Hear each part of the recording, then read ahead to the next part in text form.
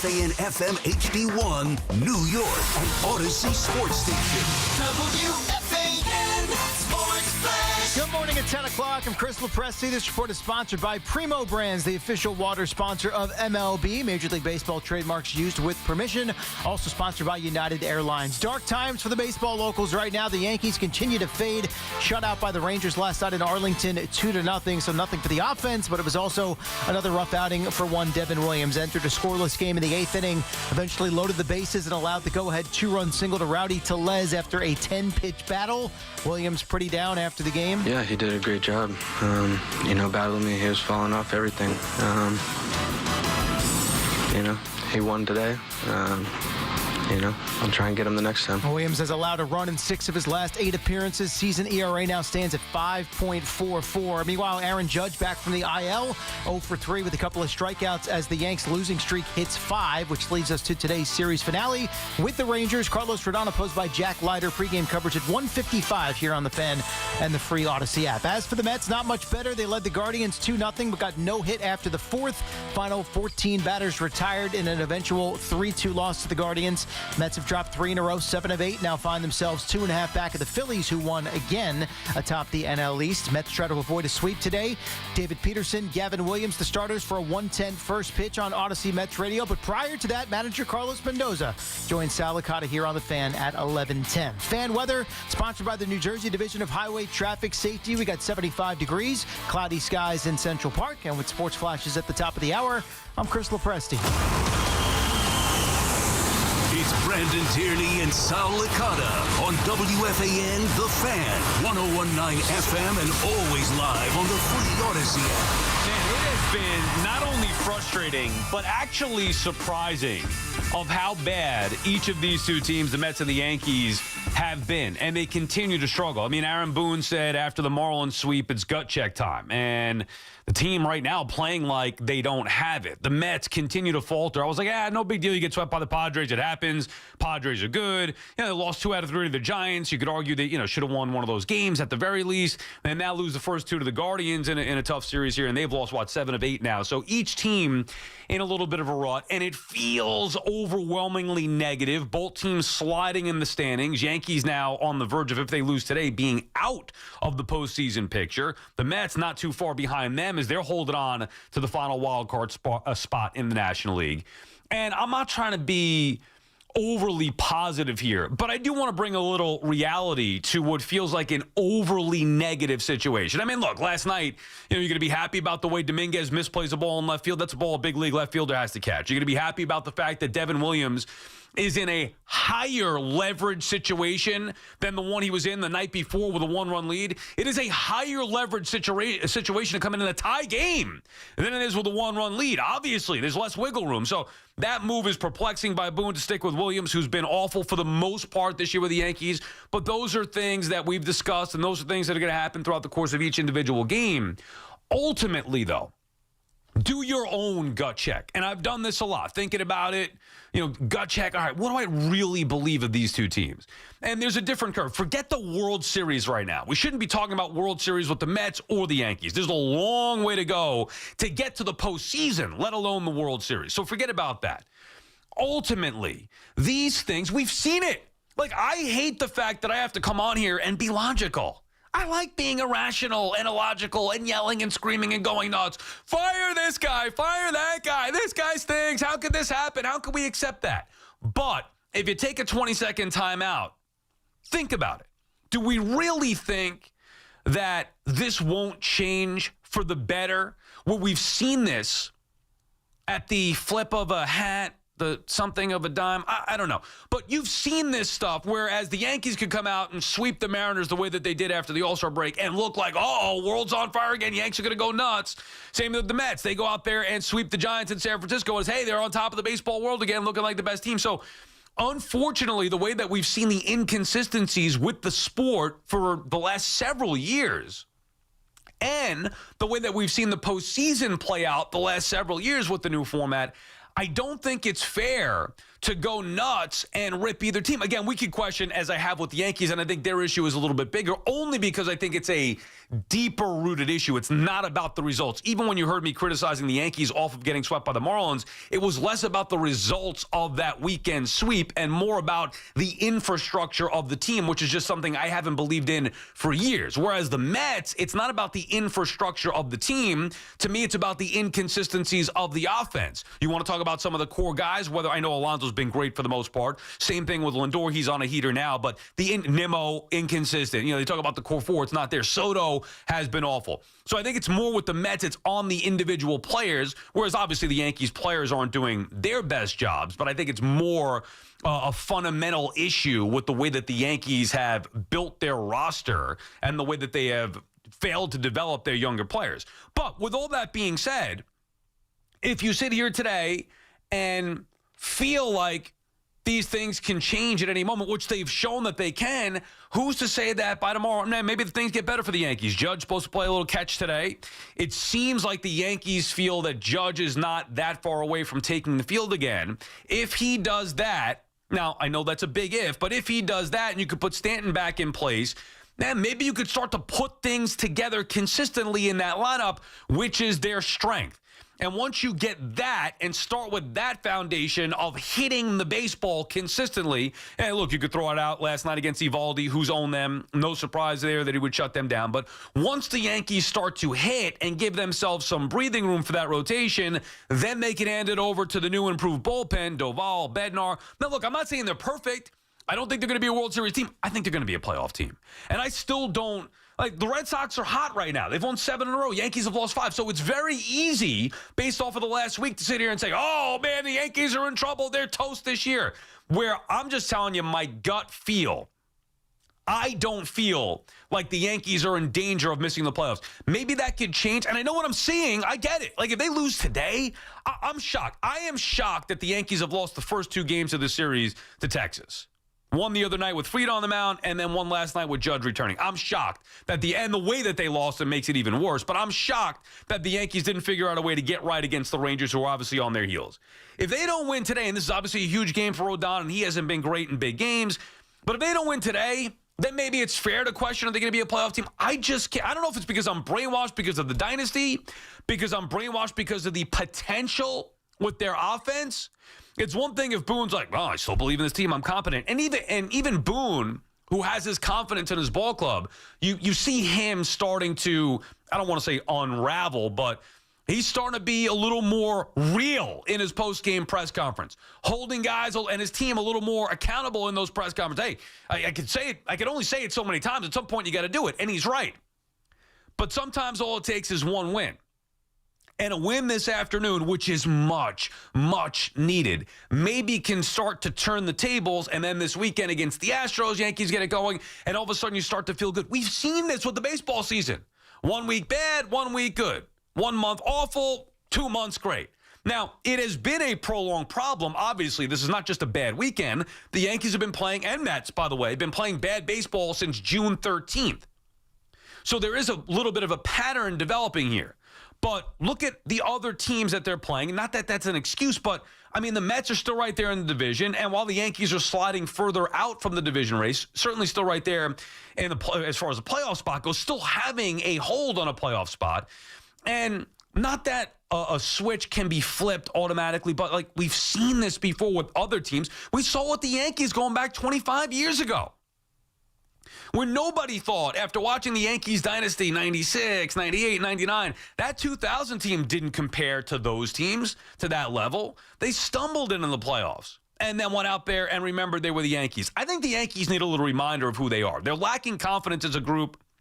They're clearly pressing. The manager said that. Maybe the one guy who's not is Volpe. All of a sudden, his energy looks totally different. Not to say that I trust him, because I don't, but even just the way he played defense last night, forget about overall. They have some fundamental flaws, sure, but their strengths right now are not coming to fruition. They're not hitting the baseball the way that they normally do to overcome some of those areas of weakness. Do you really think they're not going to? I don't. I think they're going to hit. And once they start to hit, then everything else should fall at least in a place where they could get back on track and right the ship and get into the postseason. And the old adage goes, or maybe the new adage, anything could happen. I don't think they're a very good baseball team. That is my belief. It's been that since day one, since before day one. It was that way last year. But even though I didn't think they were a good baseball team, they went to the World Series. I don't think they're a good baseball team this year, but I do expect them to make the playoffs, and I still am not holding out hope that they can win the division, especially when the schedule softens up. As for the Mets, a little bit of a different circumstance here where I'm actually surprised, not the results with losing a series here or there. Getting swept by the Padres, okay. Losing 2 out of 3 to the Giants, okay. Losing the kind of games that they've been losing, down 5-0 comeback, and then lose that game in Game 1 to the Guardians. Yesterday, the offense, again, inconsistent. I feel like there's a better foundation that the Mets have, but still, we're waiting for the offense to be consistent. What's it going to take? In my mind, I'm like, all right, well, if they don't get the offense going, really, I don't know what you can do. They're not going to beat the Phillies for the division, and you just have to hope that once you get to the postseason, everybody kicks it into gear, specifically Juan Soto, who, as we've seen before, whether it's the Nationals in 2019, the Yankees last year, whatever it may be, Soto obviously the type of bat that can carry a team. I think that's the biggest issue. The Mets are close, but they're just same thing with the pitching.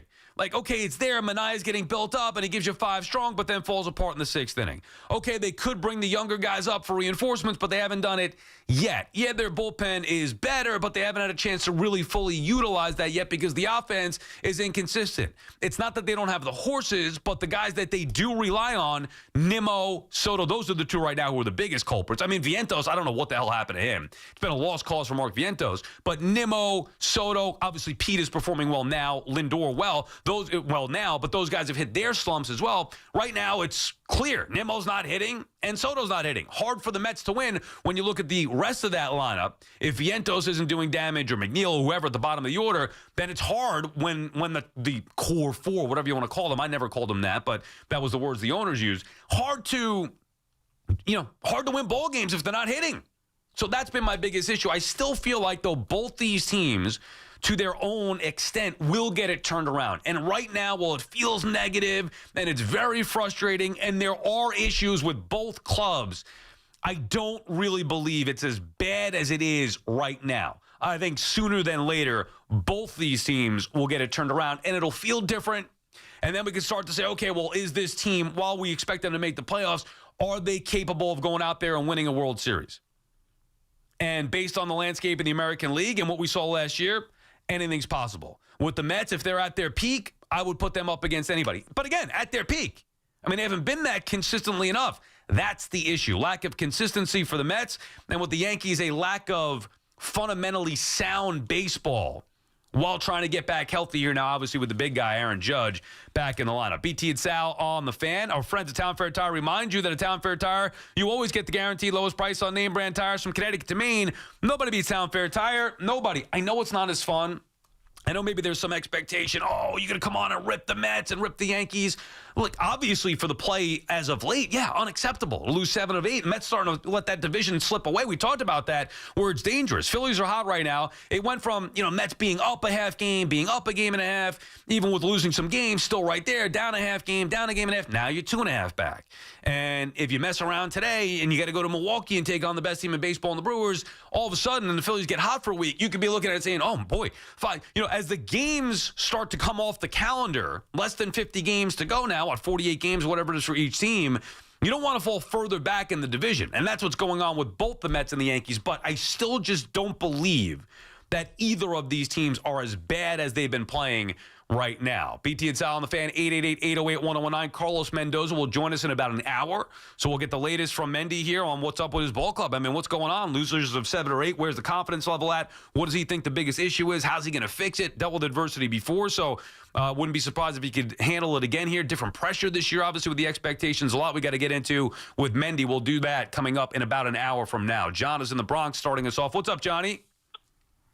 Hey, Sal. Thanks for taking my call, man. I'm a long-time listener. It's the second time I'm able to speak to you, so I'm very happy for that.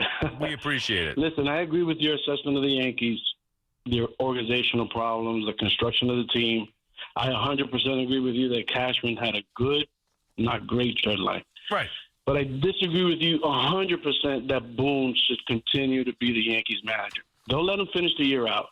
But he has proven he is a player's manager. He is not a game manager. He has gotten the Yankees to the World Series. He blew it. He can't get us any further. He has the pieces. He has a better bullpen before the trade line, and look what he's doing. We've lost 5 in a row. Well, but is it his fault that those guys, when they first came in on that Friday night, think about how different it would feel if the Yankees won that game, which they probably win 99 out of 100 times. But is it his fault that not one of those guys could get the job done? It's his fault that for 3 months he's been feeding us excuses. It's his fault that he creates this idea that he knows what he's doing. That's his fault. He believes in these guys to a fault. I'll agree with half of that. You just said it, Sal. You just said it. He put Devin Williams in a position to fail. A manager is supposed to put players in a position to succeed. Well, right, but here's the problem, John. Think about it, John. Higher leverage situation last night. I know, but John, think about it. The Yankees acquired him. Brian Cashman and the Yankees front office went out there and acquired Devin Williams. And they believed, and I was being told the same thing from everybody, including my partner. He's the best closer in baseball. And I didn't buy that because of A, what I saw Pete Alonso do to him, and B, because I know how fickle bullpens are. C, you're taking somebody from Milwaukee, putting him in New York. There's no guarantee that just because his numbers, 1 ERA in Milwaukee, are going to be the same in New York. Now, he has fallen apart to a level that I don't think anybody expected with his ERA at a ridiculous level here with the Yankees. But is that Aaron Boone's fault? And if Devin Williams isn't... It is not. Okay, it's not Aaron Boone's fault, Sal, but you can't keep running him out there. This is New York. So what are you supposed to do? Not have him pitch? Before, it's gut check time, and we have the game on the line, and Warren just pitched the game of his freaking career, and you're going to send a guy in the 8th inning, high-leverage situation, who has proven to you at that point he had given up 24 earned runs this year. In the last 3 years, in his whole career, is 26. You're going to send him back out there? Right, but John, you don't want... here's the thing. Everybody watching that game knew what was going to happen. John, but here's the thing. You don't want to see Williams at all. It's why I said it the other day, yesterday, because everybody was upset, and thank you for the call. Everybody was upset that Williams was the closer, right? But either way, Williams was likely going to be in that game. So yesterday now, you can't have it both ways. Yesterday now, Williams wasn't the closer. Who's the closer for the Yanks? If they were to get a lead, who's going to close the game? The answer would have been Bednar. How do you get there? And you said, Will Warren pitched the game of his life. That's great. Congratulations. It was 5 innings. Same thing with Fried the night before. 5 innings isn't good enough. If you go 5 innings, and I'm not knocking Warren, but I'm just saying if you go 5 innings, now you need more from your bullpen, which means that the math says you're probably going to have to see Williams. Whether it's the 8th or 9th inning, he's one of your best guys. I mean, now you want to make it like Williams is chopped liver? I get it. He has not been anywhere near as good. I wouldn't have him close either, but let's not make it like Williams didn't right the ship and become one of the more reliable arms in the bullpen. Luke Weaver hasn't been lights out either. Bednar, Doval, those guys aren't perfect. Your starter went 5 innings. You've got to have somebody that you want to close the game. So if you don't want Williams closing the game, which you don't, he's going to be in the game sometimes. Yeah, you're right. I said to myself, I think that's a higher leverage spot, but they're going to need Williams to get big outs. If they don't, they're toast. That's not the manager's fault. So who are the guys? Do it this way. Who are the guys that you trust, wholeheartedly, fully trust in the Yankees bullpen?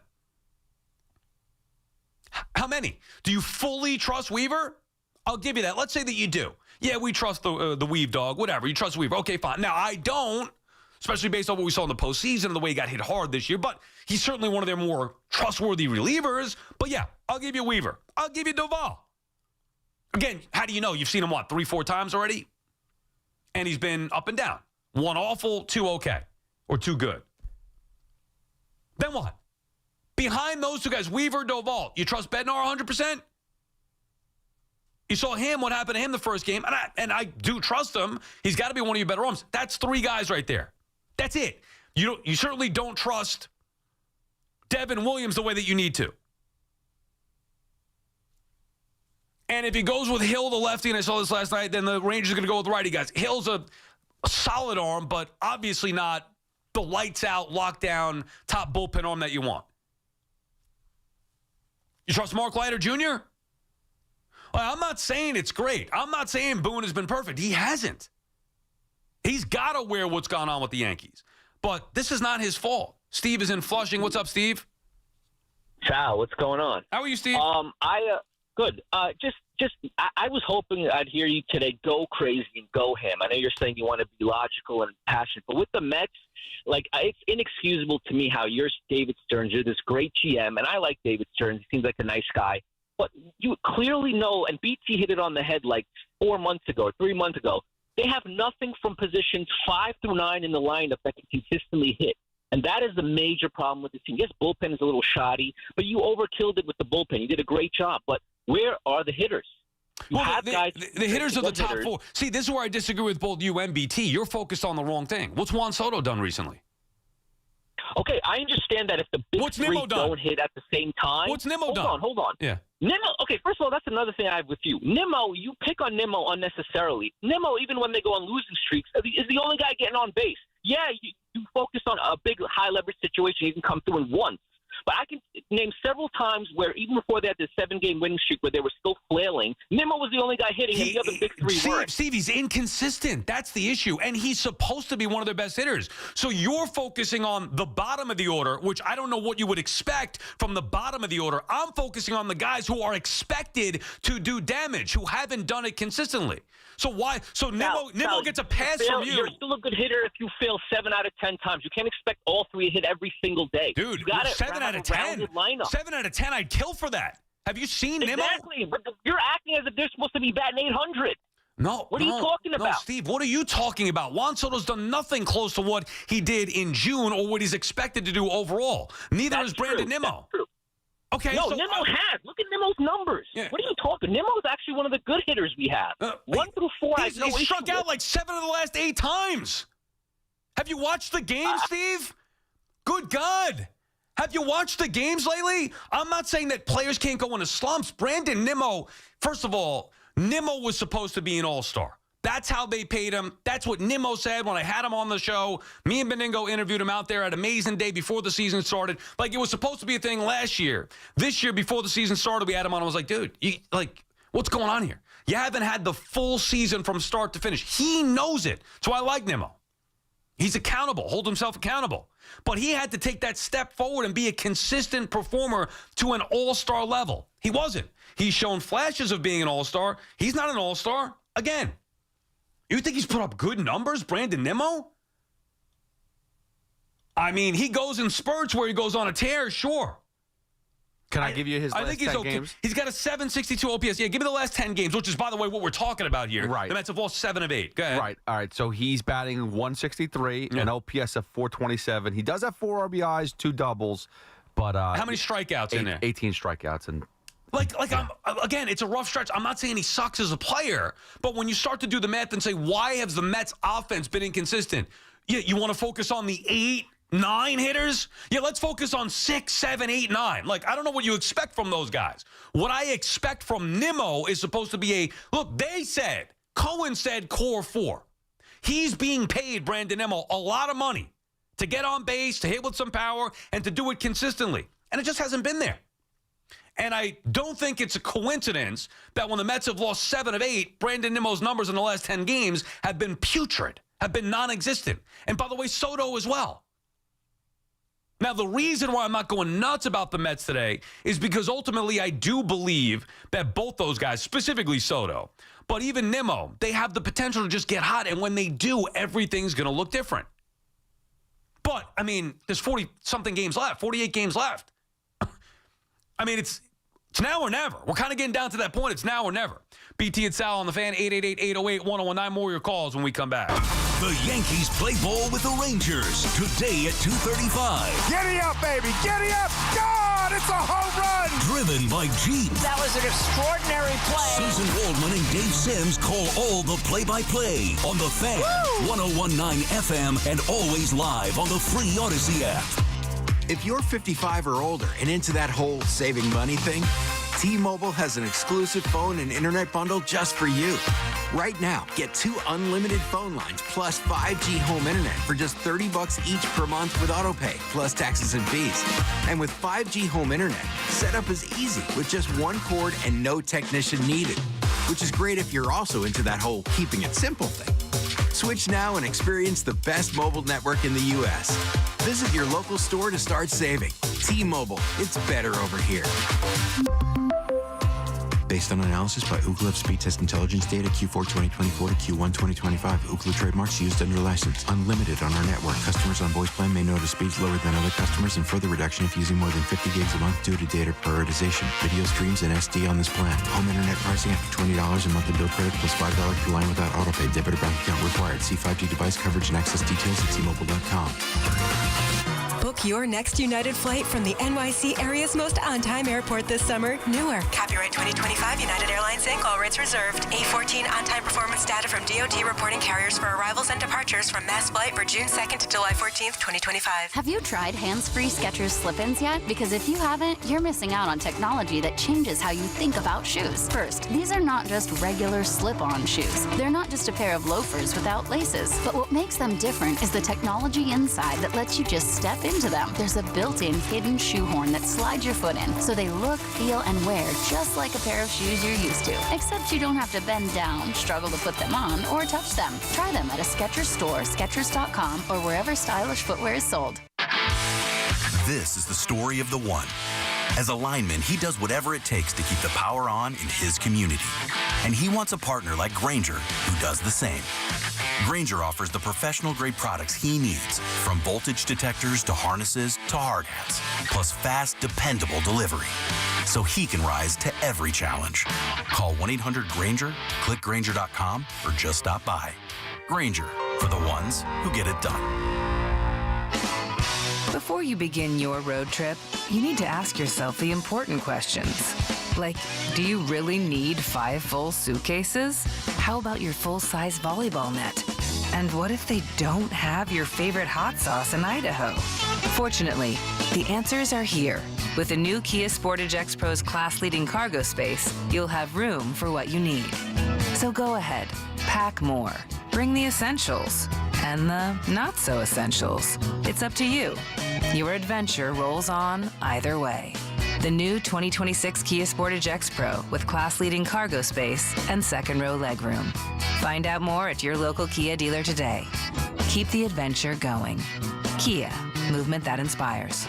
Call 800-3334-KIA for details. Always drive safely and obey all traffic laws. Comparisons based on second-row legroom and cargo space behind second-row seats in the subcompact SUV class according to Kia segmentation as of June 2025.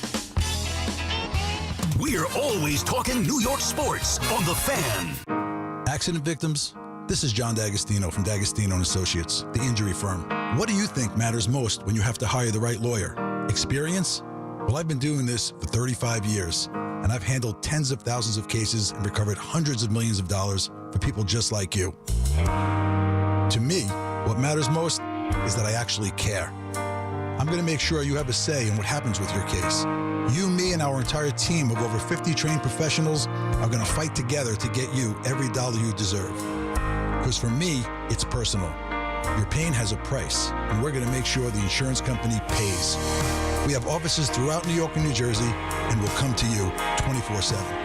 So give me a call today at 888-24-LAW-24. That's 888-24-LAW-24, and ask for me, John D'Agostino. I've been there, and I'll be there for you. D'Agostino, Law, Bite Back. I'm Colonel Callahan of the New Jersey State Police. If you're caught driving impaired, you'll face hefty fines, a suspended license, and maybe even jail time. Worse yet, you might cause a crash that could devastate someone's life. Be responsible. Don't drive impaired. We are all counting on you. Sal Licata here, and wow, are we thrilled with the incredible job CertaPro Painters did on our house. So clean, so efficient, they actually listened to us and even satisfied my wife, which, as you know, isn't easy. If you've been putting off painting because of the economy or tariff worries, don't. Painting your house is the easiest and most efficient way to protect and raise your home's value. Do what we did. Call CertaPro Painters today. Each CertaPro Painters business is independently owned and operated. This month at Jake's 58 Casino Hotel. Be here Fridays in August when one winner will be drawn every hour to win $1,000 from 4 to 7 p.m. Then on Friday, August 29th, starting at 4 p.m., one winner will be drawn every 30 minutes to win $500 in free play. At 7 p.m., 3 grand prize winners will be drawn to win either a 2025 Polaris Slingshot or up to $10,000 cash. Come to where Long Island wins at Jake's 58 Casino Hotel. If gambling is a problem for you or someone you care about, please call the 24-hour toll-free helpline at 1-877-8-HOPE-NY or text HOPE-NY. Taking a Cadillac is more than just taking a drive. It elevates every journey. It's the smooth excitement of an all-electric Lyriq, the exhilarating thrill of pushing the limits in a Cadillac Optic, the liberating freedom in the expansive XT6, or the confidence that commands attention in an Escalade or Escalade IQ. Discover which Cadillac is right for you and elevate every journey. Visit your Tri-State Cadillac dealer. Get connected with WFAN to talk about your favorite teams. The Fan on the Odyssey, iHeart, and TuneIn apps.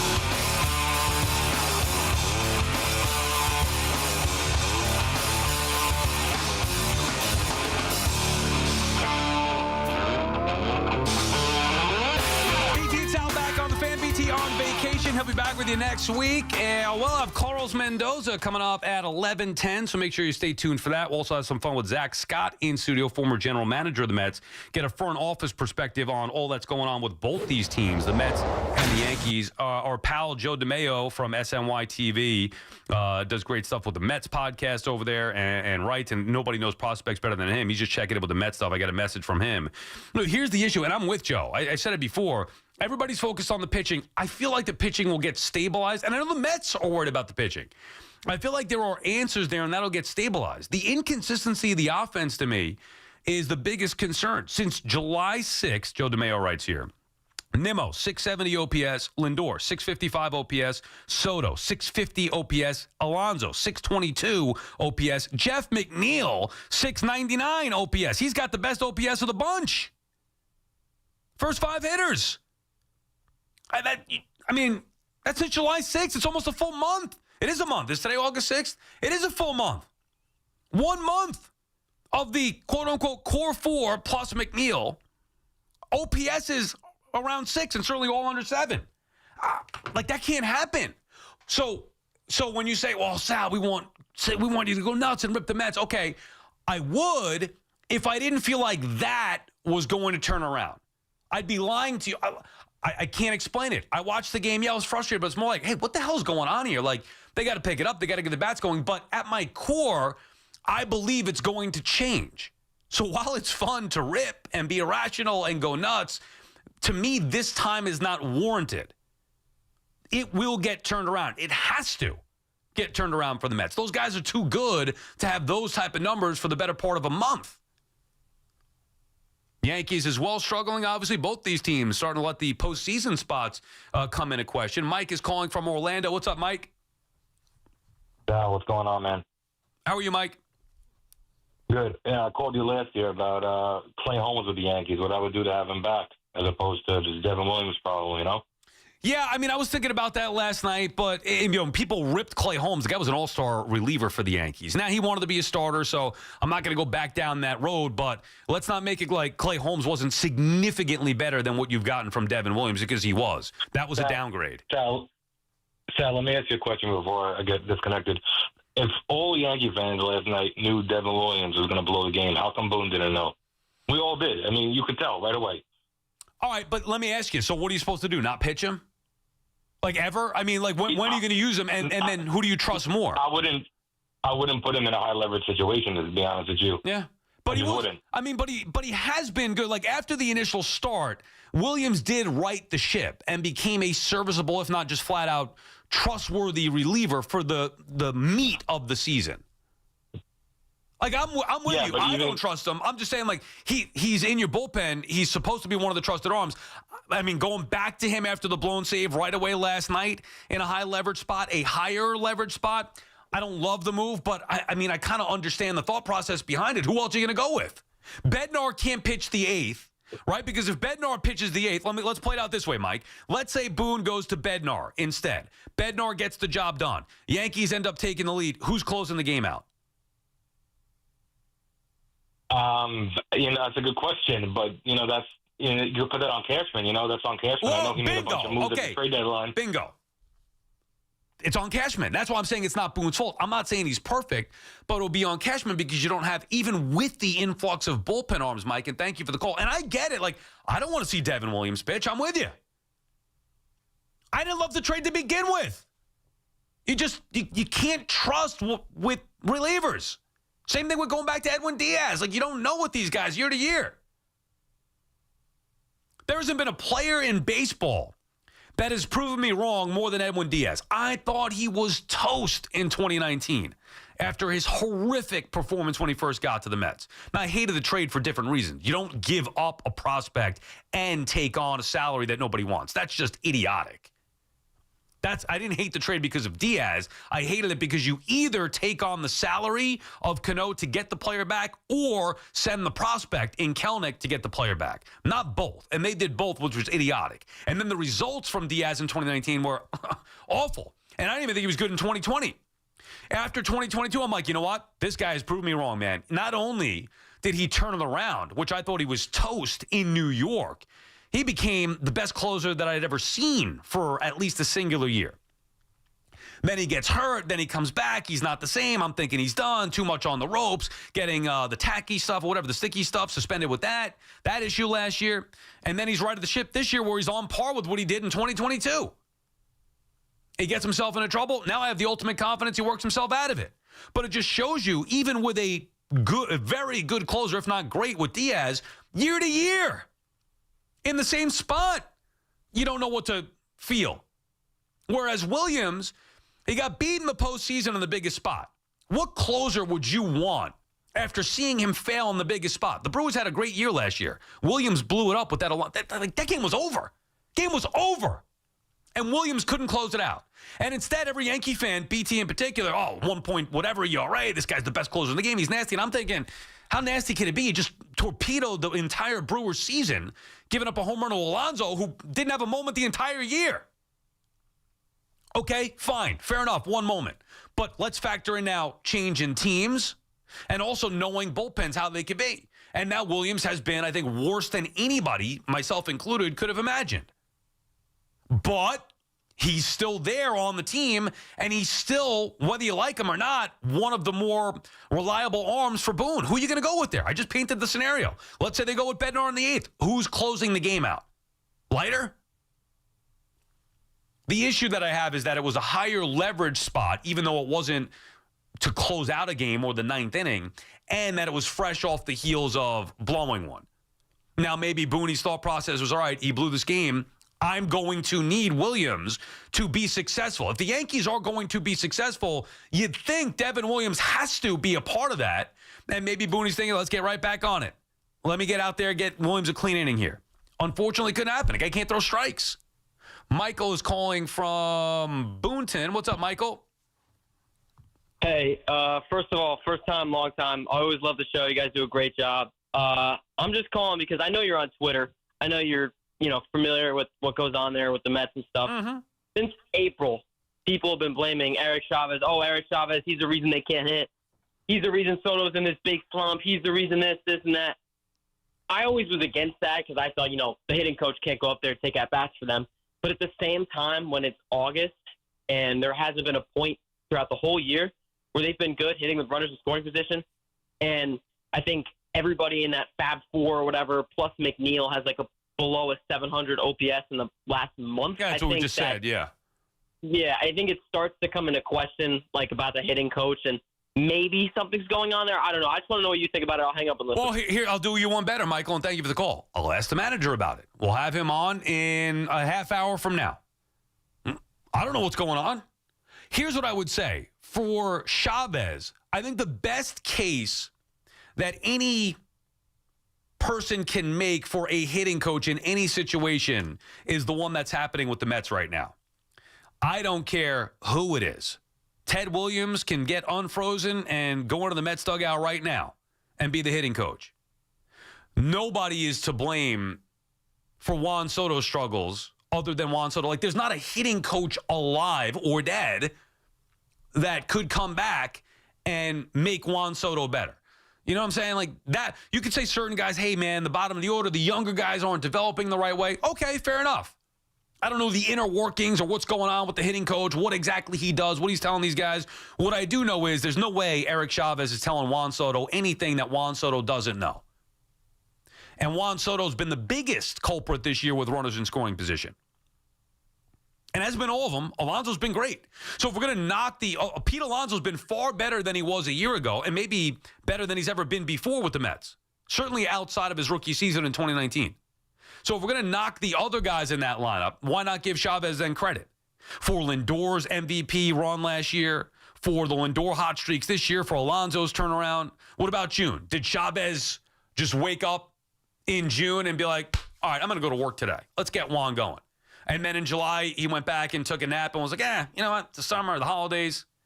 Sit back a little bit. Like, this is not on, to me, it's not on the hitting coach. I'll ask the manager about it for maybe the first question. Hey, what's with the inconsistencies of this offense? This team was built to mash, and they haven't done that. Certainly not consistently enough. BT and Sal on the Fan, 888-808-1019. Carlos Mendoza coming on at 11:10. Stay tuned for that. More of your calls when we come back. It's Boomer and Gio. Mornings on the Fan, 1019 FM. This was as exciting as it gets, and to be a witness to two general managers that were pushing their chips into the middle of the table was awesome. You didn't feel like either one of them gave up the things that you were worried about them giving up. Listen to Boomer and Gio on demand on Apple Podcasts, Spotify, or wherever you get your podcasts. This is Boomer Esiason with an Odyssey Sports Minute. Normally, NFL teams keep their starters, especially their franchise quarterbacks, in bubble wrap during the preseason. And Bengals head coach Zack Taylor was one of the biggest subscribers to that protective philosophy. But tomorrow night in Philadelphia, Taylor will have Joe Burrow and his fellow first-teamers play a few series. After years of slow season starts, Cincinnati is pretending August is September, and rightfully so. I'm Boomer Esiason. Lowe's knows when you're looking for reliability, the right brand makes all the difference. And now, Lowe's is the exclusive home improvement retailer for the Whirlpool water treatment line, including their Wi-Fi softener, under-sink filtration system, and more. With Whirlpool's proven performance and our everyday low prices, better tasting, better quality water is within reach. Shop pro-trusted brands like Whirlpool and more, in-store or online. Lowe's, we help, you save.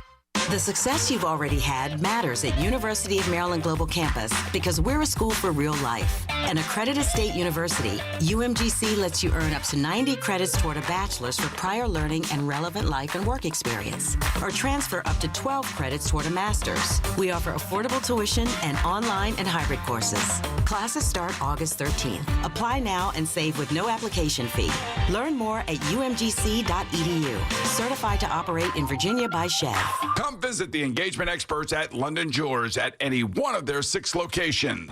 Lunch was great. Greenwich Village is a fun spot. Can we stop at a bathroom? Are you all right? I keep having stomach issues after eating, like diarrhea, gas and bloating, abdominal pain, and sometimes oily stools.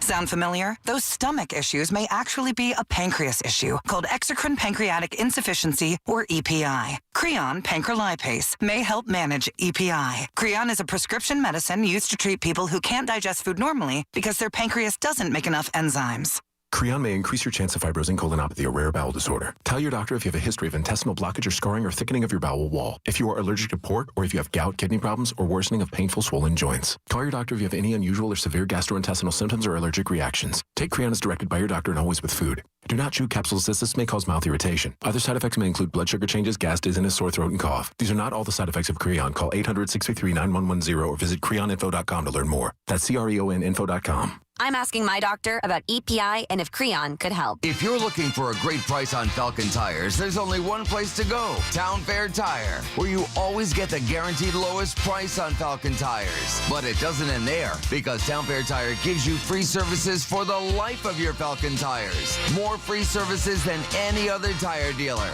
That's why we say nobody beats a Town Fair Tire deal, and I mean nobody. Name brands at discount prices. Town Fair Tire. Talk New York sports on the Fan. Do Crohn's disease or ulcerative colitis symptoms keep coming back? Tremfya, guselkumab, may help, with rapid remission achieved at 12 weeks and lasting clinical remission at 1 year. Some even saw visible improvement of their intestinal lining at 12 weeks and 1 year.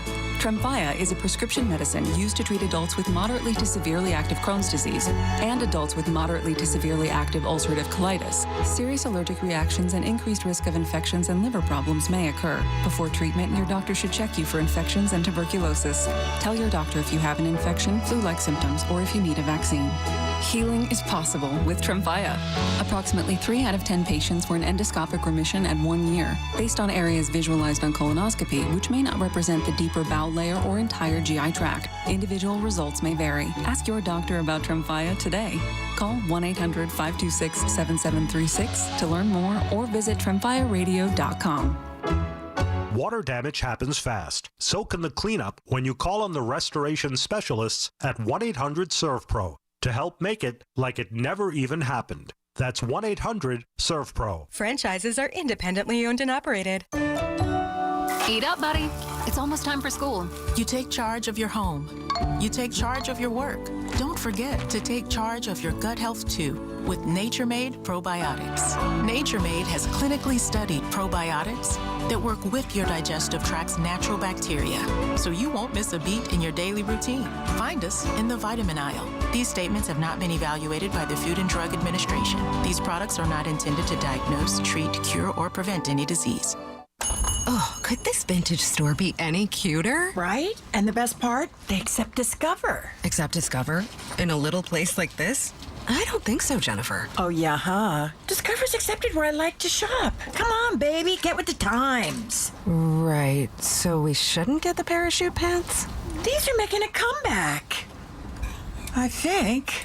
Discover is accepted at 99% of places that take credit cards nationwide. Based on the February 2025 Nielsen report.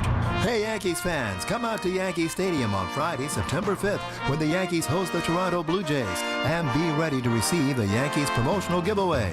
It's Austin Wells football jersey night. The first 18,000 guests will receive an Austin Wells football jersey, presented by Bank of America. For tickets, log on to Yankees.com/tickets. Again, don't miss the Yankees and Blue Jays for Austin Wells football jersey night on Friday, September 5th.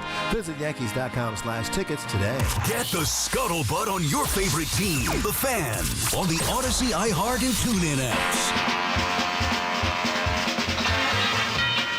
Time for the Wendy's Yankees Turning Point of the Game contest. Wendy's, the official hamburger of the New York Yankees, be the first call to correctly identify yesterday's turning point of the game at 866-540-WFAN. That's 866-540-9326. You'll receive 2 pairs of tickets to a Yankees 2025 regular season game. It's all from your flagship station for New York Yankees baseball, the Fan. Get back to the calls here. Mets, Yankees, obviously starting the show with both those teams today. I know, like, it's a lot more fun and entertaining to go nuts. I feel like I've criticized the Yankees quite a bit over the last couple of days here, and I just don't feel like either team is as bad as what they're playing right now. The Yankees, it's always been about bigger picture issues, although I will say if they lose today, look, changes likely aren't going to be made in season. The Yankees just don't do that. So then the question becomes, well, after the season, and if it's going to be an after the season thing, why do I care about it now? We're in season. We're worried about what's going on now with the Yankees. But, man, if they coughed this thing up, lost today, and somehow found themselves out of the postseason at the end of the year, remember, though, too, the Yankees did miss the playoffs in 2023 after getting to the ALCS in 22. They went to the World Series last year. It wouldn't buy anybody any time just because we feel it. I felt it since 2021. So if I thought it in 2021, why wouldn't I think it now? Meaning that they needed a change at the top. Cashman and then Boone as a byproduct of that or collateral damage. This is not a fire the manager, everything's going to get better thing. This is a we're in too deep, you have to ride it out thing. And then for me, it would be fixing the thought process in the construction of a roster, a thought process of what type of players you're looking into, and a thought process, changing the thought process and how you develop said players. Like even just something as simple as Dominguez last night. Was it an easy play? No, but big league left fielder's got to make that play. And he doesn't, and nobody's perfect. He's been better out there, but Boone admitted it with John Boy and Jake, I think it was. He admitted it. He's learning. Yeah, it was getting it mixed up maybe with the post-game press conference. He was on with Talking Yanks podcast, John Boy and Jake, and he was talking about how Dominguez is still feeling his way and kind of learning here on the go, I'm paraphrasing, in left field at the big league level on a team that's trying to win a World Series. Any little mistake like that, the margin for error with the Yanks right now because they're not mashing, there really is none. They're not hitting well. They're not pitching well enough. One guy in the bullpen makes one mistake, and it's sensationalized because they're not tacking on runs. That's 2 nights ago. Last night, it's a bad defensive play. Devin Williams then can't throw strikes. Yankees offense does nothing against a tough pitcher. It's all sensational. These one or two things that they do, the mistakes that they make. Nobody's perfect. But the difference is they're not, making up for those mistakes by mashing. And with the Mets, it's not like they're beating themselves with bad mistakes. Not that they've been great. Beatty, obviously, the other night with an error. I had an issue with the third base coach, Sarbaugh, not being aggressive there. But that's just me. A lot of people, and Mendy himself, saying, no, it's 100% the right decision. That's fine. He could say his thing. I could say mine. There is no right or wrong. The result was wrong, but that doesn't mean that I would be proven right by sending him.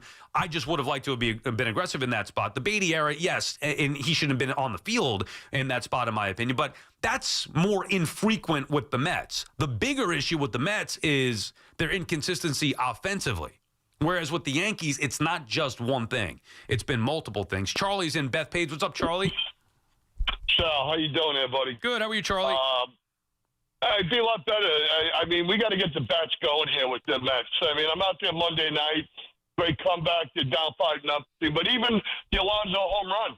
I mean, Lindor gets on base by a pass ball, strike 3. And Soto gets on by an error. That should have even been a 3-run homer. That should have been a solo shot. They're not hitting. And they're not hitting throughout that lineup. And Saturday's game, that's what I expect from this Mets team. It was an enjoyable game to go watch on Saturday afternoon. Everybody's hitting. I'm not expecting that every game, but we got to get some consistency here. It's just getting tough to watch, And then, no offense, Tyrone Taylor should have been sent home. I don't want to hear about Soto and Alonso. You know what the odds are to go 5 for 5 in baseball, in Major League Baseball? The odds are against you. It's like the housing. Well, I also think he didn't have to get a hit there. They were thinking just a sac fly will get the job done. I also think you have to factor in, Charlie, and thank you for the call. Great passion as always. I think you have to factor in the pitcher as well. Cade Smith, who has been lights out for the most part as a reliever. You give up a hit like that to Lindor, that's where you got to take advantage of that. So instead of thinking, well, we've got Soto and Alonso coming up, which I understand, but if Lindor's at second, that's going to take the bat out of Soto's hands, and then it's down to really Alonso. Instead of thinking that and playing it safe, I'd be thinking, we just got a hit off of this guy who's tough to get a hit off of, as you saw when he blew Alonso away in Cade Smith.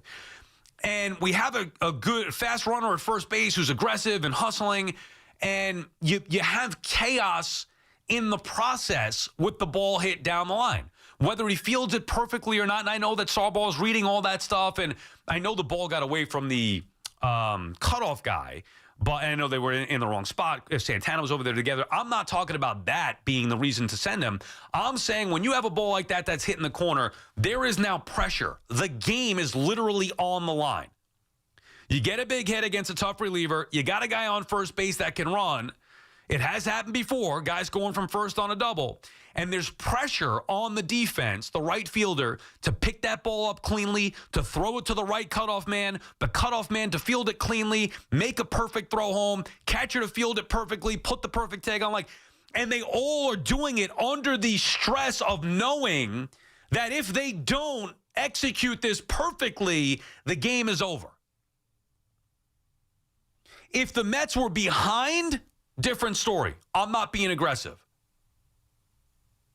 Tie game in that spot, when you have them on the ropes, that's where I would have sent them.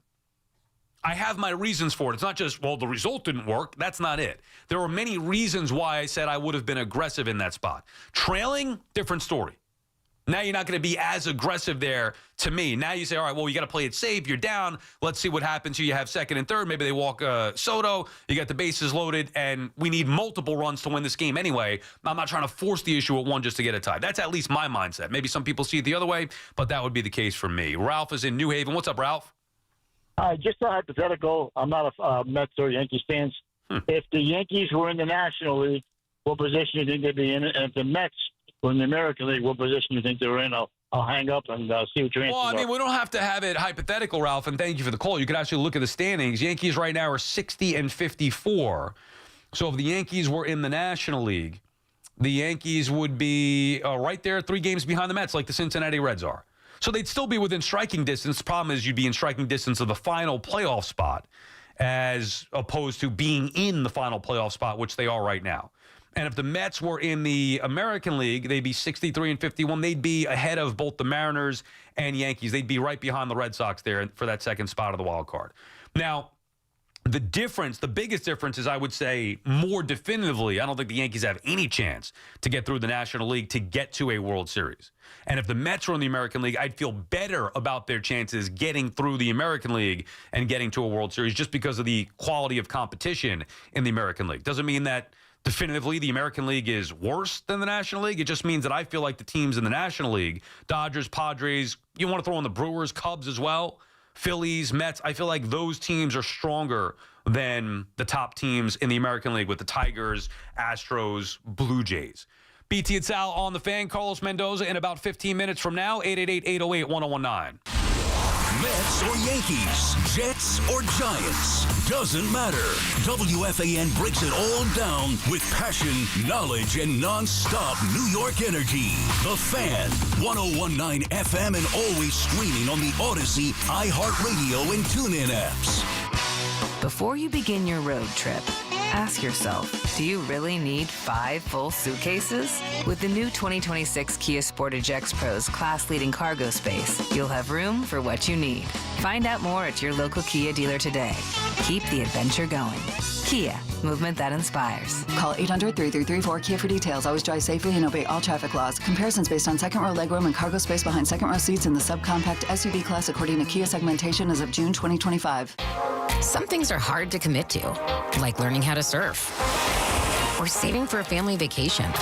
But one commitment that's easy, switching to Fios Home Internet with a 5-year price lock guarantee. That means 5 great summers of fast, reliable internet at the same low price. All with the Fios 1 gig internet plan. Plus no hidden fees or equipment charges. Call 1-833-VERIZON to switch today. Price guarantee applies to base monthly rate only for new and existing My Home customers. You're still glowing, flirting, grooving. You still got it. But your immune system weakens as you age, making it harder to fight flu, pneumococcal pneumonia, RSV, and COVID-19. Vaccines are a key part of any health routine and help strengthen your immune response. Ask your doctor or pharmacist which vaccines you need. Schedule in minutes at vaxassist.com. Sponsored by Pfizer. Push your summer fun to the limit at Nickelodeon Universe at American Dream, a mega indoor amusement park with epic roller coasters for thrill seekers. Over 25 rides, character meet and greets, and live shows starring your favorite Nick friends. Tickets as low as $49. Buy now at AmericanDream.com. Ready to score the biggest deal in breakfast? It's waiting for you at Dunkin'. Dunkin' is serving up the ultimate $5 meal deal. Get 1 premium hot or iced coffee and any 2 delicious wake-up wrap sandwiches for just $5. Whether you're fueling up for a big day or keeping it casual, this deal has you covered. A smooth, bold Dunkin' coffee paired with 2 warm, tasty wake-up wraps? Now that's what we call a big deal. Excludes espresso and cold brewed beverages. Modifications may be an additional charge. Participation may vary. Limited time offer cannot be combined with offers. Exclusion and terms apply. Record numbers of residents are getting quality, affordable health insurance through Get Covered New Jersey. If you recently had a major life event such as marriage, pregnancy, or insurance loss, you may be eligible to enroll now. All health plans include preventive care, prescriptions, emergency services, and more. 9 in 10 enrolling get financial help, and many pay $10 a month or less. Find out if you qualify at getcovered.nj.gov. That's getcovered.nj.gov. The biggest football contests in Vegas, Circa Million and Circa Survivor, are back with a massive $21 million in guaranteed prizes. Circa Million, pick 5 games against the spread each week. 126 ways to win with $6 million guaranteed. Circa Survivor, 1 pick a week. No point spread, lasts the longest to win it all. $15 million guaranteed. Enter in Nevada. Play from anywhere. $21 million guaranteed. Visit circasports.com for details. Our friends at Town Fair Tire remind you that at Town Fair Tire, you always get the guaranteed lowest price on name brand tires from Connecticut to Maine. Nobody beats Town Fair Tire. Nobody. Get the latest on the Giants and Jets on WFAN, WFAN FM, WFAN FM HD1, New York, and Odyssey Sports Station. WFAN Sports Flash. Good morning at 11 o'clock. I'm Chris Lopresti. This report is sponsored by Primo Brands, the official water sponsor of MLB. Major League Baseball trademarks used with permission. Also sponsored by Cars for Kids, Cars with a K. WFAN congratulates Cars for Kids on 30 years of turning car donations into supporting children. Cars for Kids has helped more than 100,000 kids nationwide. Donate your used car today at carsforkids.org and join over 1 million proud donors, making a real difference. Another rough night for the Yankees. 2 hit by Nate Eovaldi and Phil Maton, with Eovaldi turning in 8 innings for the Rangers in a 2-0 victory. Both runs charged to Devin Williams, who had a rough 8th inning after blowing the save Monday. Aaron Judge 0 for 3, couple of strikeouts in his return from the IL. His team was 4-7 without him. They're 7-11 since the All-Star break. 5 straight losses now. We got some work to do. A lot of things to clean up. But the boys in here are fired up to, change all that and get things right. And we got a great ball club in here. So it's a lot of mistakes all around.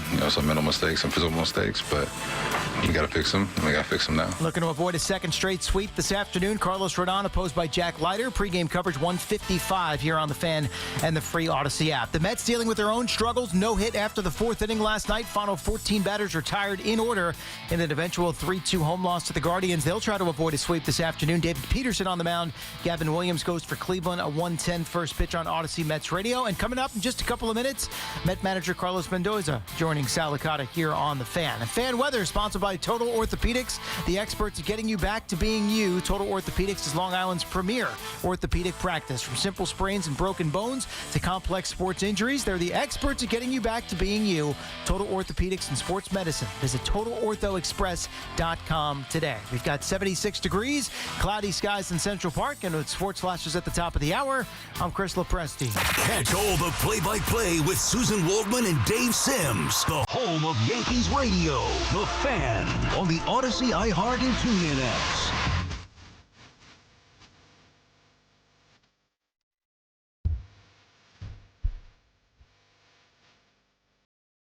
BT South Show on the Fan is presented by your Tri-State Cadillac dealers. Cadillac, the official luxury vehicle of the New York Mets, as we were about 8 minutes away from talking to the manager of those New York Mets. Unfortunately, it's in the midst of a rut right here. Lost 7 of 8. Starting to have that division slip away from them a little bit here. Some issues, whether it's the inconsistencies of the offense, the lack of length from the starters. When are they going to call up some of these younger guys? We'll try to get as much insight as we possibly can from Mendy ahead of their afternoon game today as they look to avoid the sweep and salvage the final game of the 3-game set against the Guardians. Let's get back to the calls here before we get Mendy on. Hector in Washington Heights, who's been pestering me with texts since last night. Hector, what's up? Unfortunately, it's in a What's going on, brother? Listen, man, I'm surprised, and good job by you, good job by Mendy on an afternoon game. He's coming on 2 hours before. Very good job. Now, what I don't like is this imposter we've had on. Where's the real Sal?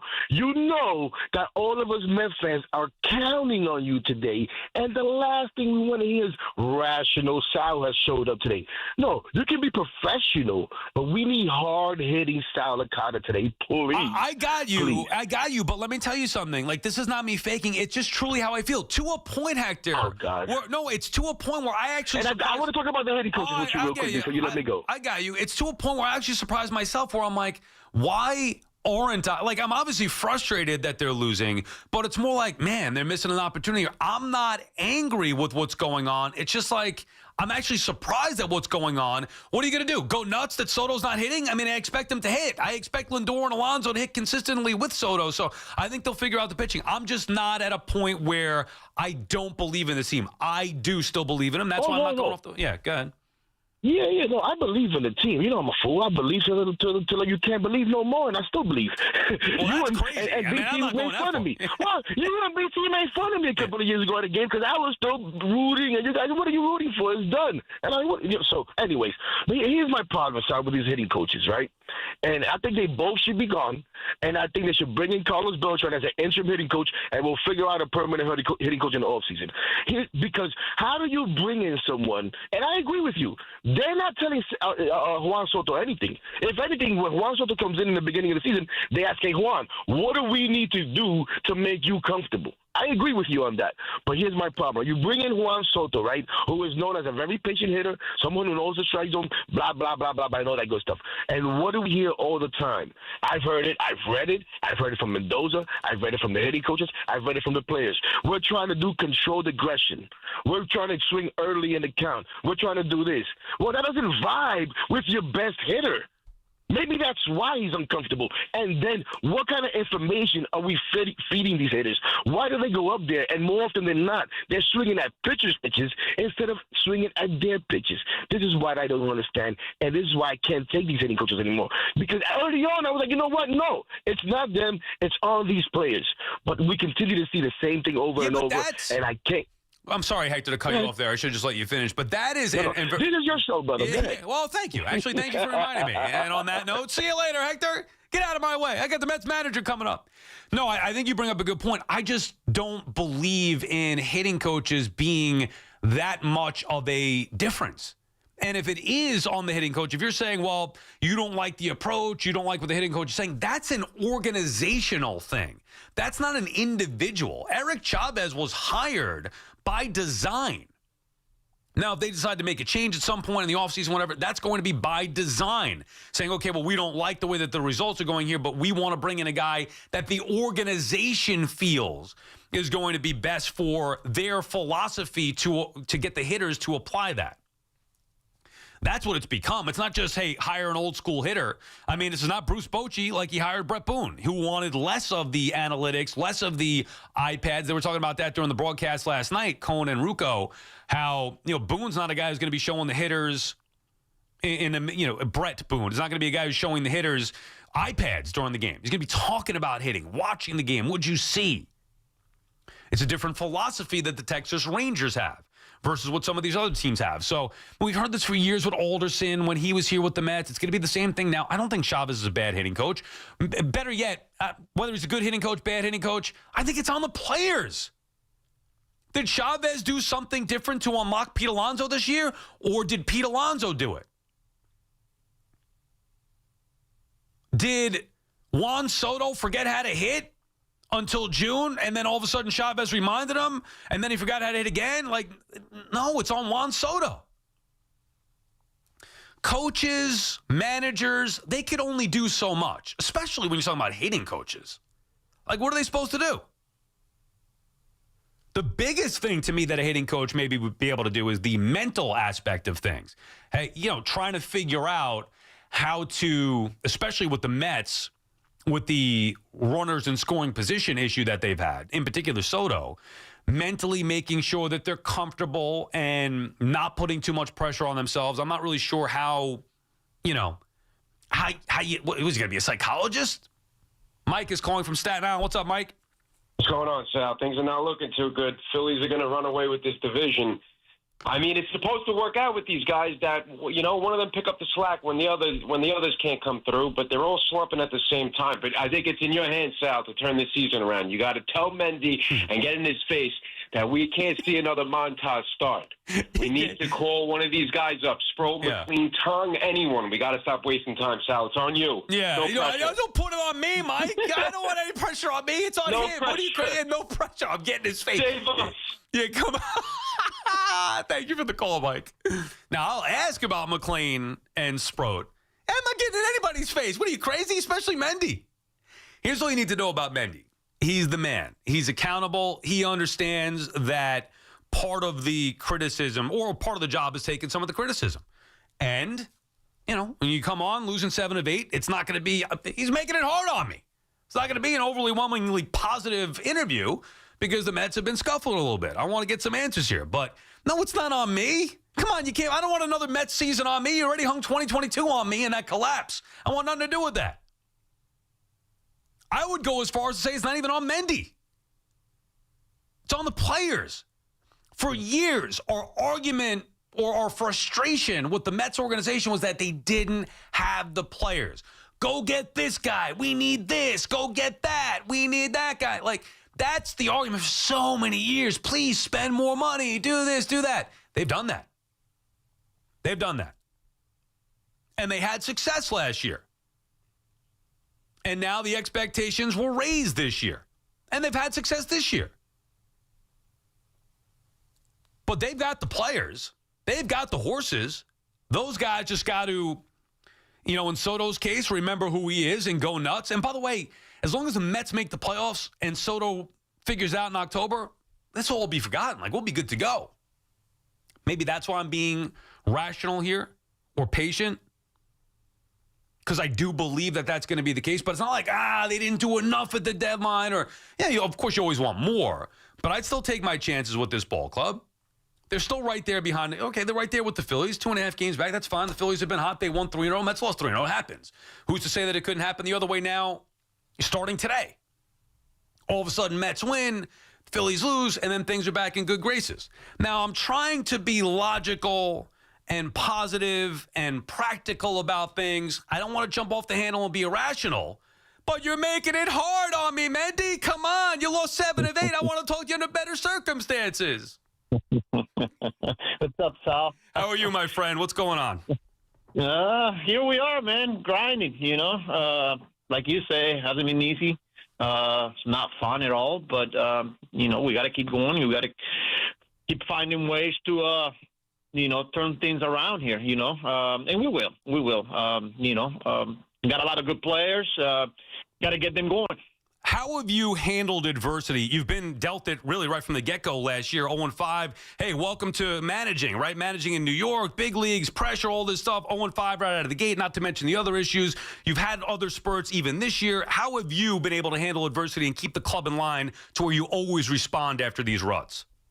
Yeah, look, you just consistency, with the personality, with the coaches, and then the relationship with the players. You keep communicating, keep having conversations with them, keep connecting, getting feedback from players, from coaches, and also understanding that you're going to go through stretches where it's not easy. We haven't been playing well for quite a bit now. We know that, and we're doing everything that we can possibly could be doing right now, looking at everything individually, collectively, to get things going here. What do you think's the biggest issue with your club right now? Oh, we've just been inconsistent. We haven't been able to put everything together, whether it's starting pitcher, whether it's offense, defensively, we haven't been able to complete plays in key moments. So we just been inconsistent overall. It seems like there's days where, we get the big hit with runners in scoring position, which has been a topic. It's been a struggle, pretty much for the most part of the year. Then when we do get the hits, we don't get a quality start, or we make a defensive play. We don't make a defensive play. So we just haven't been able to put a complete game on a consistent basis, and we got to start doing that. I know you guys were built to be a balanced team, but really the offense, you were built to score a ton of runs. That hasn't happened. Why the inconsistency with the offense this year? Yeah, that's a tricky one there, because when you look at our lineup and when you're looking at our position player groups, it's like, man, that's the quality. And you look at, we can sit here and say, look at the back of the baseball card, look at all the numbers, what they do. But the reality is we haven't been able to put a consistent streak where, hey, everyone is clicking. We could, I feel like there was times where we're talking about the bottom of the lineup. Now we're talking about the top of the lineup. It's just weird, especially when we're talking about guys like Lindor, Soto, Alonso, Nimmo, who's, they're great players. They're great hitters. And usually, a guy or two will struggle, and then the other two will pick the other two up. They went through a stretch where all 4 of them were struggling, and, it's harder. So I like where Lindor is at for the past 3 or 4 games.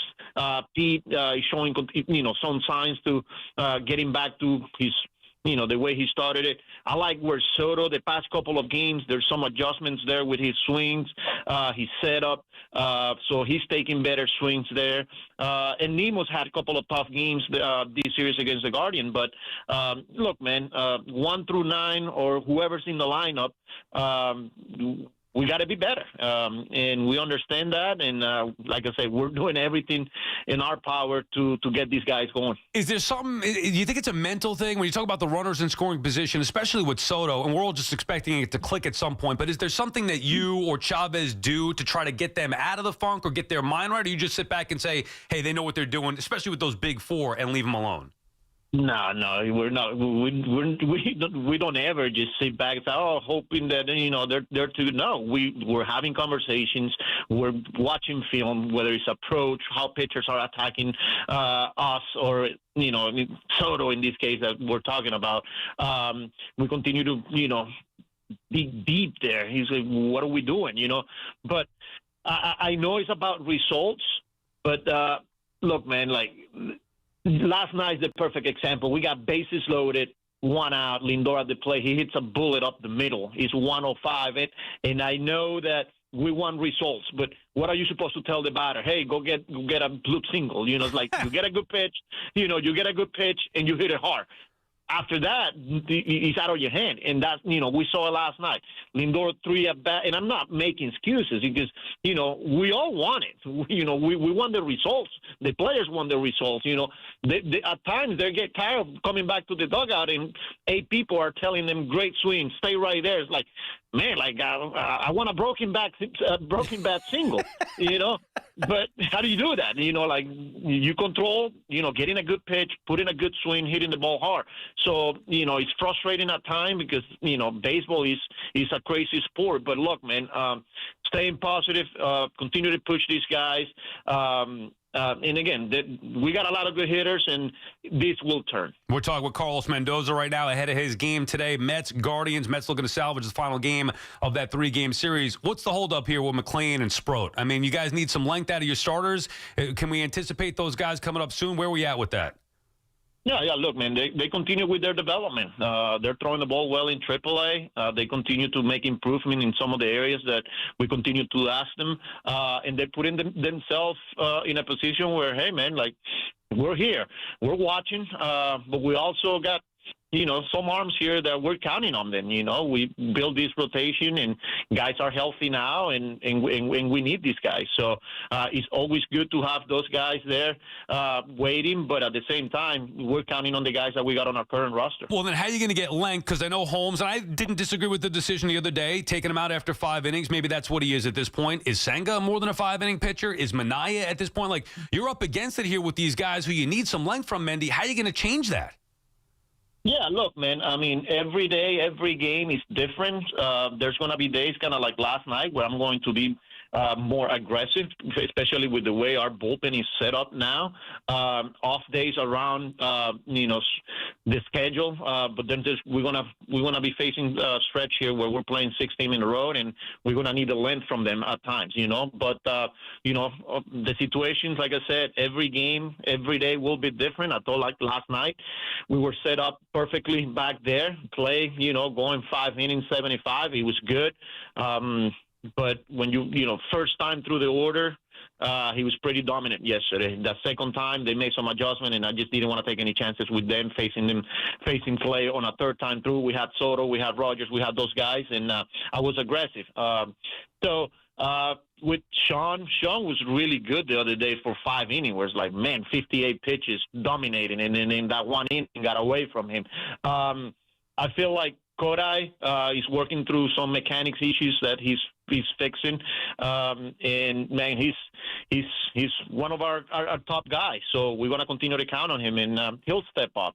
But again, overall, I feel good with the guys that we got here, and I'm pretty confident that they'll take the next step here in the final 2 months and hopefully deep into October. You guys mentioned that Saturday Montas is going to take he's going to pitch on his normal day, but he might be behind an opener. How would that help Frankie Montas if you have him behind an opener? Where's your confidence at with him right now? Yeah, look, man, we just trying to get creative here with him. Usually the strategy of an opener is that way the starter doesn't have to face him potentially 3 times through. So we got an off day before that series and an off day after that series that is going to allow us to be a little bit more aggressive with the bullpen. So, whether it's 1 time through the order, you let him face the lineup, and depending how he's doing, you want to be more aggressive or not. That's kind of like where where we at, but there's also a chance that he starts the game. We got to, we got Kodai starting on Friday, and depending on where we are bullpen-wise going into Saturday's game, we have that decision. At what point, Mendy, do you value defense over offense? It feels like right now, whether it's Beatty, whether it's Vientos at third, that's what drove me nuts the other night. Mauricio, to me, is the best defensive third baseman you have. I like the flexibility of having Acuna on the roster. Obviously, he's sent down. Is there a point that you're going to say, you know what, we need to value defense more so than the potential offense in Beatty or Vientos? Yeah, we value the defense. I mean, that's a huge part of our game and our team. Like, we got to be able to play good defense behind our pitching staff. I feel like Beatty's been really good defensively. Mauricio, like you say, man, he's been unbelievable. And I'm trying to mix and match here as much as possible, trying to put defenders, trying to create some offense. Acuna obviously wasn't getting playing time here, and we needed him to get playing time. That's why we sent him down. But, yeah, it's kind of like a puzzle here that I'm working day in and day out, not only offensively looking what's the best matchup, but putting guys in a position to have success. How did you set a culture of accountability when you first came over? It's my favorite thing about you. You laid the groundwork right out of the gate. How were you able to do that? Yeah, look, man, you set out expectations and standards, You start, with the connection and the relationship and just letting the players know what we're here for.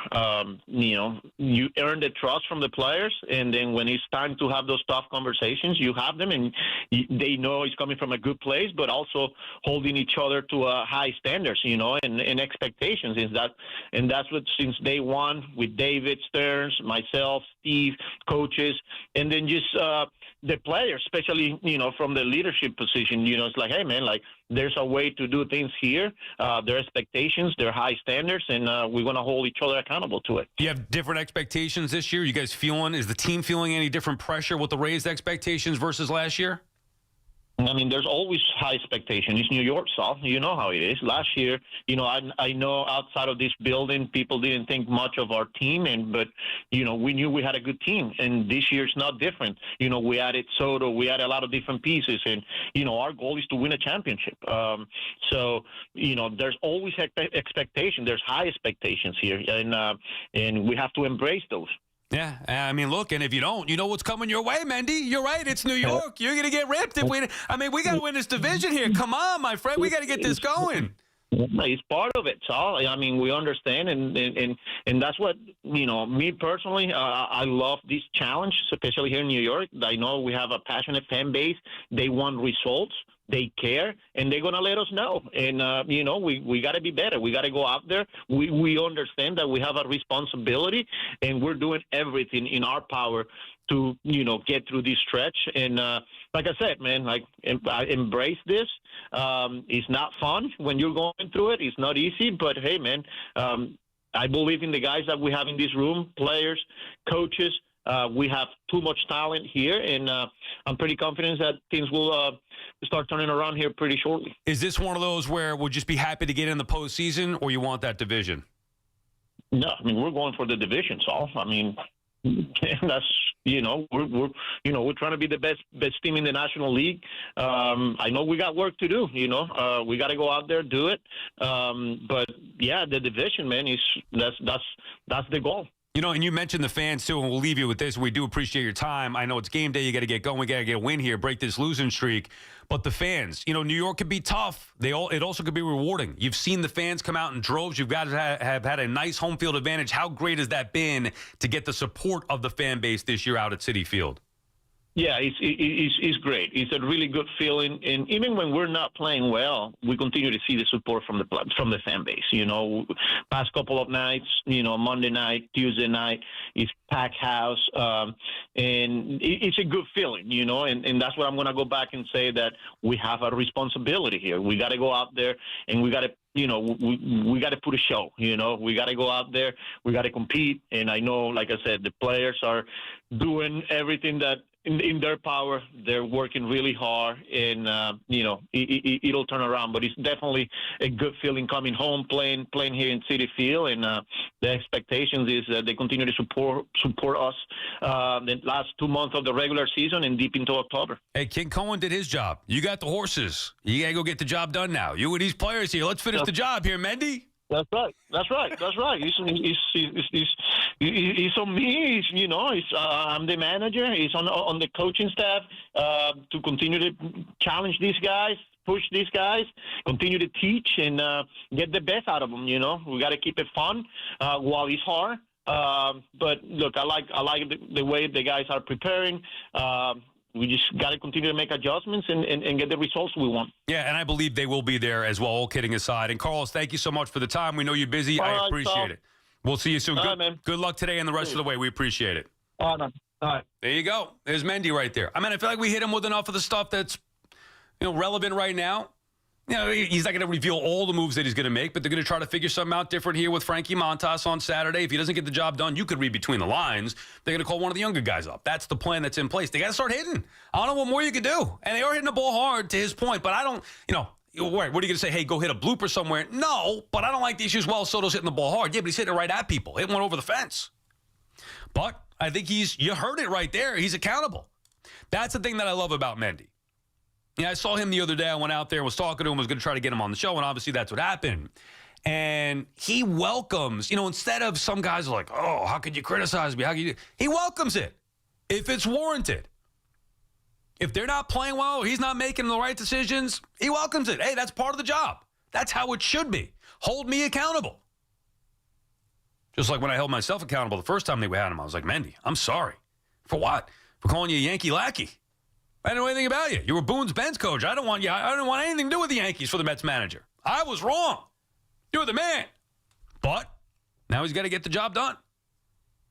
Got to start winning here. And I really do think that they will. If they don't, different conversation. Then it'll be, well, they didn't win, and then why is that the case? But they have the horses. Those guys just got to do their job. All right, we'll get your calls and react to that. BT and Sal on the Fan, 888-808-1019. Surfside iced tea and vodka. It's made with real stateside premium vodka, real brewed tea. Not only, all the flavors. I was going to say 4 flavors. There's more than 4. I mean, they keep coming out with new flavors left and right, and they're all delicious. Even the green tea, which I'm not a big green tea guy, but the green tea Surfsides are delicious. Not to interrupt, but that's my wife's favorite. She loves the green tea, right? Yeah. Did you get the new flavors this year? Because they had a green tea last year, and now they have flavored green tea, like peach green tea and all that stuff. No, I need that. You got to check that out. They're only 100 calories, 2 grams of sugar, no carbonation. If you've tried the product, you can barely tell there's any alcohol in it. It's so good, it's dangerous. Look for the can with the sunset stripes, sunshine in a can, Surfside iced tea and vodka.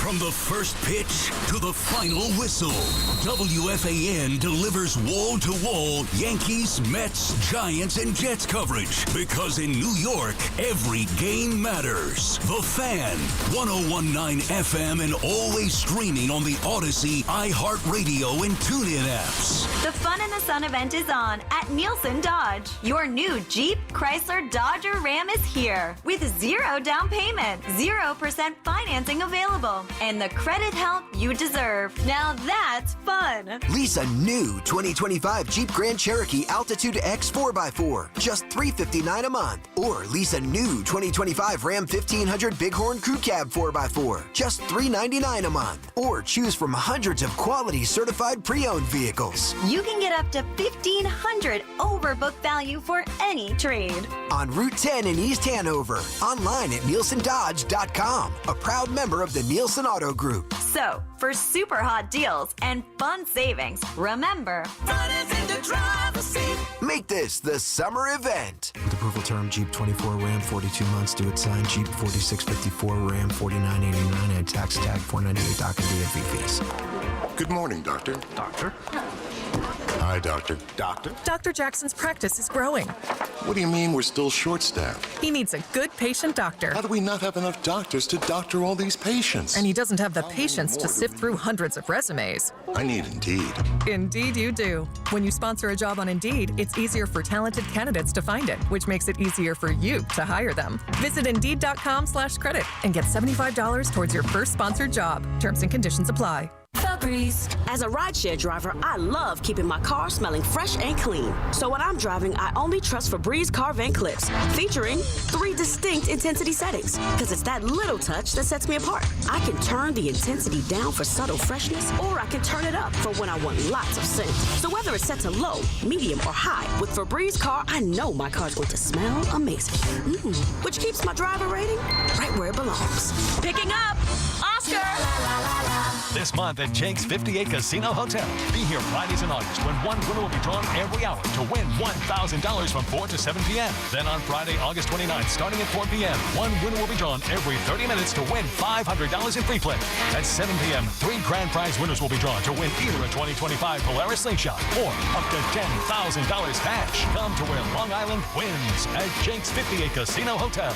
If gambling is a problem for you or someone you care about, please call the 24-hour toll-free helpline at 1-877-8-HOPE-NY or text HOPE-NY. We've got more sports talk coming up on The Fan. I'm still going for it, even with higher stroke risk from atrial fibrillation, an irregular heartbeat not caused by a heart valve problem. Over a 3-year study, Eliquis apixaban tablets reduce stroke risk better than warfarin, and over 97% of Eliquis patients did not experience a stroke. A first stroke occurred in 2.9% of warfarin patients versus 2.3% of Eliquis patients. Don't stop prescription Eliquis without asking your doctor. Stroke risk may increase. Eliquis can cause serious and potentially fatal bleeding. Don't take if you have an artificial heart valve, abnormal bleeding, or antiphospholipid syndrome. While taking, you may bruise more easily or bleed longer. A spinal injection increases blood clot risk, which may cause paralysis. Get medical help right away for unexpected bleeding or bruising, or back pain, tingling, numbness, muscle weakness, or incontinence. Aspirin products, NSAIDs, SSRIs, SNRIs, and blood thinners increase bleeding risk. Tell your doctor about planned medical or dental procedures. Learn more at Eliquis.com or call 1-855-ELIQUIS. If you have back-to-school shopping to do, then you should make Macy's your first stop, because Macy's has back-to-school styles from brands like Nike and Jordan, must-have denim from Levi's and Good American, and now Macy's has Abercrombie Kids too. It's all in one place, all at great prices. And here's another reason to come in. If you're already at Macy's and you saved so much, you could stop by the fragrance counter and pick up something for yourself too. The best back-to-school styles are here now at Macy's. Some things are hard to commit to, like learning how to surf or saving for a family vacation. But one commitment that's easy, switching to Fios Home Internet with a 5-year price lock guarantee. That means 5 great summers of fast, reliable internet at the same low price. All with the Fios 1 gig internet plan. Plus no hidden fees or equipment charges. Call 1-833-VERIZON to switch today. Price guarantee applies to base monthly rate only for new and existing My Home customers. Hey everyone, Boomer here. I had a tomahawk steak last night that was absolutely cooked to perfection. Now, you already know how it was done with the Chef IQ Sense, the wireless thermometer that eliminates under or overcooking your chicken, fish, or meat, whether you're cooking on a stovetop, oven, or grill. It is built to withstand extreme heat, and the app alerts you when to take the steaks off the grill and even when to flip them. Order the newly released 3rd generation Chef IQ Sense right now at chefiq.com and make sure to put the code word Boomer in for 15% off. Talk New York sports here. The Fan.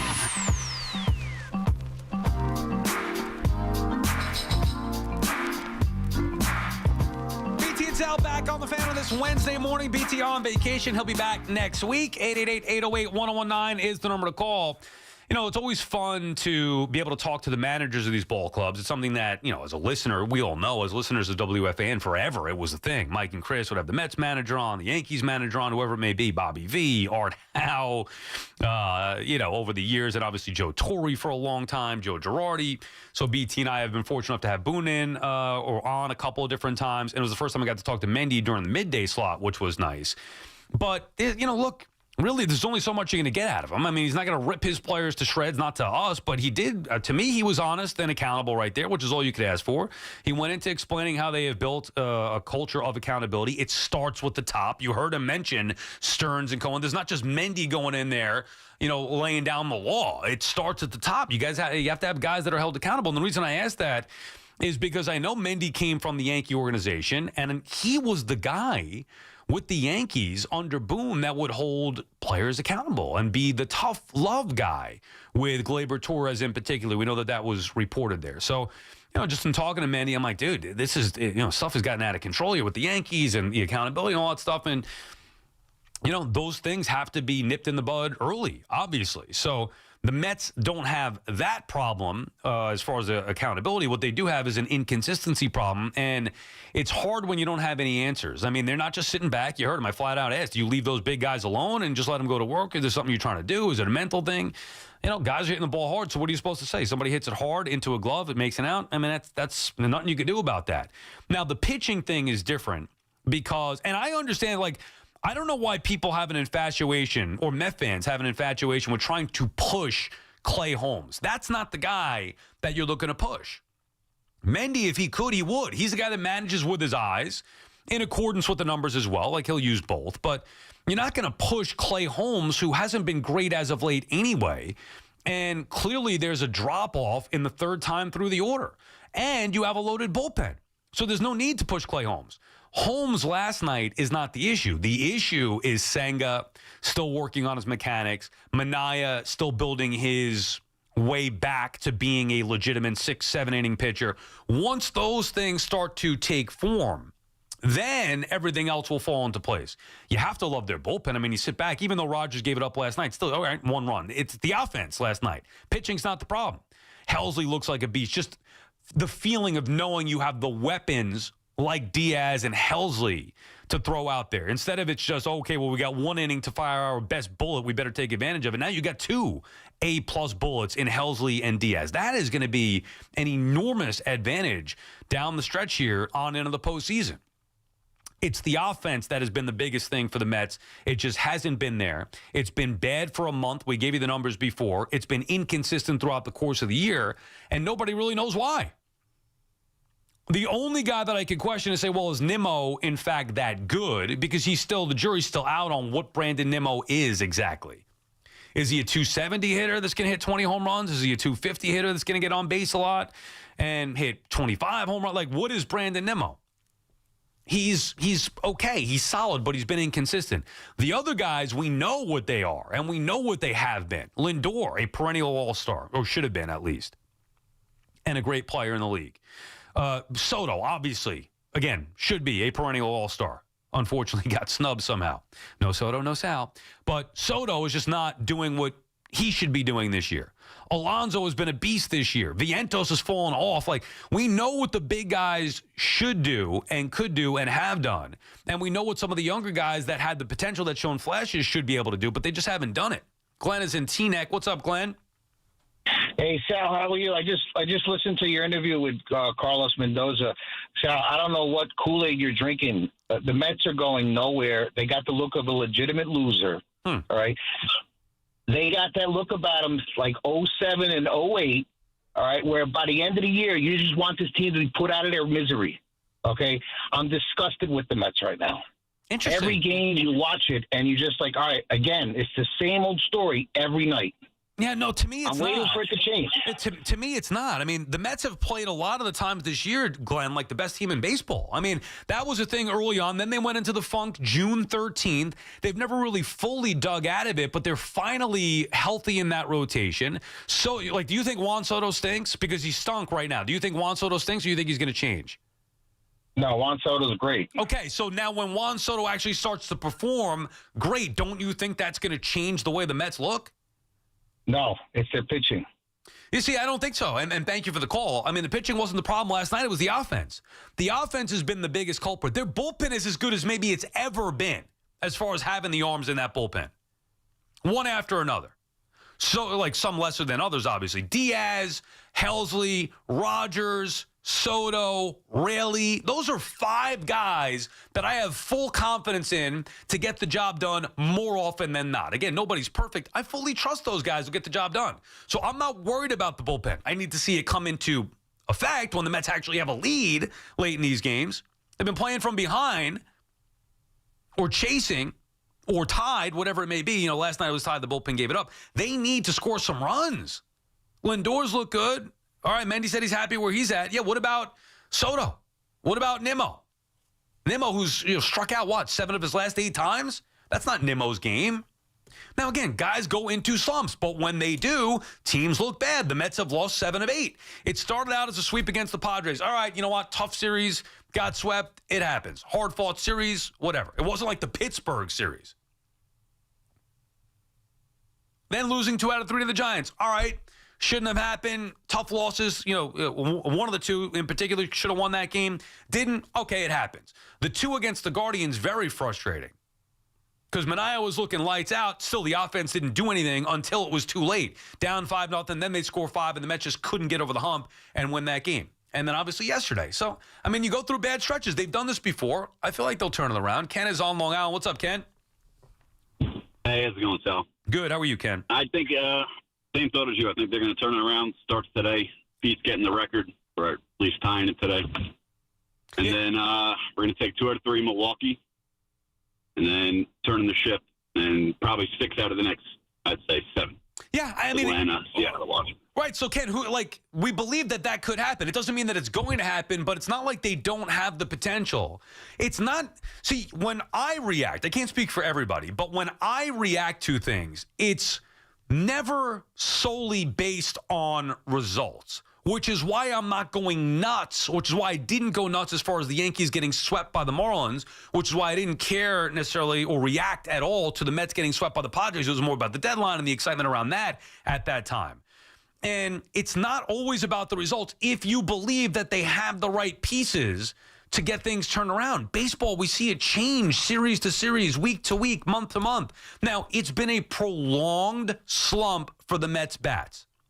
But all that it takes is for it to click once, as long as they make the postseason, which even with all the ups and downs this year, they're still in a good spot. They're 3 games in front in the final wild card spot right now. And they're only 2.5 games out of the division. So I'm not looking at the wild card. I'm just saying playoffs to me and the Mets, I haven't really thought about the Mets missing the playoffs yet. Really, I haven't thought about the Yankees missing the playoffs yet, although that's becoming a reality.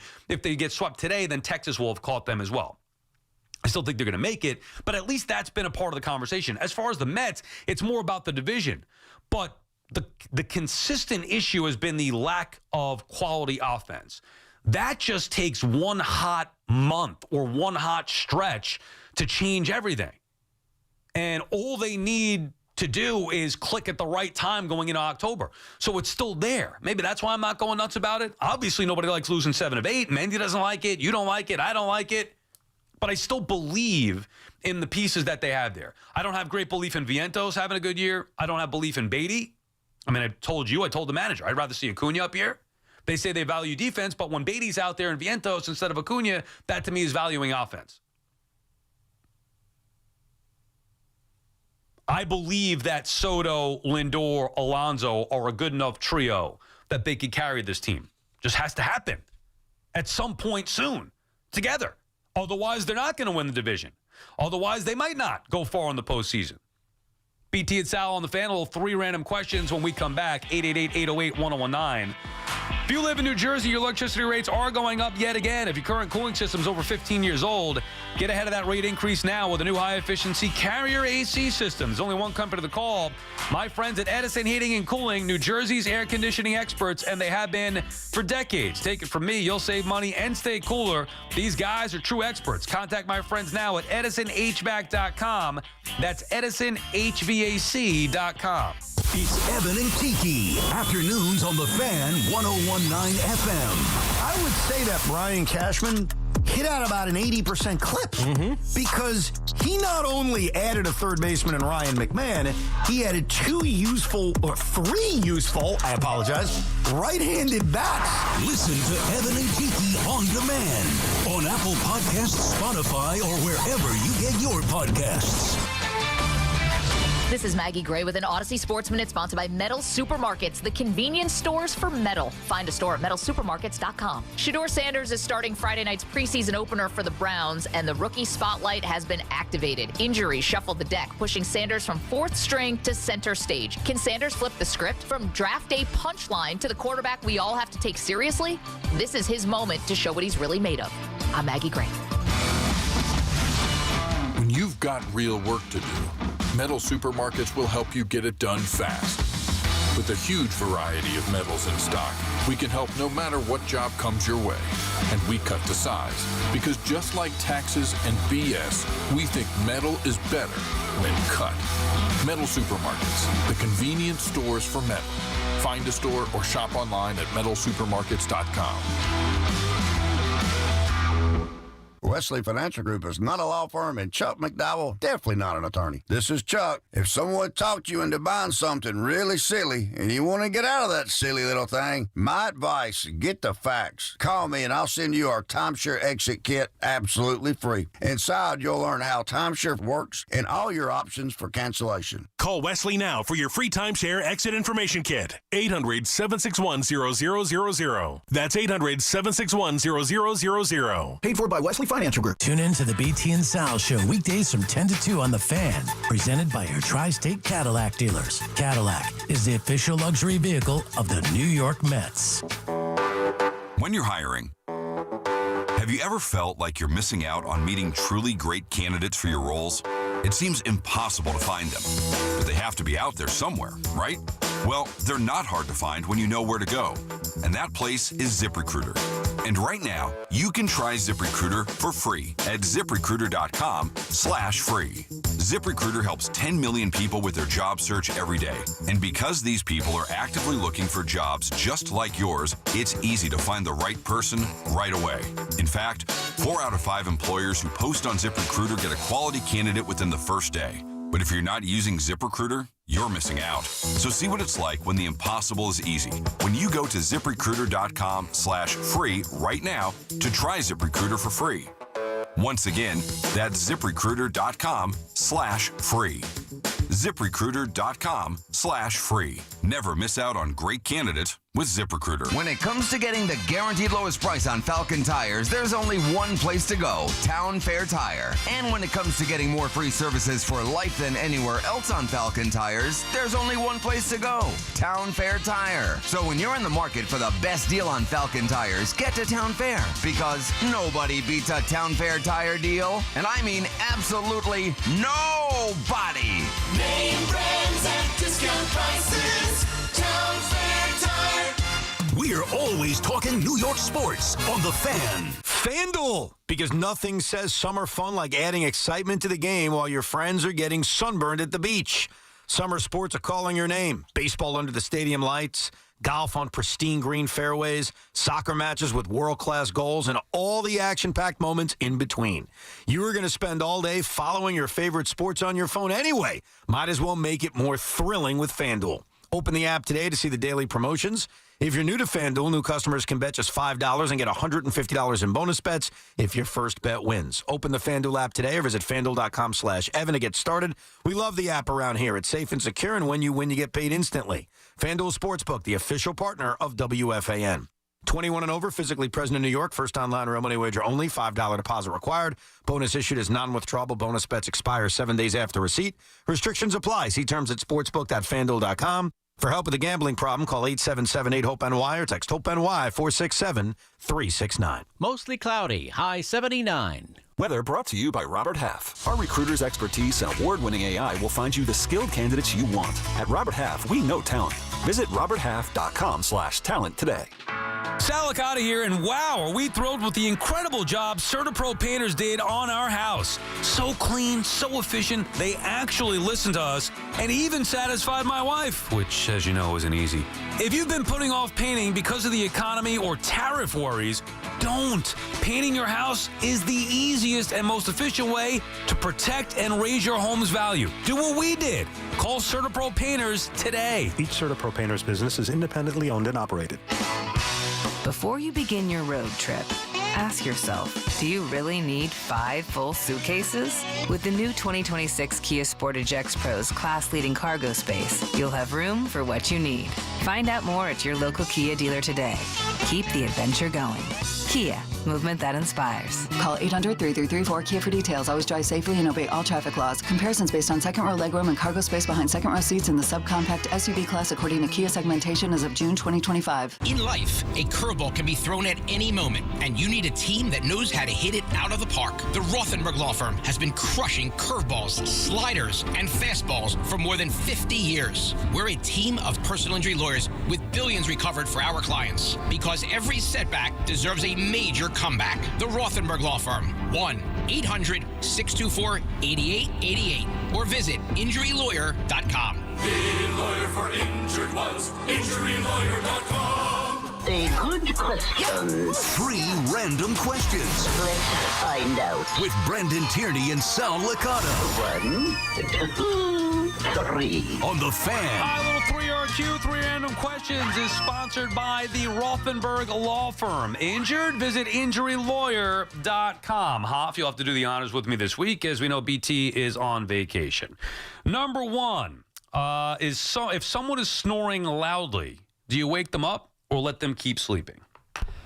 Well, from experience, my wife will always wake me up. And I hate that because then I don't have sleep. Right. So now you got one person who's up because they can't sleep because the person's snoring, and now I can't get sleep. So now there's 2 cranky people. Right. I think that you've got to figure out something else if you're the person hearing the snoring. So if you're the person that is awake or somewhat awake while the other person is snoring, you think you just got to let it go and figure something else out. It's your job. It's not my fault that you're a light sleeper, so you figure it out. Yeah, I don't know. I've had this issue a little bit lately with my wife, and I don't know if I snore or not. I mean, I can't tell, and she's not bad, but it's enough to where, like, if I'm awake and I hear it, and I'm like, what do I do here? Because I hear it loudly, and it's impacting me. Now, I'm a nice husband, of course. I didn't wake her up, but if I did move around a little bit or tell the dog to get off the bed or pull the sheets a little too far, maybe that could wake her up by accident. But it's not me, saying, hey, honey, can you cut it out? I got to go to sleep here, and you're snoring too loudly. See, there's a weird thing at night. I don't know how you are. Yeah. I'm a deep sleeper. You can't, like, if there was an earthquake, there was one yesterday, if I was sleeping during it, I wouldn't wake up. Really? My wife just told me yesterday, she goes, hey, honey, I know that sometimes you do the dishes at 2 in the morning. Can you not do that because I hear it and you wake me up? So she's a light sleeper. That's an issue. A light sleeper, yeah. No, I'm more of a deep sleeper, I think. And my wife as well, but it's just like if you hear... I like hearing. I have a sound machine or the fan or the noise with the AC going. Hold on, all that. The sound machine's on in the room with your wife snoring? Yeah. Or with somebody snoring? My wife in this particular case. But it could be anybody. Like, I remember the loudest snorer that I've ever... Well, actually, my wife's cousin is pretty damn bad. Actually, my wife's cousin, I was going to say it's Moose, because Moose and I, we used to, whatever, we go to AC... Moose can saw some wood. Is that what he called? Saw some wood? Yeah, is that what it's called? I think so. Yeah, he was a pretty good snorer, and that was loud at the time. Tough to go to, even in Vegas after a few drinks at night, tough really to go to sleep when you're hearing that. It takes a little while. But my wife's cousin puts Moose to shame. Like, we hear her in the next room. Sometimes it just stays over. Right through the wall. Like, you hear it through the wall in the other room. I'm like, what the hell is that? Thinking it's an earthquake or maybe, I don't know, a bear or a raccoon, whatever. No, it's my wife's cousin. Anyway, so I think the right thing to do is probably not say anything, but it is very frustrating. Well, you could say something the next day. Like, I know, but then I'm losing sleep. Like, I got to be fresh here. Yeah, okay, but you can suffer for one day. Otherwise, it's going to be both of you going at it real cranky. If we ever have a BT and Sal road trip, you're staying with BT. You'll be rooming with him due to your loud snoring. Okay, all right. And where's Dove staying?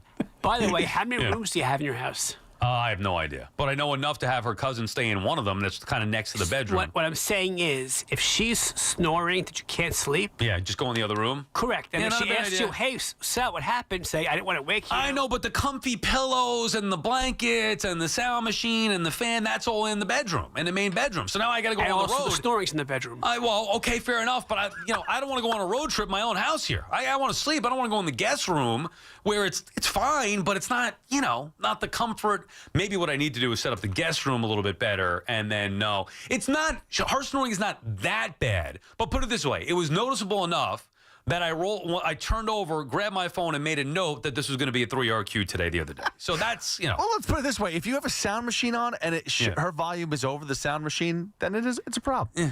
It's not awful, but it's enough to be a mild annoyance. All right, number 2. Is it better to get nominated for an award and lose or not get nominated at all? I'd prefer not getting nominated at all. Yeah, I think so too. I have been, not that I want to get into this, but I have been nominated for an Emmy at SNY, yes, for Baseball Night in New York. That's what happens in TV. And a lot of the people, now the producers really put in the hard work. I do nothing. I just, go there and have some fun. But it's cool to get nominated.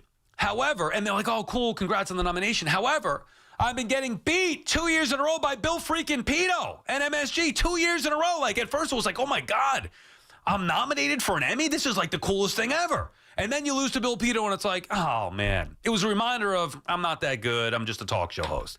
Then I get nominated a second time. Now I'm thinking, hey, maybe this is going to be my chance.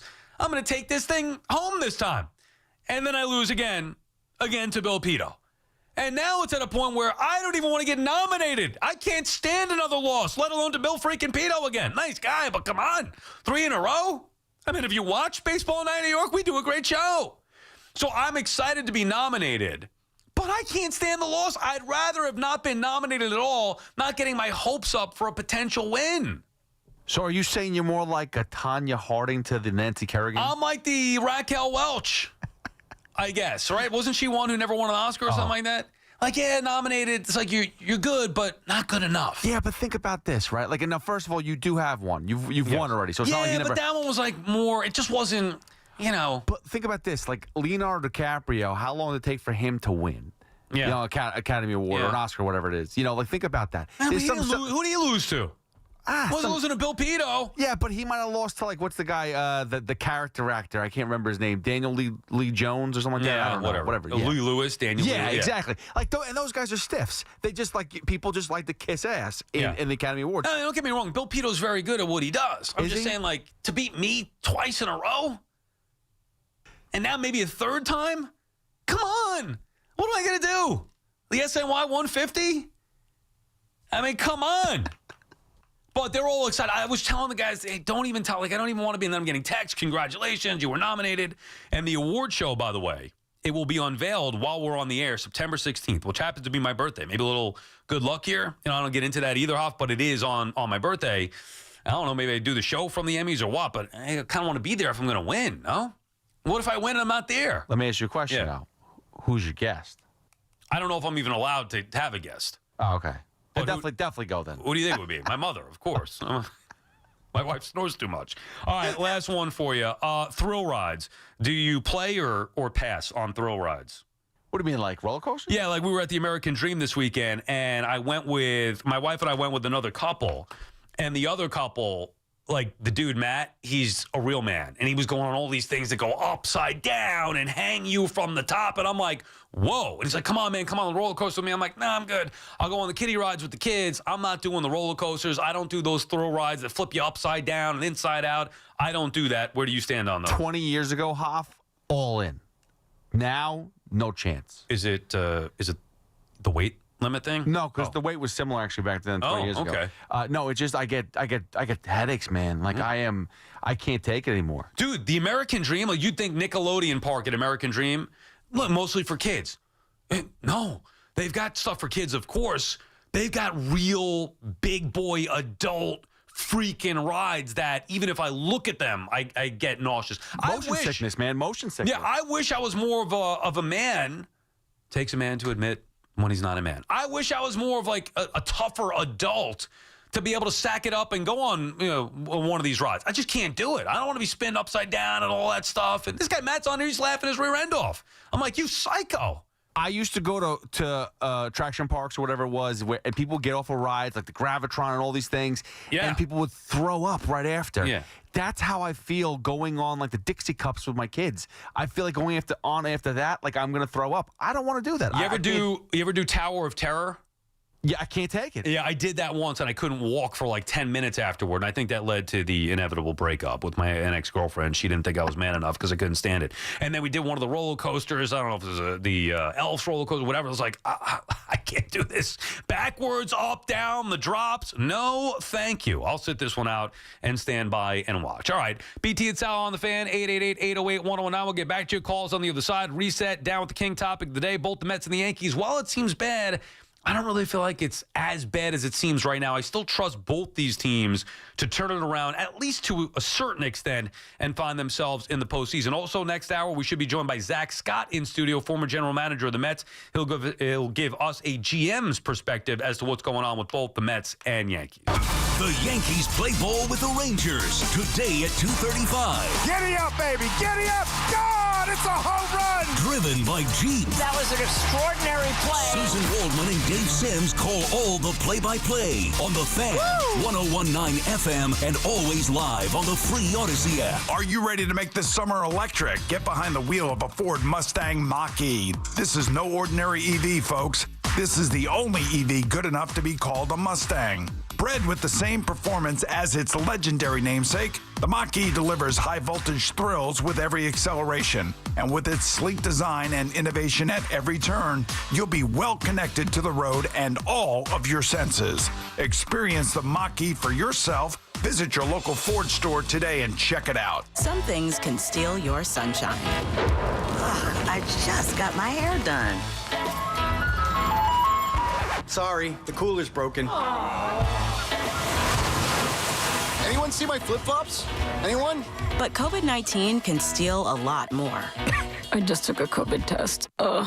Prescription medications for COVID exist. If you test positive this summer, ask your doctor if they're right for you. Visit PfizerForAll.com/COVID-19 to learn more. Sponsored by Pfizer.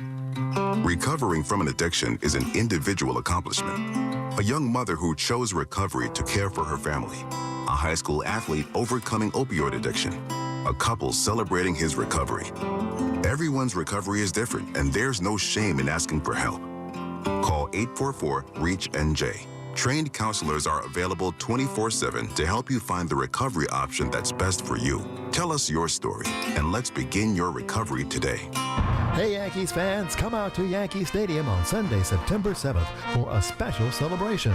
It's C.C. Sabathia, Replica Hall of Fame Plaque Day, and the first 40,000 guests in attendance will receive a C.C. Sabathia Replica Hall of Fame plaque presented by WFAN. Tickets are going fast. Visit Yankees.com/tickets today. Welcome back Hall of Famer C.C. Sabathia on Sunday, September 7th. Buy tickets now at Yankees.com/tickets. Life's rewarding, especially with Flushing Bank's Complete Cash Rewards program. Just open a personal or business complete checking account to get started. With 29 New York Metro locations, there's nothing easier or more rewarding. Visit FlushingBank.com today. Member FDIC. Wake up with Boomer and Geo. Mornings 6 to 10 on WFAN, WFAN FM, WFAN FM HD1, New York, and Odyssey Sports Station.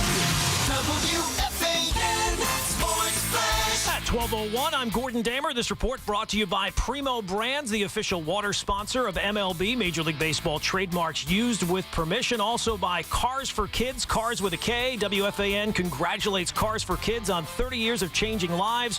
Over 1 million cars donated, more than 100,000 kids helped. Be part of the legacy.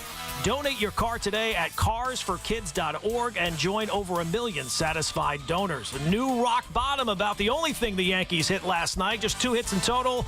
Now 5 straight losses. They'll try to avoid the sweep. They wrap up their series in Texas this afternoon against the Rangers. Yanks now 18-29 since June 13th. You never want the skids to, be longer than a week or two. You're going to go through some tough things like that. Every team does, but it's about us in this room. We got to take care of this. We got to look ourselves in the mirror. It starts with each individual on their own. To say, hey, I got to step up. I got to be better, and enough's enough. Aaron Judge 0 for 3 in his return last night. Carlos Rodon, Jack Leiter, the scheduled starters. Coverage here on the Fan this afternoon at 1:55. Mets with their own slump to worry about have lost 7 of 8. No hit last night after the 4th inning. It's just part of the game, and you don't know when it's going to happen or why, but sometimes they just run into some tough times for a little bit. Mets and Guardians this afternoon. David Peterson, Gavin Williams on the mound. First pitch on Odyssey Mets Radio at 1:10. It's 78 and cloudy in Central Park, and that's what's happening. I'm Gordon Damer. Get connected with WFAN to talk about your favorite teams. The Fan on the Odyssey iHeart.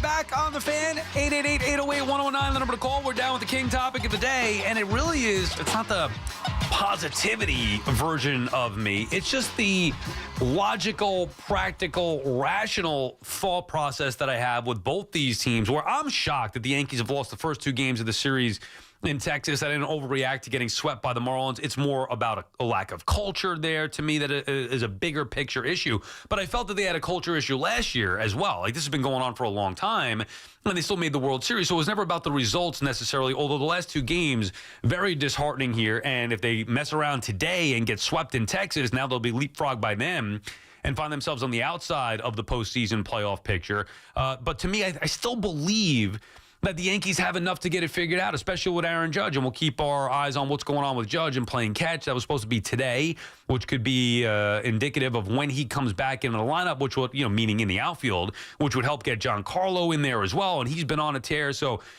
baseball, the season's the way that we've seen it in recent years.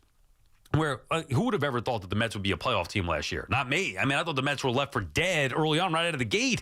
0-5, I never thought they'd see 500 again. Now, they barely made it, sure, but still, we've seen teams play poorly for prolonged stretches and still able to turn it around and get in the postseason and do some damage. And last year, I didn't think the Yankees were any good. They get in the postseason and they go on a run. So I'm not, just because it's bad right now for the Mets, who've lost 7 of 8, and it feels like things are slipping away. They're 2.5 games back of the Phillies, or even with the Yankees, it feels like right now, the playoff spot's slipping away. I don't think it's as bad for either team as it seems right now. Go back a week ago, or even 2 weeks ago with the Yankees. It was like, they stink. The Yankees aren't any good. They should sell. And then they go out there and pound the Mariners into oblivion, a good team that likely would be a playoff team, or at least has the chance to be a playoff team. And they pound them, and they look like world beaters again. Okay, and then it goes the other way. So it just takes one game sometimes to get things going in the right direction. I really do think that there's been a bit of a hangover with the Yankees, in particular with that Friday night loss. With the Mets, they got swept in San Diego after sweeping the Giants. They were on a heater just a week ago, coming off a heater, winning, 7 in a row, and now they've lost 7 of the next 8. So there are extreme inconsistencies with both these teams, but that makes me think that there's going to be a much better stretch coming over the next week or 2 weeks. Now, the issue is that the games on the calendar are starting to come off, right? There's 48, 49 games, whatever it is, for each team left, and they're both falling further back in their standings. And that can't happen. With the fewer games remaining, you want to be gaining ground and pulling away from teams. I expect the Mets to come down with the Phillies down to the wire in the NL East. I don't think they're going to fall apart. Now, who knows? Anything could happen. But I expect the Mets to battle. Starting today, led by David Peterson. A little lineup change for you as well, with Mendy going back to Lindor in the leadoff spot and moving Soto up to the 2-hole. I mean, he's changed the lineup how many times this year?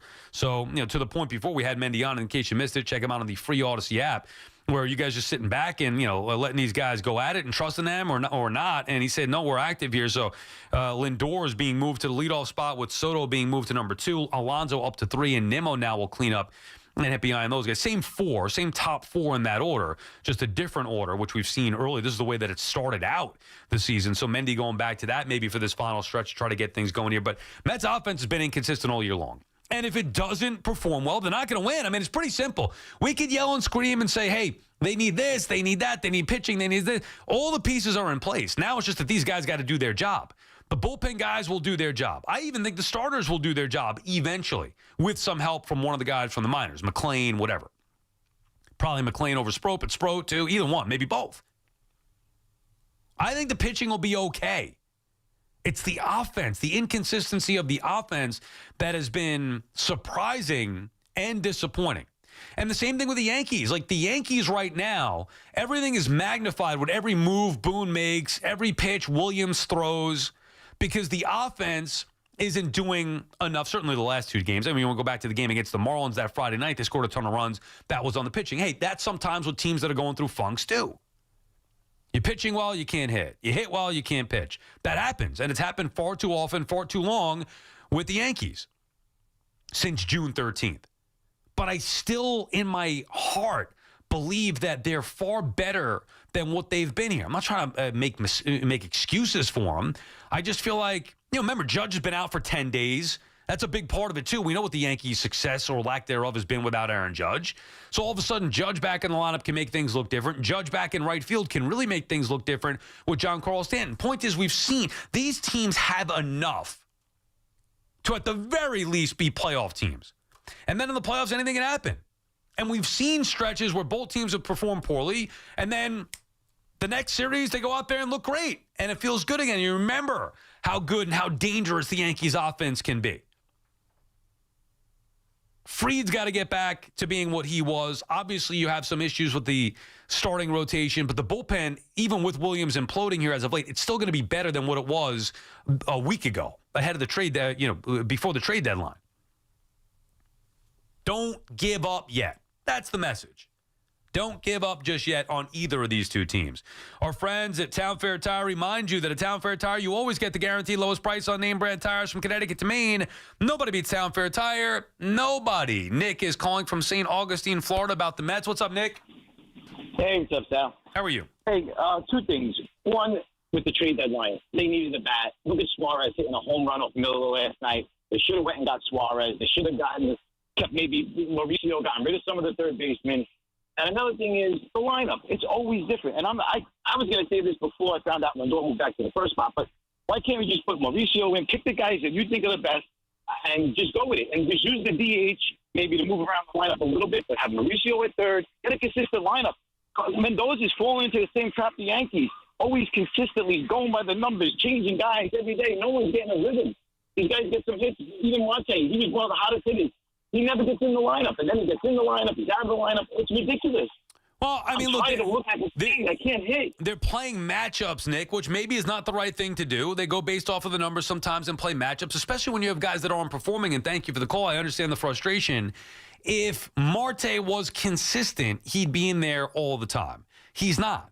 And by the way, you have, Vientos DHing today. If Vientos was consistent, we wouldn't even be talking about it. Vientos would be right there being the 5-hitter that he was supposed to be. I think Mendy today with the lineup, when you look at what he's done, Lindor back to the leadoff spot, Soto back in the 2-hole, Alonso 3. Now, the fact that Mendy has the guts to move Soto again, that's something we've always heard. Soto likes, he's a creature of habit, likes being in the same spot, but he's not getting the job done. You know what? Mendy's going to say, hey, we got to move you. Good for him. Not placating to the players and every one of their demands or whatever little issues they may have. Move Lindor back to the leadoff spot, Soto back to 2, Alonso 3, Nimmo 4. That's how they drew it up to start the year. Vientos behind them 5, McNeil 6. That's Mullen 7. That's a pretty good lineup, or pretty good looking lineup on paper as I look at it on paper. Now in reality, no. In reality, it hasn't been as good.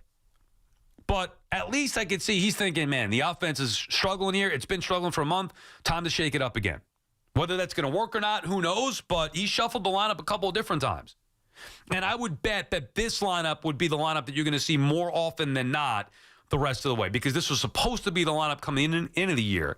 Get the pieces in place. Try to stick with that as consistently as possible. No Alvarez today. You got Torrens, day game after a night game, so you can understand that. I don't love Beatty at third base. I'd rather have Mauricio. I'm not sure why Mauricio isn't in there.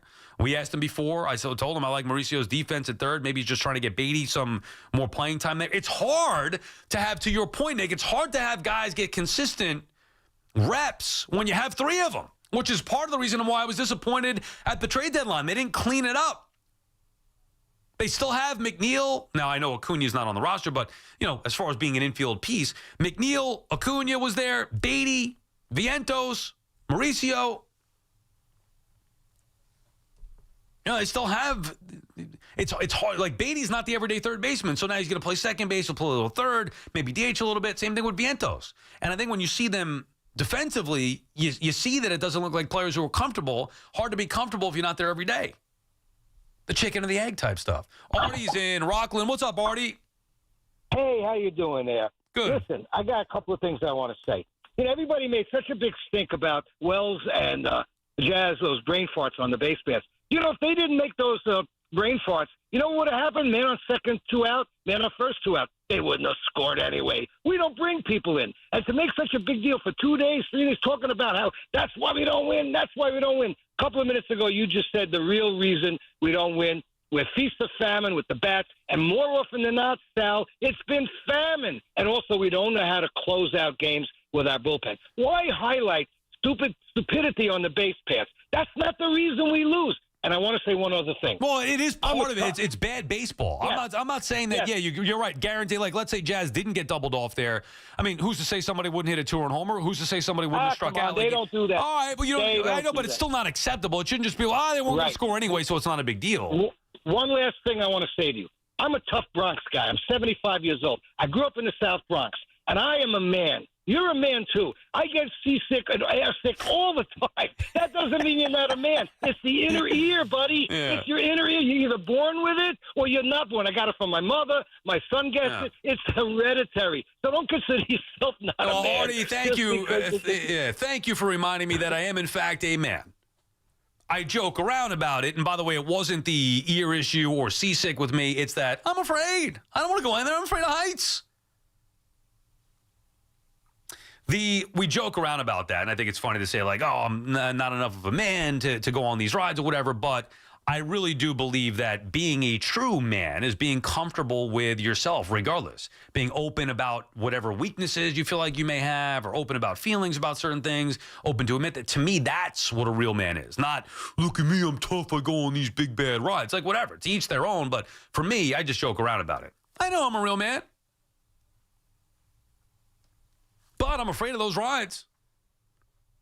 And even though I feel like I'm a real man and know I'm a real man, my ex-girlfriend didn't.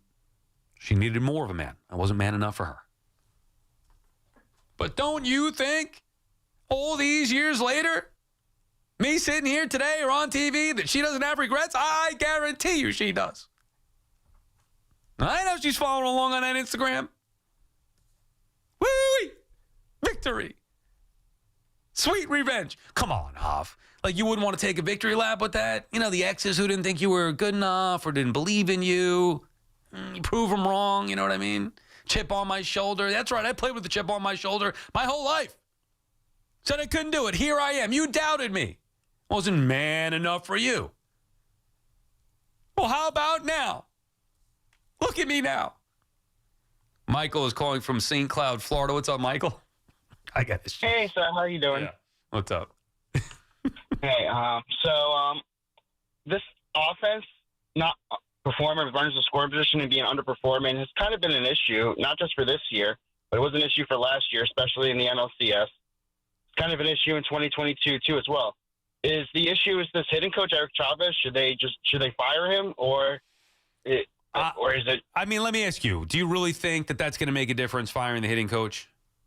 I mean that's what I was thinking too. But like I was watching the game last night, and if I see one more of these hitters take a fastball right there for strike three, I'm going to lose. Soto did it last night, man. I couldn't believe that he did that. Soto and Nimmo too. Yeah, well, Nimmo's been lost. Look, they shook up the lineup today. To answer your question flat out, Michael, I don't believe that it's the hitting coach. If they were to make a change after the season, I wouldn't scream about it. I don't care. If they don't make a change, I wouldn't scream about it. I don't care. I care about the hitters that they have in the lineup. So we could talk about that, and thank you for the call. I know fans get nuts about that stuff. Fire the hitting coach, fire the third base coach, fire the pitching coach. Like, I don't know. For me, and I'm not saying I'm above that. Of course, I've done that before. If I really felt like somebody was the problem, even with Boone. Evan yesterday said that he would fire Boone to shake things up. I mean, I understand that thought process. I think it's flawed in this particular case. The same way that I said to BT ahead of the trade deadline, if the Yankees add a bullpen arm or two, do you really think it changes everything? Do you really think it makes them that much better? The answer should have been no. I forget exactly what we were talking about. We're probably fighting back and forth about that. But, oh, yeah, why wouldn't you do it? Yeah, no, I know it makes you a little bit better. Understood. Like, I'm not an idiot. I get that. They have no bullpen, so adding a bullpen arm, adding two bullpen arms should make you better. They added three. One of them's no longer here. Yeah, they had the right arms as well. It's not just adding an arm. It's adding the right arms, which they also were reluctant to do because they didn't really, truly, fully believe in this team. So they were soft buyers, which to me, halfway is no good. But anyway, yeah, okay. It should help their bullpen.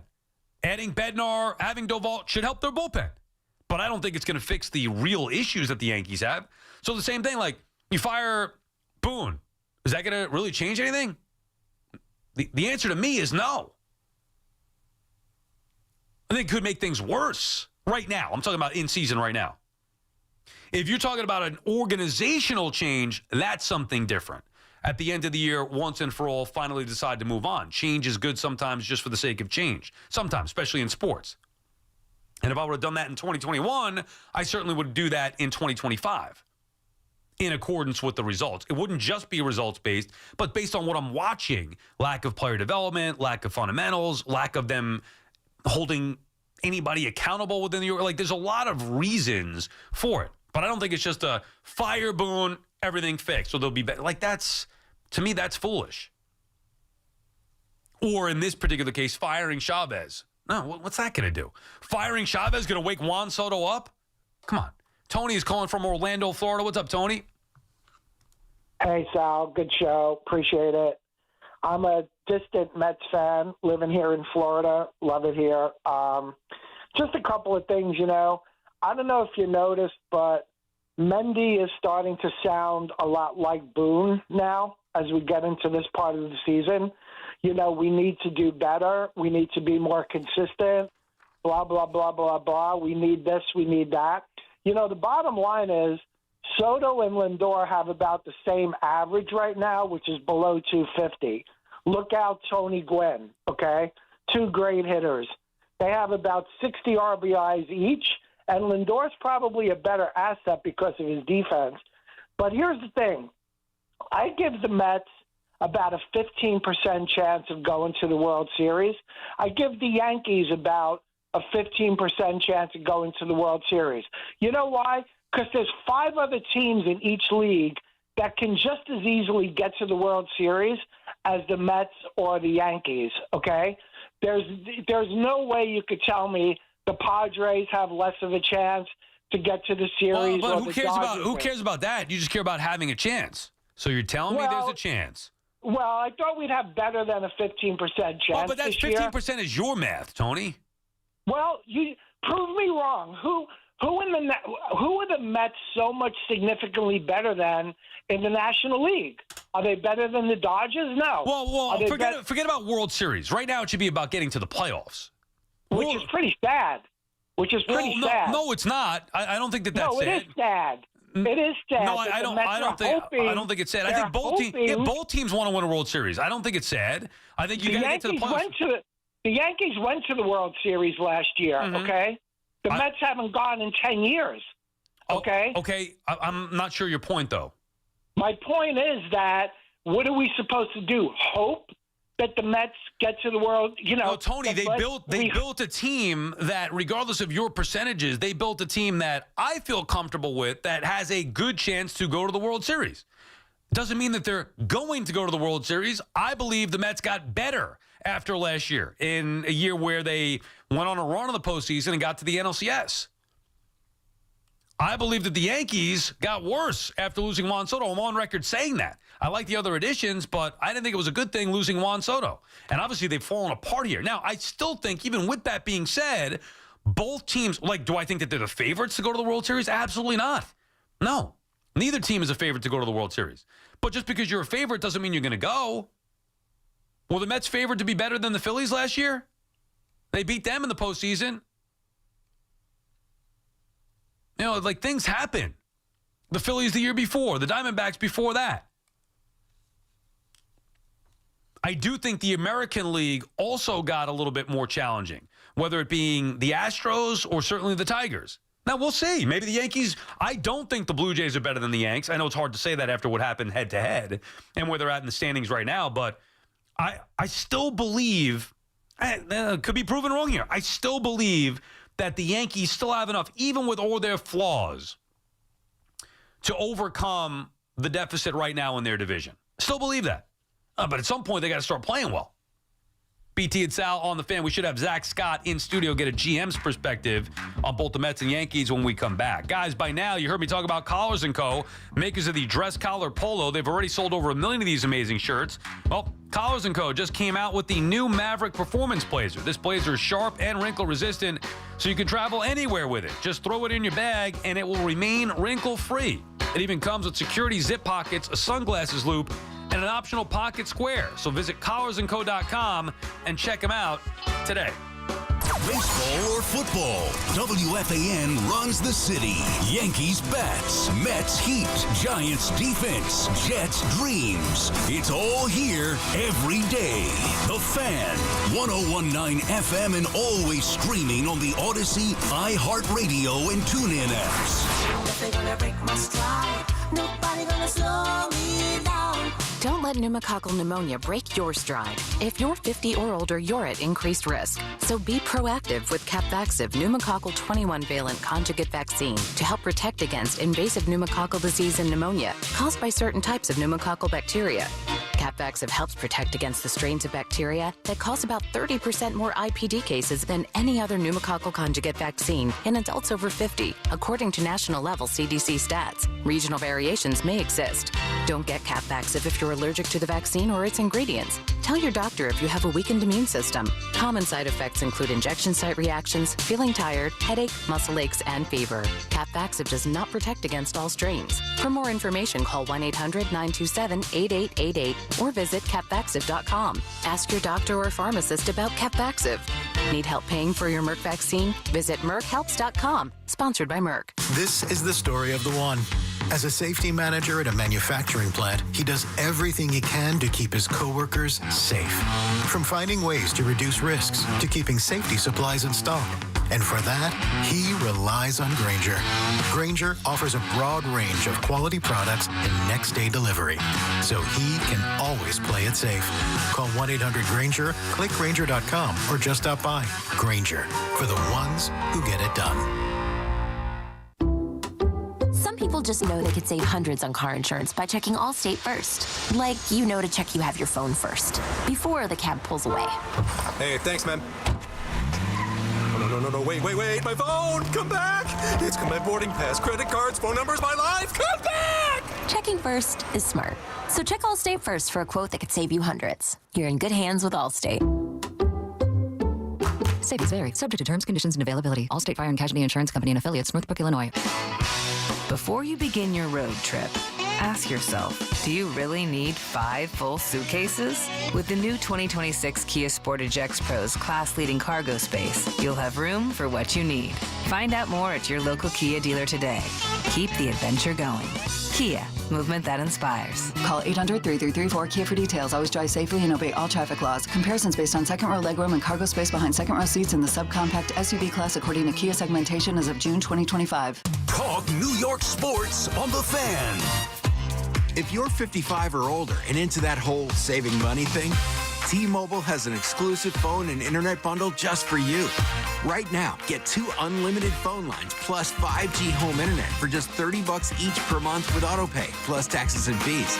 And with 5G home internet, setup is easy with just 1 cord and no technician needed, which is great if you're also into that whole keeping it simple thing. Switch now and experience the best mobile network in the U.S. Visit your local store to start saving. T-Mobile, it's better over here. Based on analysis by Ookla Speed Test Intelligence data Q4 2024 to Q1 2025. Ookla trademarks used under license. Unlimited on our network. Customers on voice plan may notice speeds lower than other customers and further reduction if using more than 50 gigs a month due to data prioritization. Video streams and SD on this plan. Home internet pricing after $20 a monthly bill credit plus $5 per line without autopay. Debit or bank account required. See 5G device coverage and access details at T-Mobile.com. When you travel well, your KLM Royal Dutch Airlines ticket takes you to more than just your destination.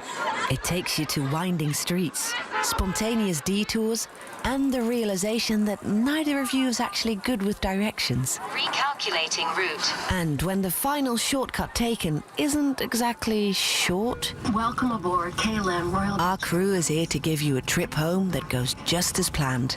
KLM Royal Dutch Airlines. When you travel, travel well. Dedication isn't born in the light of day.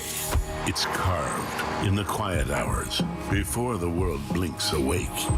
At Boar's Head, we rise with a mission to deliver craftsmanship worthy of your table. A slice of something special folded into every moment worth savoring. Because dedication means delivering only the very best. Boar's Head, committed to craft since 1905. Hey, it's Sal Licata. Get your game on at Wing Creek Bethlehem. Play the hottest slots and table games, or go big in the poker room. Feel the thrill of live dealer stadium gaming. Try axe throwing or virtual golf. Dine at their classic steakhouse, chop house, or enjoy contemporary urban cuisine at Urban Table. Cap it off with cocktails and a stay at Wing Creek's AAA 4-Diamond Hotel. Play online anytime in the Wing Creek Casino-verse. Learn more at wingcreekbethlehem.com. Must be 21 years or older. Gambling problem? Call 1-800-GAMBLER. Get the scuttlebutt on your favorite team, the Fan, on the Odyssey, iHeart, and TuneIn apps.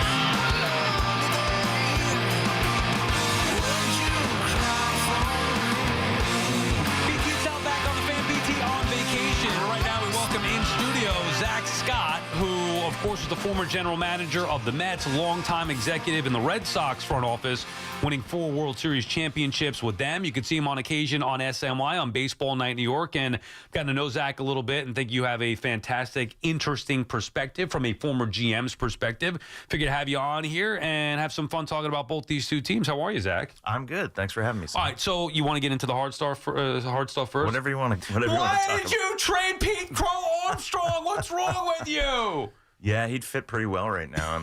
Yes, he would. I'm sure people are not happy to hear me say that. But, yeah, I mean, there's, I grew up learning from people like Theo Epstein, Dave Dombrowski, future Hall of Fame executives, that you kind of figure out who are your core prospects that you think are going to be huge parts of your kind of future, your next great team that you want to build. Everyone wants to build a sustainable winner. And, obviously incorrectly, he wasn't one of those guys at the time. And a lot of the guys that were are guys that are in the big leagues now. And some of them have disappointed. Some of them have been okay. But, yeah, we had him, and quite honestly, so did the industry, had him probably as like our 5th, 6th, 7th best prospect at the time, and what wasn't a deep system.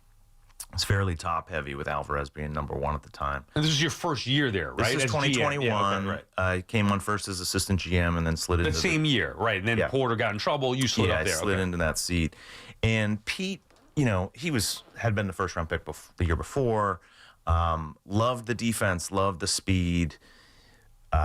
We had some questions about the swing. The offense did not see this power coming, and I think that's the biggest thing and good for him, that's allowed him to go from, not even being considered a top 100 prospect at that time, to then pretty quickly becoming, a top 20 prospect in the game. And now you see, 4 years after that, 4 years later, he's an all-star and having a great year, and he's a great all-around player. And the biggest thing is, we thought he could be a solid big leaguer, like a high floor because of the defense, and he's going to get an opportunity because of the defense and speed. Love the makeup too. This kid's great.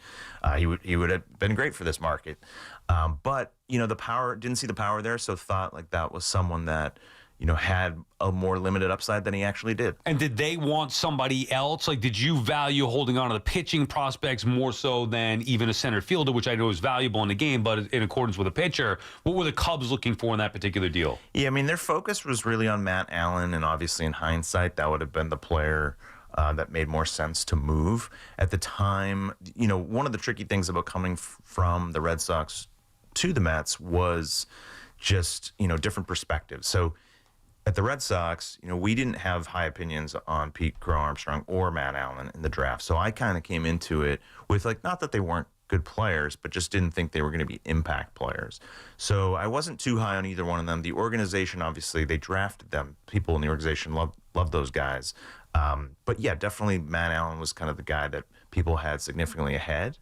To me, I typically do like to prefer to trade pitchers because there's so much more injury risk. But sometimes that's how, in Boston, we got into trouble by almost like undervaluing pitching prospects because they're so volatile. We were really good at developing position players, but struggled for a while. We wouldn't even draft pitchers until, the 4th round. And so we weren't really producing a lot of pitching from internally. So I was going into my Mets experience thinking that and wanting to make sure we still had some good pitchers. And people loved Matt Allen. I mean, I think people were jokingly kind of saying, you trade him, we're walking out here. Wow. Not really seriously. Well, you know what I mean. And then the other thing about that, not to belabor the point here, but it's an inside look here that I think is a great perspective that you can provide here. Outside of this year's trade deadline, the 2021 deadline, when you made that trade for Baez, that was the most aggressive that the Mets have been in the last several years, going out to getting Baez. How about the thought process behind new owner taking over, feeling pressure to try to win now and be aggressive ahead of that trade deadline? Yeah, I mean, obviously it was Steve's first year as the owner. He, his first press conference said, we want to win a World Series in 3 to 5 years. I thought that we had a really good core of players. So it was more likely we were going to do that on the early end and more unknown on the back end of that 3 to 5 years. So, we wanted to be aggressive. I think people forget we were actually in first place at the time of the deadline before things really fell apart. We had a ton of injuries leading up to that. So there was, we thought we'd get some guys back, that we'd be able to continue. The division was just pretty weak at that point. It's pretty mediocre. The Braves didn't become the Braves until the second half of that and be as good as they were for a few years. So, yeah, we thought we knew there were some flaws with the team, but we had a really good core of players. A lot of the offensive players underperformed, but we thought, let's be aggressive. And Steve definitely wanted to be aggressive, and that's why we went out and got players that we thought would make an impact. And the players we got all performed very well, but obviously things fell apart. DeGrom got hurt immediately on trade deadline day. Right. We didn't know the extent of it that day because he had been kind of in and out, walking off the mound a few times that year already, and so we weren't sure if it was serious or not, and so the timing's kind of tough because you got to make a call without knowing. How impactful, BT and Sal, by the way, on the fan, BT on vacation, Zack Scott in studio, how impactful do you think that move was as far as the next year, where in 2022 the Mets had a much better team? You weren't there. I know Billy Epler was there, but it seemed like they were reserved. Maybe Cohen didn't want to part with the prospects as much. How much do you think was because of the Baez trade? Probably. I mean, I don't know. Obviously, I wasn't there, and I have no knowledge. But it seemed that way from the outside looking in. It seemed like they were gun shy, right? Well, was Cohen aggressive in 2021? Was he just sitting back letting you guys go to work? Well, he was letting us do the work, but it was clear we wanted to be aggressive. It's still my job in baseball operations. It's our job to make the right moves within that. Knowing that's the kind of the mandate. So he's not saying we should trade this guy or that guy. That's not the level of involvement. But it was clear, we had made a small deal for Rich Hill, and it was pretty clear, we're not just trading for Rich Hill at the trade deadline. We're going to do something impactful. Were you guys ever at that point thinking extension with DeGrom and/or Alonso back when you were there in 2021? I know it's early on, Alonso was a rookie in 2019. Did that conversation ever come up? So not with Alonso. We did some internal work. We did internal work on everybody. What does a Nimmo extension look like? What does, but as far as conversations with the agent on the other side, we had a conversation with Conforto in spring training, made a significant offer to him. Very fortunate that they turned it down. Yeah, dude, he turned it down.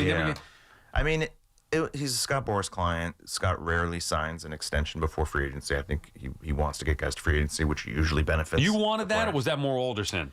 No, I actually came in really liking Michael. He performed really well for the previous couple of years. He was the right age.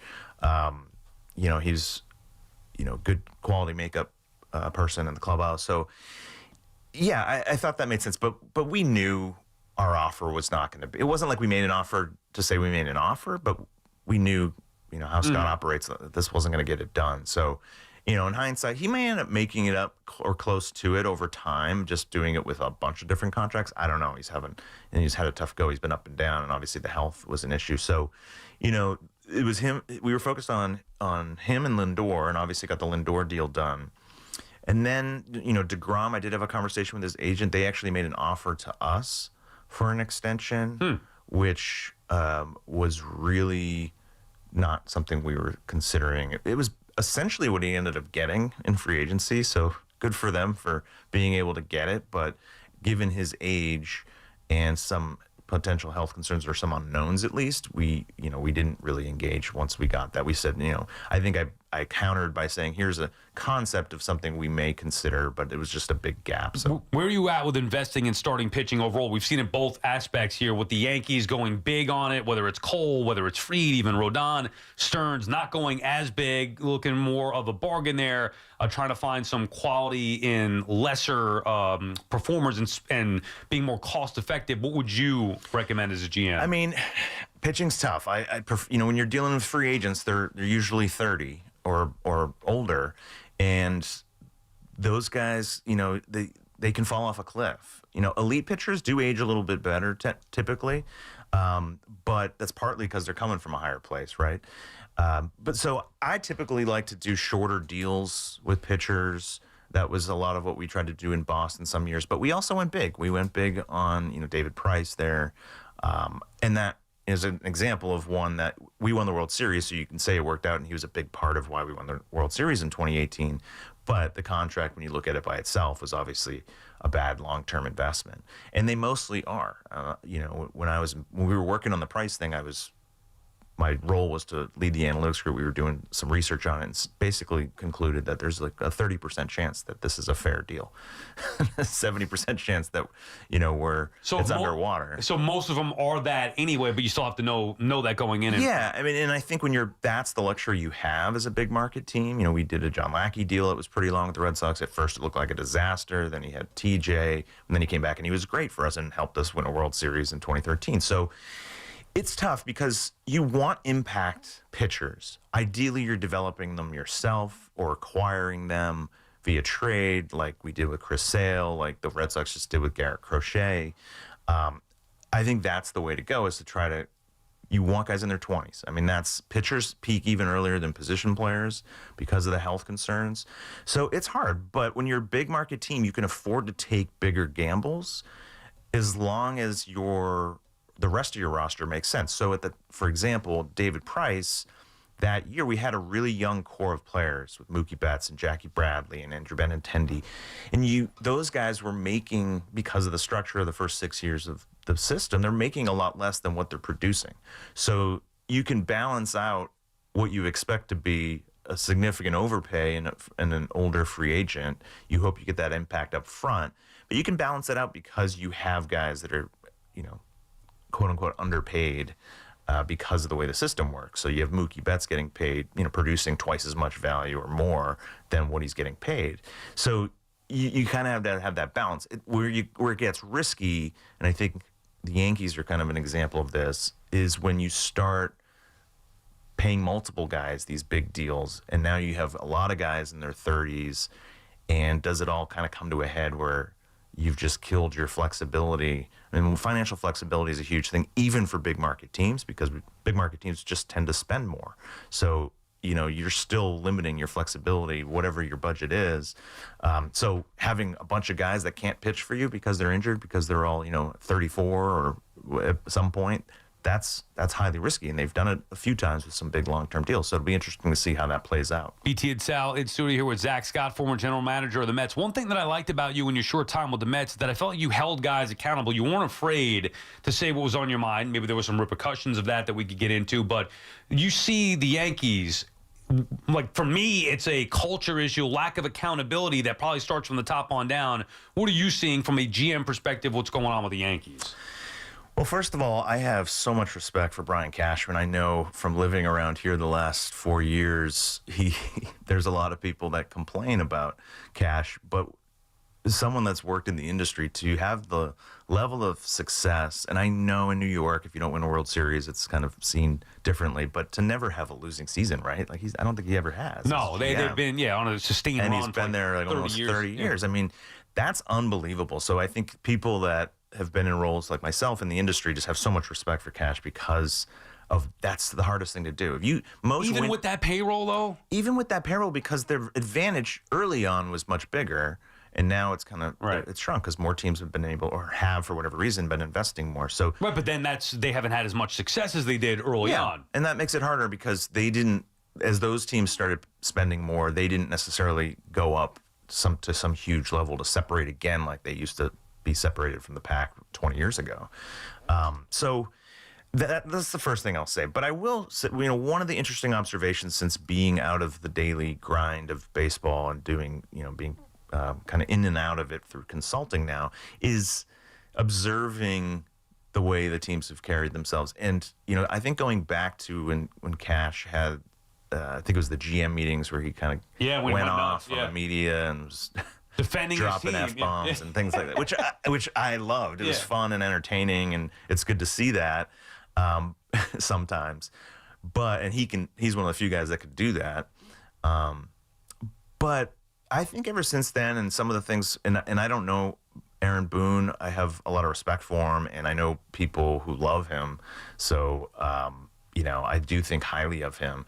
But I will say some of the public rhetoric from these guys has been a little defensive, I guess is the word that comes to mind, or just kind of playing things off. And I'm sure that's more just outwardly and not necessarily representative of the conversations inwardly, but at some point, like they're a little related. So as to your point, the year I was there, Steve definitely, he called the team out on Twitter at least once. I did a little bit, and like you said, there were some repercussions. I probably said a little too much. Players took issue with you, or was it upper management? Well, no, players, because, there was one time I was asked a question. We had so many injuries that year, and someone, I think, the Mets history, there's a lot of bashing of trainers and medical staffs and their history, and a lot of the people that were there were really good at what they do, and they weren't the same people. So it seemed unfair to be taking shots at them. So when I was asked about the training staff, like, do you think this is a problem with them and not? And I said, there's a lot of factors that go into injuries. And I listed trainers, strength and conditioning. I listed all these things. And when I said, players also, you can set plans for players, but they got to stick to it. And I didn't mean that as our players are, not doing what they're supposed to do. But at times, yeah, there are lapses in that. There's always been that. And every team I've been with is not every guy follows everything perfectly. They have other people in their ear sometimes that aren't associated with the team telling them to do different things. And so there were a couple instances where guys, we had a bunch of soft tissue injuries, a lot of dehydration that year. And it was like, those are preventable. So there was a little frustration that, yeah, that's part of it. It's like, guys, you got to show up for treatment. You got to get, hit the massage table. If you're having these issues, you got to make sure you're hydrated. And some guys had some issues that year. So that was one of like 10 things I listed. As soon as I said it, I knew, well, that's the one thing people are going to jump on because it's about the players. Immediately after that media availability, I went down to the clubhouse to talk to Louis Rojas, who was the manager at the time, and said, hey, I need to get ahead of this because I'm sure some guys aren't going to be happy with it because however it gets relayed, this game of telephone, they may misinterpret what I meant. So I explained, we had a leadership group that we kind of picked guys that represented, the bullpen, the rotation, the infield, a catcher, an outfielder. And I got that group together and just kind of explained, why I said this and what I meant. And I just didn't want it to get twisted. And they were like, they had already known about it. That's how fast it traveled. From the time to go from the media room to the clubhouse. And I think it was good that we could kind of just clear the air. I'm sure some guys were still kind of annoyed because we weren't playing well. And that's what happens at the time is people are going to get a little sensitive and frustrated sometimes. And I myself like the honesty from you there. All right, BT and Sal in studio here with Zack Scott. We'll take a break, come back with more. Want to get into what happened exactly with you with the Mets. Pete Alonso contract, how hard is that going to be to negotiate that if, in fact, when he does break this all-time record, how much the fans love him. So there's a lot there that I want to still get into with Zack. Zack Scott, former general manager of the Mets, Zack Scott in studio, BT and Sal on the Fan. It's Chris McMonagle overnights on the Fan, 101.9 FM. From where they were 17 games over 500, sweeping the Kansas City Royals. Judge was on his way to a historic season. The Yankees were proving all the doubters wrong. The pivot was great, and they were cruising with a 7-game lead in the division to where they are right now is unbelievable. Listen to CMAC on demand on Apple Podcasts, Spotify, or wherever you get your podcasts. This is Maggie Gray with an Odyssey Sports Minute. You just got more proof that Jerry Jones cares more about contracts than championships. The latest, Jerry's cavalier attitude about whether or not star pass rusher Micah Parsons suits up for the season opener versus the defending champion Philadelphia Eagles. Since Parsons demanded a trade, talks have gone cold, and Jones's cold shoulder says business trumps winning in Dallas. I'm Maggie Gray. This is the story of the one. As a safety manager at a manufacturing plant, he does everything he can to keep his coworkers safe. From finding ways to reduce risks to keeping safety supplies in stock. And for that, he relies on Grainger. Grainger offers a broad range of quality products and next-day delivery, so he can always play it safe. Call 1-800-GRAINGER, click Grainger.com, or just stop by. Grainger, for the ones who get it done.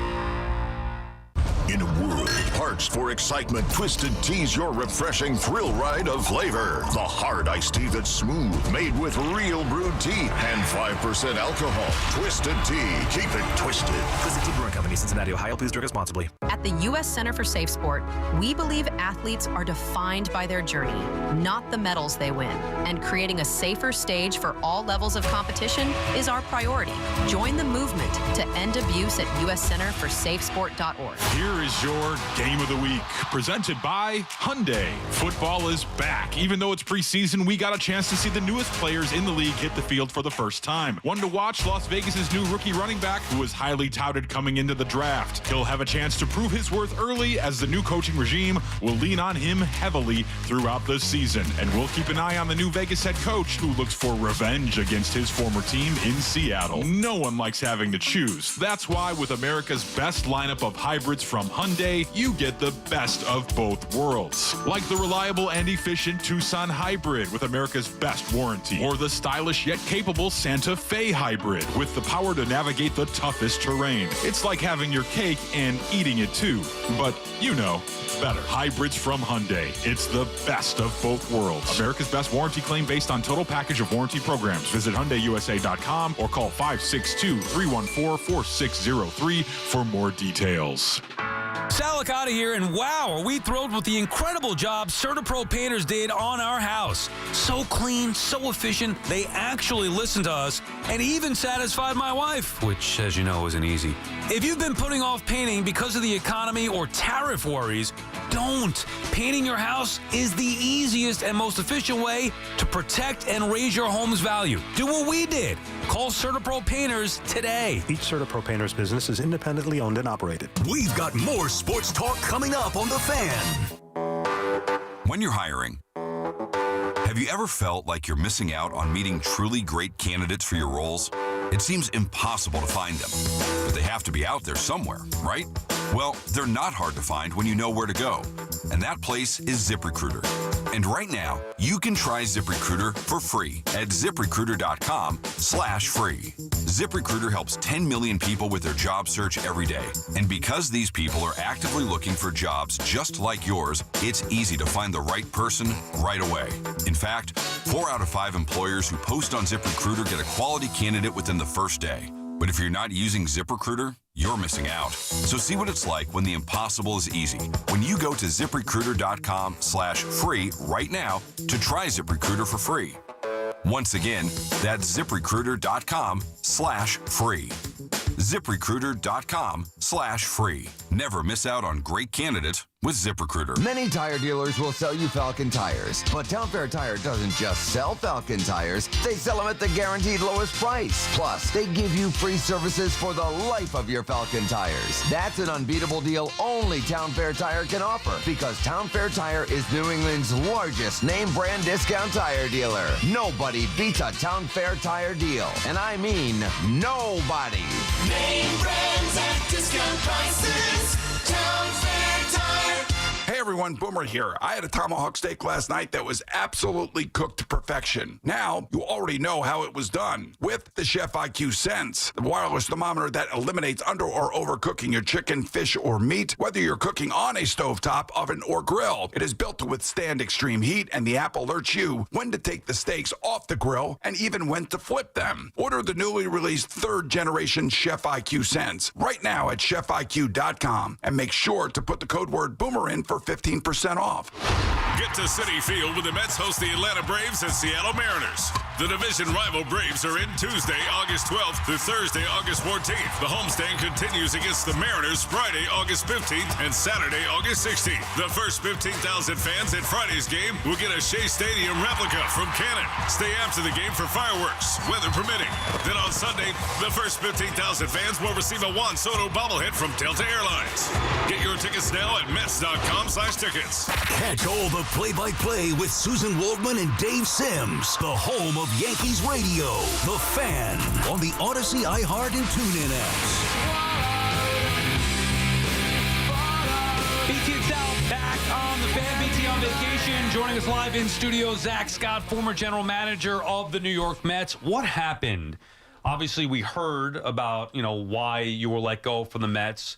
Because I've heard your story off the air, which didn't match what I was listening to or reading about publicly. You want to share your story about what happened and why you're no longer with the Mets as a general manager? Sure. Well, obviously what was reported publicly was that I was arrested for DWI late in the morning. And, what happened was I put myself in bad circumstances, the wrong place at the wrong time.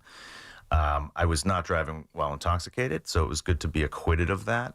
But I was driving tired, going out for late. I still don't go to bed till like 1 or 2 in the morning now. So going out for kind of late night food, which is really my vice, is overeating. What are we talking, like Taco Bell? Where are we at? It was like a more of a local place in White Plains. But was trying to figure out. I was new to the area, trying to figure out how to get back, and was pulled over on the side of the road. The report was, I was passed out at the wheel, and the easy part of it was going to trial. I would have pled down just to get it over with, so it would be less of a distraction for the Mets. We can kind of move on.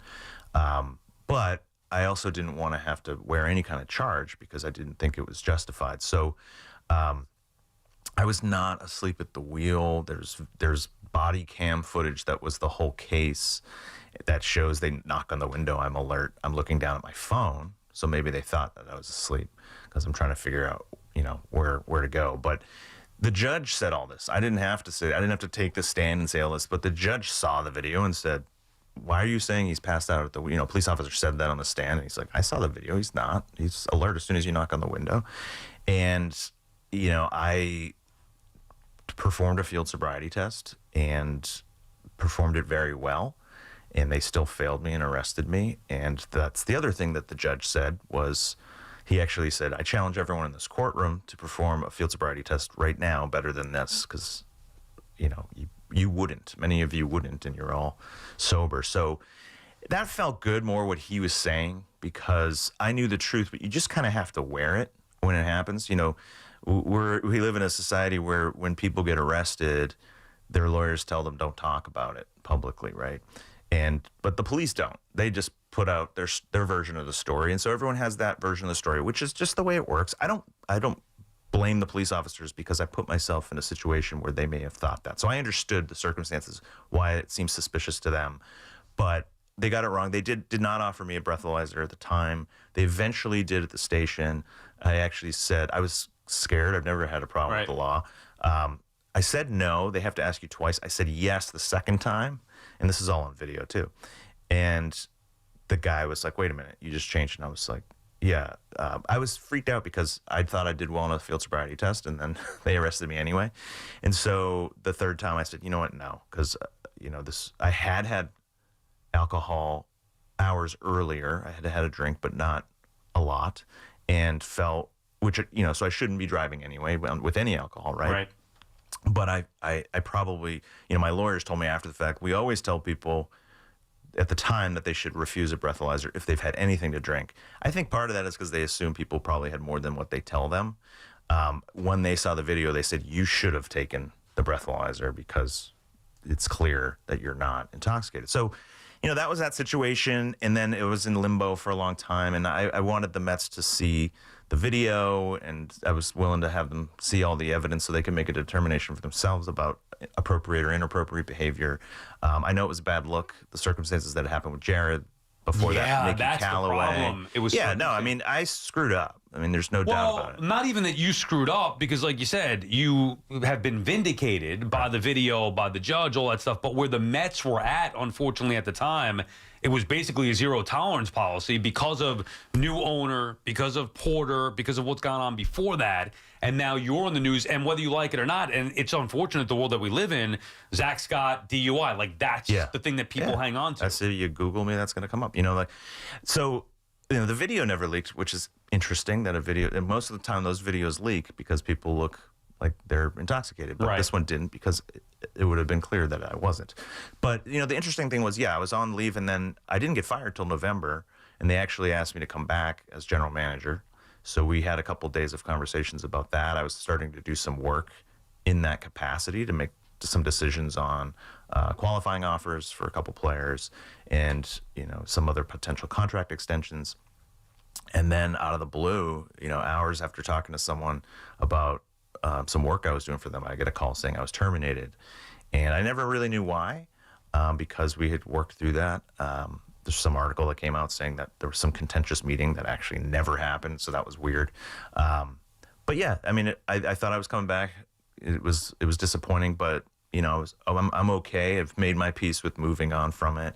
The Mets are in a good place, so it's all good now. Yeah, I just thought it was important for you to tell the true story, because a lot of people don't know that. I know I didn't, and now people hearing this will at least can empathize maybe and say, you know what, Zach was wronged in a certain extent. I'm not saying that Cohen shouldn't have made the decision he made, because I understand that. Totally. But as far as you being associated with that negative connotation in the DUI, that's not exactly what happened that particular night. Now, where are you at now in your career? I know you got the 4 Rings consulting business going on. Yeah, so 4 Rings is the name of my company. I've been doing the last 3.5 years. I consult with sports teams across all sports, just basically trying to help GMs, assistant GMs solve their biggest challenges in sports operations to, be better, is the best they can be at acquiring players and developing players.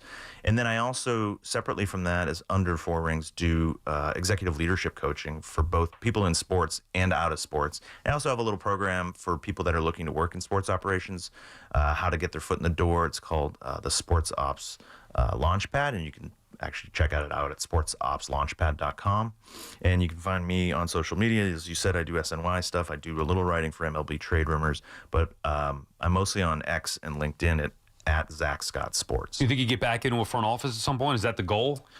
It's not necessarily the goal. I mean, I want to be stable for my family in terms of location. I mean, that's the tough thing about the industry, is if you go full-time into a front office, you've got to move again.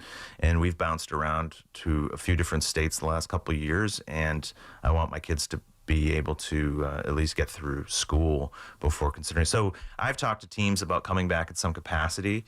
I got to spend the whole year with the Texas Rangers in 23 when they won the World Series, which was really fun to be a part of that. You get a ring for that?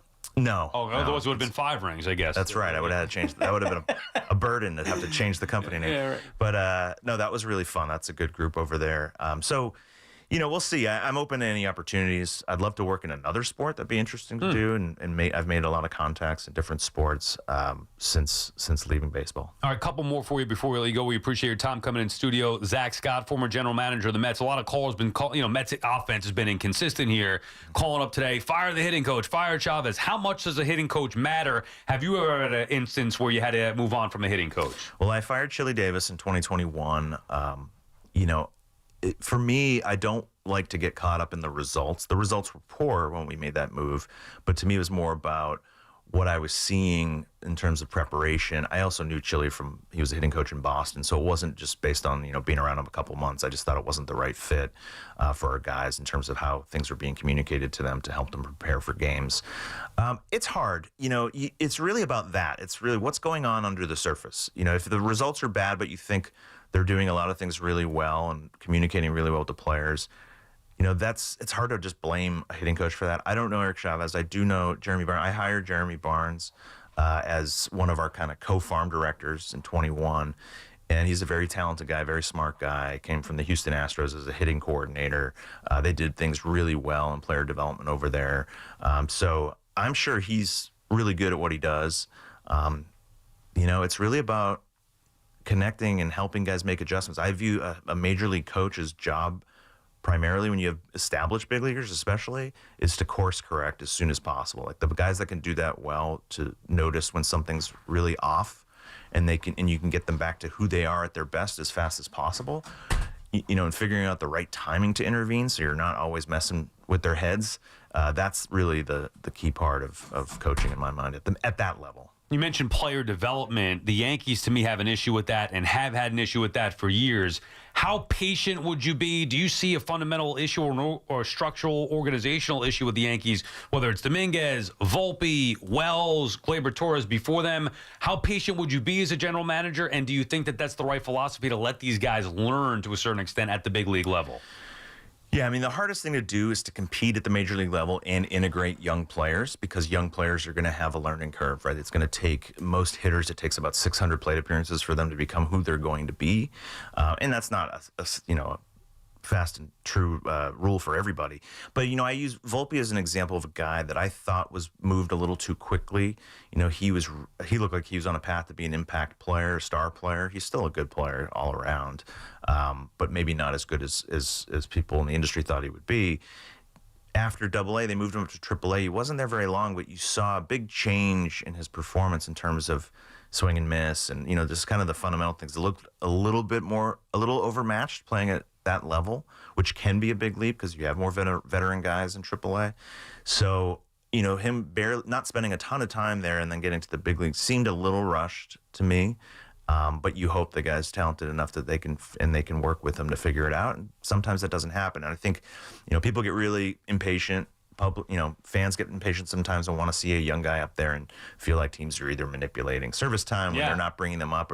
But a lot of times it's, the big leagues is a big step. And one of the worst things you can do is rush a guy and have him really struggle, that he could kind of fall down a hole and not get out of it. And then you could also make the decision to send him back down. The Mets did that with Alvarez recently. It's year 3 for Volpe. They haven't done it. Dominguez, same thing. Like, he didn't get a lot of minor league reps. He's up here learning to play left field, struggling from the right side of the plate. The power hasn't been there. Like, at some point, do you have to make the decision to say maybe it's beneficial to send them down for him and for us? Yeah, I think you want to have a roster where you have the flexibility to do that. Like, the Mets, some people might think they have almost too many pieces, right? It's hard to find when you're mixing and matching and how you're fitting the pieces together. But at the same time, that is what allows them to have the depth to kind of sit a guy or send a guy down when they need to. Like, they send down an Acuna. Like, you could argue Acuna helps them in other ways.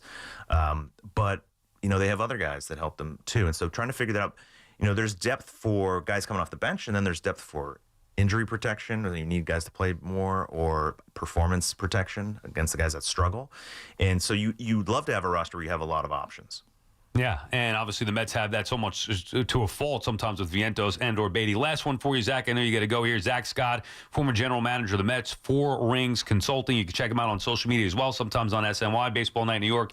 How hard, put yourself in David Stern's shoes here, negotiating a contract with Pete Alonso? We saw what happened in the offseason. Now we've seen Pete have a big year this year, going to have the all-time Mets home run record for the franchise when all said and done. How difficult would it be to negotiate that type of contract? Cohen on top of you, the fans knowing what he means to the fans, and then you knowing how you would value him as a player.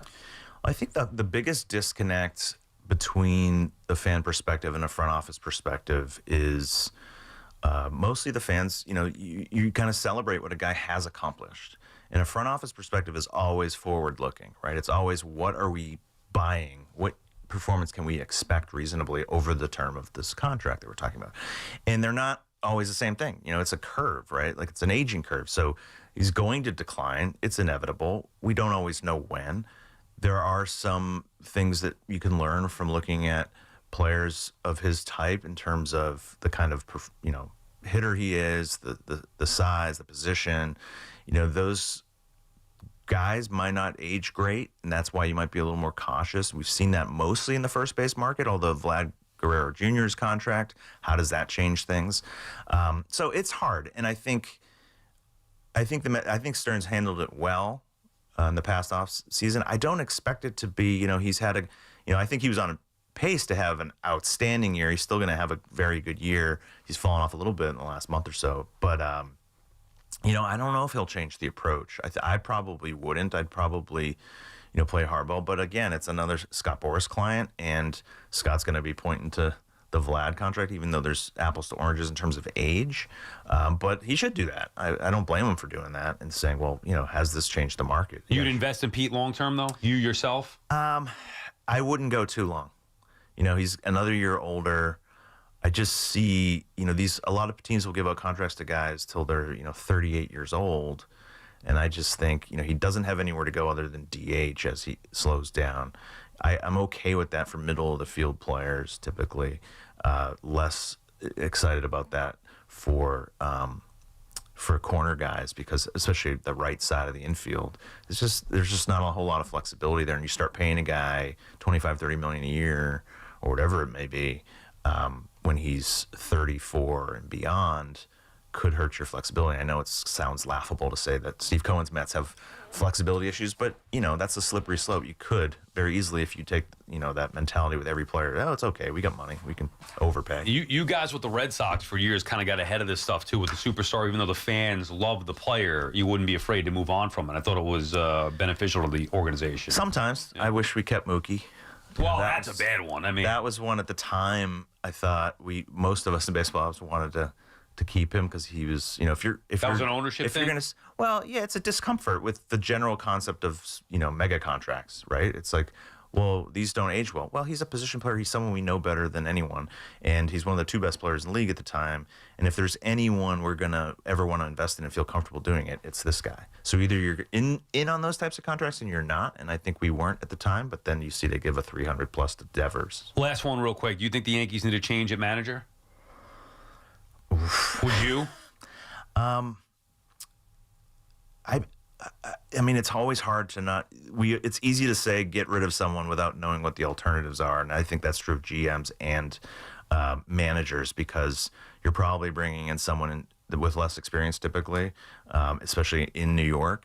So, but at some point, some of the things I'm seeing fundamentally and some of the patterns of them kind of falling apart at times says to me maybe it's time for a change of voice. Not that it means anything negative about Booney, but we had a change with Terry Francona, who's obviously a Hall of Fame manager, and sometimes it's just it's getting tuned out, and they're just, you need a different voice. Yeah, I mean, I don't think that if they fire him that it would solve the problems, but I certainly understand that perspective. I mean, they get some deep-rooted issues. Zach, we know you got to run. We appreciate your time. Check him out on social media at Zack Scott Sports. Also, the consulting group there, 4 Rings Consulting Group. Best of luck moving forward. I'll see you over at SNY, I'm sure, soon. You can check him out also on Baseball Night in New York on occasion.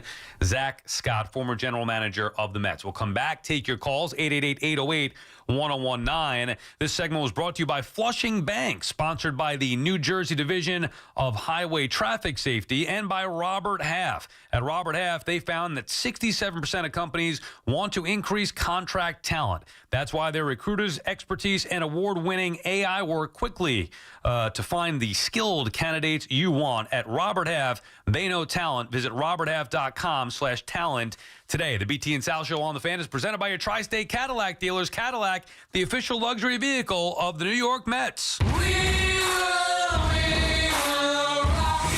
Talk sports with Evan and Tiki. Afternoons from 2 to 7. WFAN, WFAN FM, WFAN FM HD1, New York, and Odyssey Sports Station. I'm Michael Jenkins, helping you beat the books with the BetMGM Network. We're taking the Brewers on the money line in Atlanta against the Braves. Jose Quintana is on the mound for the Brew Crew, 8-4 with a 3.50 ERA. Now, he is taking on Spencer Strider, an ERA of 3.71, but the Brewers are 22-7 since the start of July. Strider is a tough matchup, but the Braves bullpen is middle of the pack or worse in the National League. So take Milwaukee on the money line. I'm Michael Jenkins from the BetMGM Network. Bet smarter and beat the books, and download the BetMGM app today. Please gamble responsibly.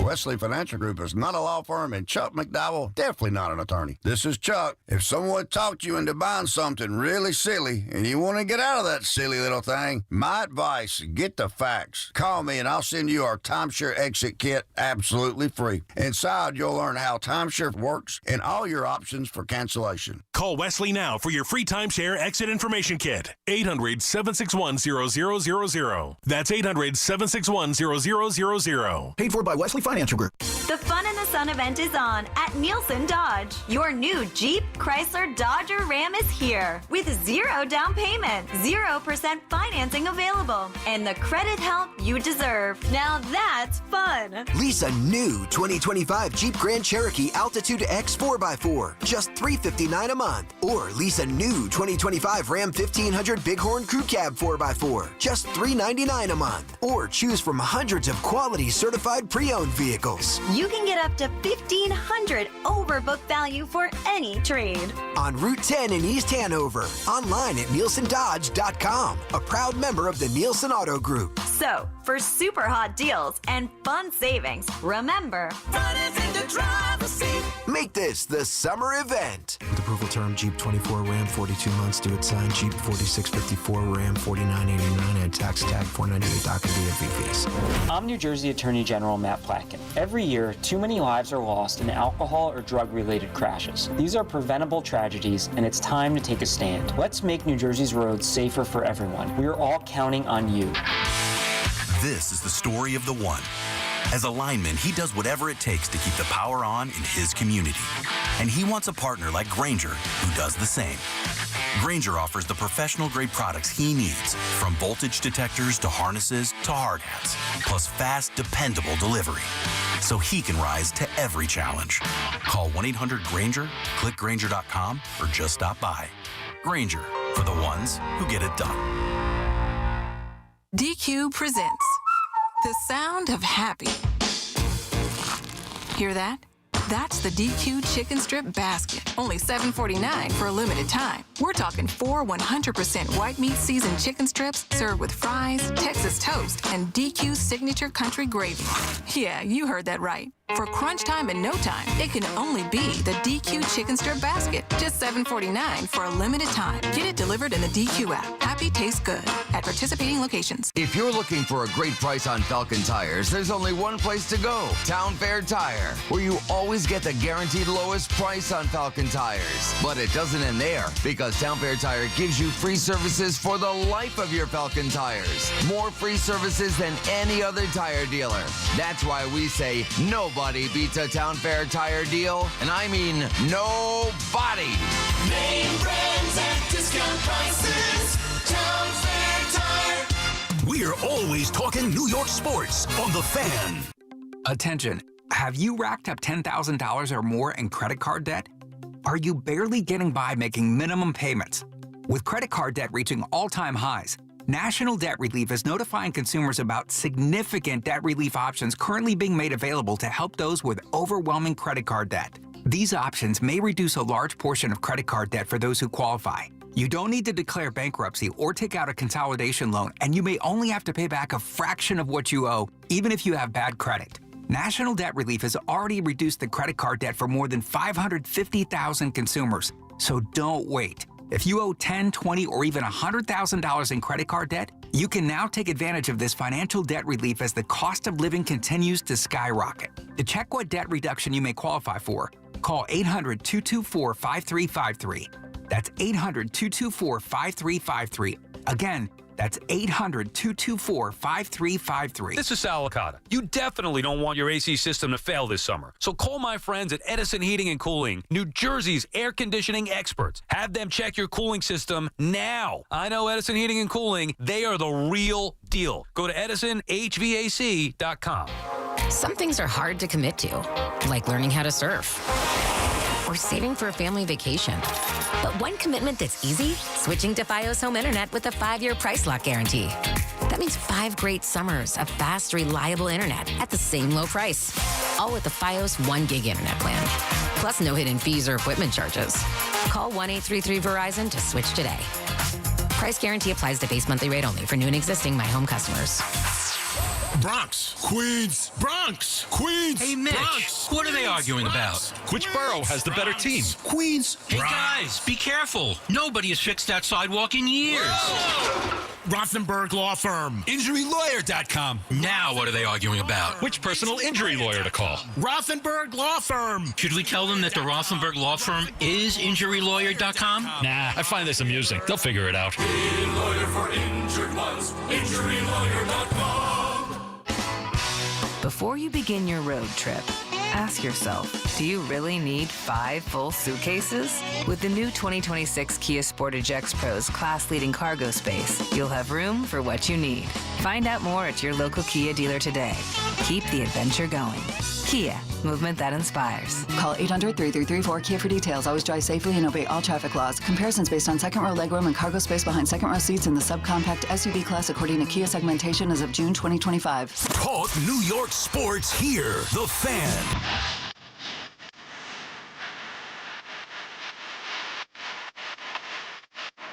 You sound back on The Fan. The meat of the order last night for the Yankees was non-existent. Not enough meat at all on that sandwich. Yeah, over. Everybody took the collar. Only 2 hits. Ryan McMahon, Anthony Volpe at the bottom of the order for the Yankees. So rough day for the offense. Maybe the meat of the order today can change things up. It'll be Grisham leading it off. Ben Rice at first base in the 2-hole. Aaron Judge third at DH. Bellinger 4. Jazz 5. Dominguez 6.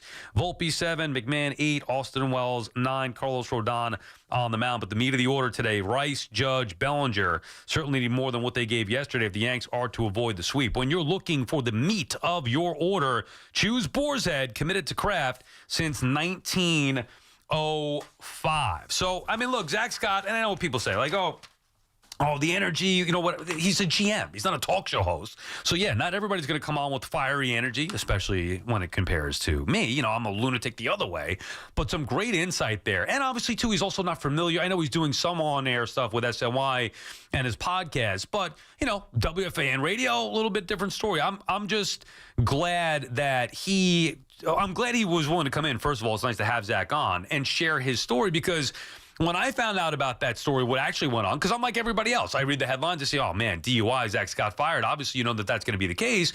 But when I talked to him about it off the air after one of the shows on SNY a year ago, whatever it was, I was like, dude, that's like, you got to tell that story. That's just not right. I'm not saying that it wasn't right for the Mets to move on from him. Like he said, he's in a good place. The Mets are in a good place. You know, you understand why Steve Cohen made his decision at the time. Remember, the Mets were still a laughingstock. It was still the LOL Mets at the time. So to have a general manager, you know, get caught doing what Zack Scott was accused of doing was not a good thing. And, you know, Cohen just didn't need that. And they moved on and went with Billy Epler. And then he had to move on from Billy Epler. Like, there was before David Stearns, remember, it was a little choppy waters here. And Zack's got some great insights about firing Chili Davis.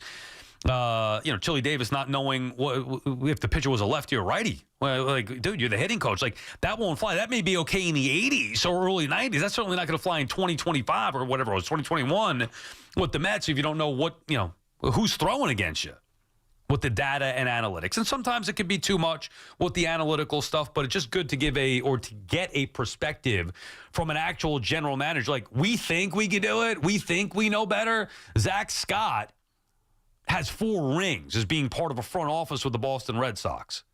And when you hear him say it, it takes you inside a little bit. He did write a great column. I forget what he said. It was for MLB Trade Rumors, whatever it was, that took you inside the trade deadline room. Like, there's a lot there. If he had more time, we could get into a little bit more with him. Maybe we get him on again at some point soon, too. But fun to have that different perspective. Also, we had Carlos Mendoza on earlier in the show. In case you missed that, check it out on the free Odyssey app. Mendy chopping it up with us before this game here. Mets have lost 7 of 8. They're in action right now. Yankees have an afternoon game as well as they look to get back off the mat and, like we said, avoid that sweep. So you got both the teams flailing away here. I don't think it's going to be as bad as it seems right now. Still have confidence they're both going to be playoff teams. Still have confidence that, at least from the Mets' perspective, I just think the Mets are better, but I think the American League is weaker. So maybe that offsets. Even though the Mets are better, still the National League is going to be tough with the Phillies, Padres, Dodgers, but I still would take my chances with the Mets. Anything can happen. Same thing with the Yankees. Okay, well, it may be stronger as it pertains to last year. Like, you're going to get the Royals and Guardians, but maybe you get the Astros and Tigers. And still with the Yankees, maybe their bats can overcome some of the other areas of deficiency. Right now, it doesn't feel like that because things are spiraling. But tomorrow or a week from today, it could be totally different. That's just the ebbs and flows of a long baseball season. Look at me. Who is this guy? Rational Sal. What's happened here? I'm just going off of my gut. It's getting harder and harder to say that with the Yankees as they sink further. But, meaning that if they lose today and get swept by Texas, they're going to be on the outside looking in of a postseason spot. Still, I have a hard time believing that the Yankees would, in fact, miss the playoffs. As for the Mets, Mark is in Oceanside. What's up, Mark? How are you, Sal? Good. How are you? Rational Sal, I'm going to call you today. There you go. Today is all right. Today. 3 disappointments that I'm having with the Mets this year. Lindor last night hit into a double play with the bases loaded. Could happen to anybody. He was at first base smiling. It made me nuts. He did. It looked like he could have been anywhere in the world, hanging out and smiling. Number 2, Juan Soto. I call him now Juan Soso. You talk about a superstar not performing. The label superstar means you are among the greatest players in game or at the very top. He has not performed anywhere near what a superstar. He's No, he terrible. did for 1 month. He's got to be better. But let me ask you, so Mark, when you hear rational Sal, right, like it's not me acting. I'm not holding anything in today, just the same way where the other way where I'm irrational and going loud and all that stuff. It's because that's how I feel. Part of the reason why I am able to be somewhat rational today is because at my core, I believe Juan Soto is going to go nuts sooner than later, maybe even more specifically in the postseason. When he does, it will look totally different. Do you believe that Soto will take off, or do you believe that he is, in fact, going to be, in your words, Juan So-So? You know what, Sal? I don't believe it till I see it. But he's done it before. That's the thing. I'm not asking you to say that Vientos or Beatty or someone or Alvarez are going to do it. I'm asking about Juan Soto. I mean, Juan Soto's done it on the biggest of stages, whether it be with the Nationals in 2019, whether he did it with the Yankees a year ago. I got to see him do it in a Met uniform because I've seen Jason Bay, Roberto Alomar, George Forster, superstars in other places. I know, but you also saw Juan Soto, like even him at his worst, he's got 25 homers on the year. He had an all-time great June. Like even Soto at his worst is still better than any of those guys that you just mentioned. Okay, he is, but Sal, he's been. Let me ask you a question. Have you been disappointed? I'm going to use the word disappointed in his performance to date this year. Not only, and thank you for the call, Mark. Great back and forth there. That was fun. Not only have I been disappointed in Juan Soto's performance outside of June, it has crushed my soul. I mean, if you know anything about me or listen to the show at all, you know how big of a fan of Juan Soto that I am. I have not believed in a player more than I have in Juan Soto. Prior to joining the Mets, after joining the Mets, all that, and the Mets off to a rough start here. Peterson just gave up a home run in the second inning. David Fry going deep. And the Mets find themselves down 1-0 here. Now the emotions are going to start to come out. Like, hey, look, I told it to Mendy. I said, dude, I'm trying to be rational here. You guys are testing my patience, 7 of 8. What's going on? Let's pick it up. They got Milwaukee looming this weekend. Before you know it, we said this yesterday. Before they lost last night, we said this yesterday. Hey, if they're not careful here, before you know you'll be 5-6 games behind the Phillies, all of a sudden the NL East is over. And you'll be hanging on to a wild card spot. It can happen. But yes, Juan Soto's slow start. Remember, I was the first to rip him after 20 games. Juan Soto's slow start was shocking to me and crushing because he came up in so many big spots early on, which is what he's supposed to be great at. That's his greatest strength. In the biggest spots, Juan Soto usually comes through and has done it, whether it's with the Yankees, whether it's with the Nats, that's what he's done. And with the Mets, it took a while. And then even when he was on fire in June, while we all love that, how could you not? Still, the big moment was lacking. The runners in scoring position, game-changing, game-breaking, 3-run home or whatever it may be, that hasn't been there. And now he's back in a little bit of a funk again. We've seen the Soto shuffle. I've seen him having fun, so I'm not worried about that. I'm not even really worried. I'm just frustrated by it and hurt by it. You know, in the fan perspective, in reality, who cares? I go on with my life. I'm fine. From a fan's perspective, you know, there are other things that hurt you in life. But like from a sports perspective, Soto has crushed my soul because I believed in him so much to, at the very least, come through in the biggest of spots. And instead, the norm has been Lindor on in front of him, Soto gets out or whatever, and then Alonso cleans up the mess. That's been the norm so far.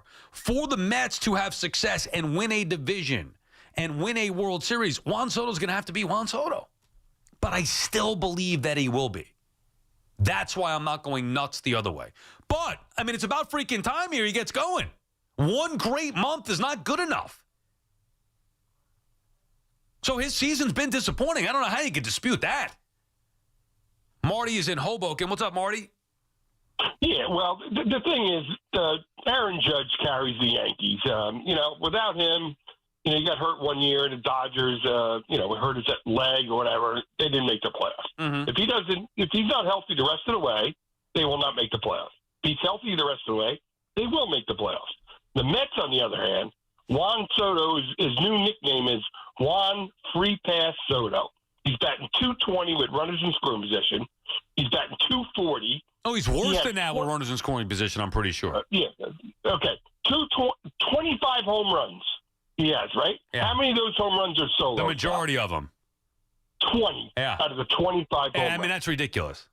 And they're paying him he has the most walks in baseball. Is that what you're paying for? Well, yes, that's what he does. Yes, that's what he does. Yeah, okay, 840 OPS. I mean, come on, it's a joke. Well, no. Hold on. 840 OPS is not a joke. Now, for him, it's far below the standard.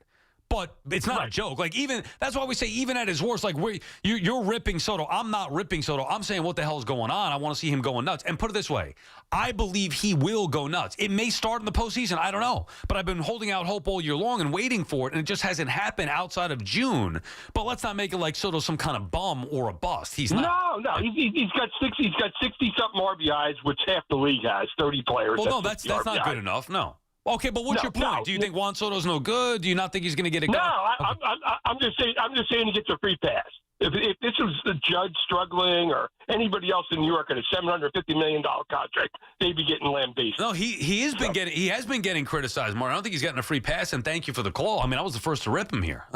I was the first to love him. I was the first to rip him. 20 games in, what free pass? And believe me, if they continue this tailspin here or don't win the division or fall flat in the postseason, they know it. He's going to be getting ripped. You better believe it. He's got to get it turned on here. I still think that he will. Let's see what happens. I guess my point is that there's no point of yelling and screaming about it now for both the Mets or Yankees and saying Yankees are done, fire this guy, fire that guy, or Soto stinks, when in a week everything can look different or the results could be very different. The pieces are in place for each of these teams to have success to at least certain degrees. If they don't, when all's said and done, then we could react to it. Or certain times throughout the course of the year, sure, I think it's fair game. Right now, I think everybody's going overboard with how bad it's been for the Yankees as far as just the results as it pertains to this year. My bigger issue is big picture organizational stuff that I just can't get behind. But I still had that issue last year, and it resulted in a World Series appearance for the Yankees. BT and Sal on the Fan. More of your calls when we come back. Taking a Cadillac, it's more than just taking a drive. It elevates every journey. It's the smooth excitement of an all-electric Lyriq, the exhilarating thrill of pushing the limits in a Cadillac Optic, the liberating freedom in the expansive XT6, or the confidence that commands attention in an Escalade or Escalade IQ. Discover which Cadillac is right for you and elevate every journey.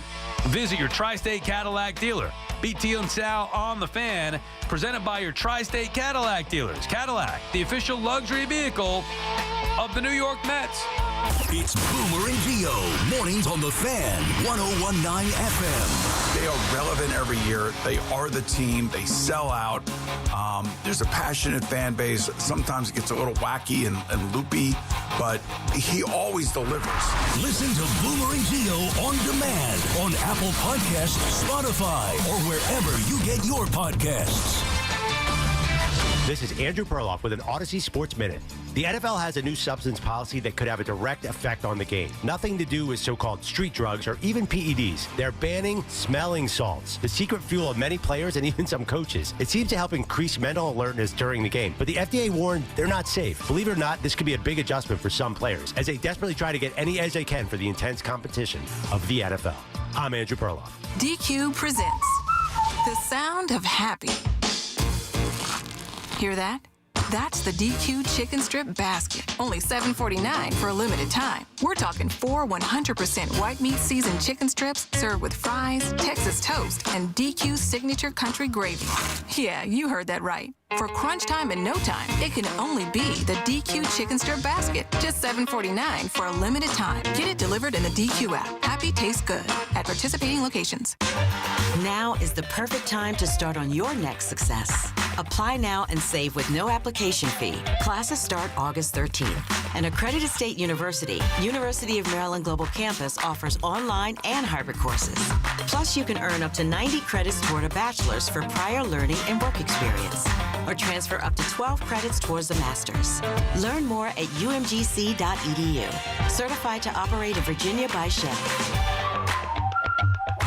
Whenever water damage strikes your home or business, call on the cleanup and restoration specialists at 1-800-SERVPRO to help make it like it never even happened. That's 1-800-SERVPRO. Franchises are independently owned and operated. Lunch was great. Greenwich Village is a fun spot. Can we stop at a bathroom? Are you all right? I keep having stomach issues after eating, like diarrhea, gas and bloating, abdominal pain, and sometimes oily stools. Sound familiar? Those stomach issues may actually be a pancreas issue called exocrine pancreatic insufficiency, or EPI. Creon pancrelipase may help manage EPI. Creon is a prescription medicine used to treat people who can't digest food normally because their pancreas doesn't make enough enzymes. Creon may increase your chance of fibrosing colonopathy, a rare bowel disorder. Tell your doctor if you have a history of intestinal blockage or scarring or thickening of your bowel wall, if you are allergic to pork, or if you have gout, kidney problems, or worsening of painful swollen joints. Call your doctor if you have any unusual or severe gastrointestinal symptoms or allergic reactions. Take Creon as directed by your doctor and always with food. Do not chew capsules as this may cause mouth irritation. Other side effects may include blood sugar changes, gas, dizziness, sore throat, and cough. These are not all the side effects of Creon. Call 800-633-9110 or visit creoninfo.com to learn more. That's CREONinfo.com. I'm asking my doctor about EPI and if Creon could help. Summer is heating up, and there's nothing more refreshing than an ice-cold Surfside iced tea and vodka or Surfside lemonade and vodka to break the heat. Made with real brewed tea and real vodka, Surfside is only 100 calories, 2 grams of sugar, and 0 bubbles. That's right, no carbonation. So it's easy to sip and enjoy no matter what your plans are this weekend. Look for the can with the sunset stripes. Sold at bars, restaurants, and stores near you. Must be 21. Please drink responsibly. Talk New York sports on The Fan.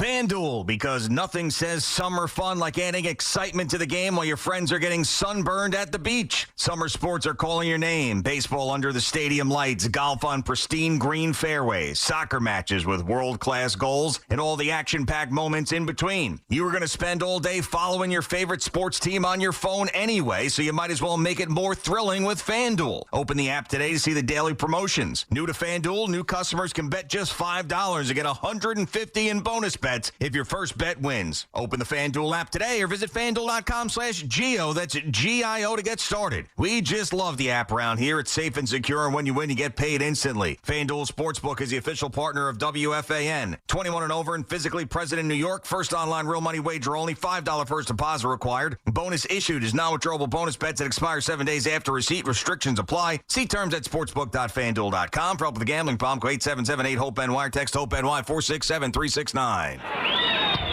Tune in for the Yankees' first pitch, presented by Montefiore Einstein, the official hospital of the New York Yankees. This is the story of the one. As a lineman, he does whatever it takes to keep the power on in his community. And he wants a partner like Grainger who does the same. Grainger offers the professional-grade products he needs, from voltage detectors to harnesses to hard hats, plus fast, dependable delivery, so he can rise to every challenge. Call 1-800-GRAINGER, click Grainger.com, or just stop by.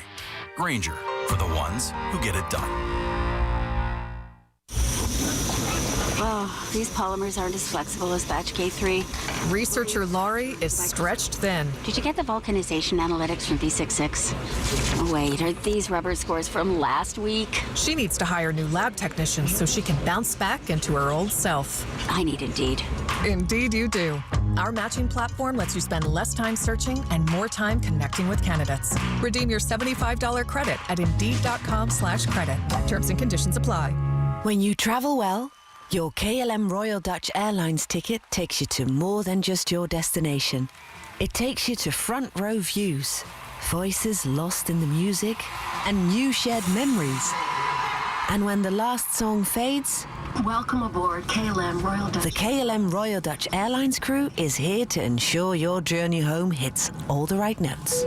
Fasten seatbelt signs. KLM Royal Dutch Airlines. When you travel, travel well.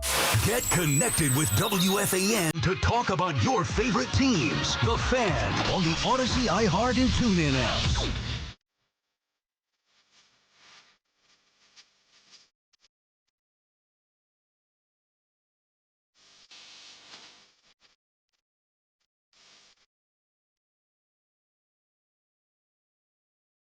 What kind of song is this?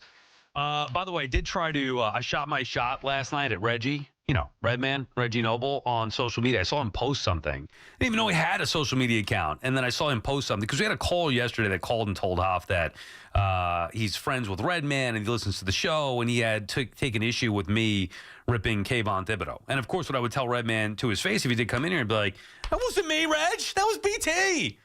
I love Kayvon Thibodeau. You must have gotten us mixed up. But I love I keep doing that. I love Redman. I love Method Man too, Method Man and Redman. But today I was listening to a lot of the Redman music on the way in and out of, Boomer and Gio, throwing on some Redman songs.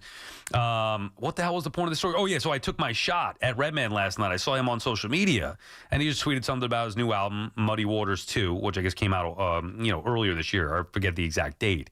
I was like, Reggie, come on, let's talk some G-Men. Come on the fan. And, of course, no response. It's okay. You got to put yourself out there sometimes.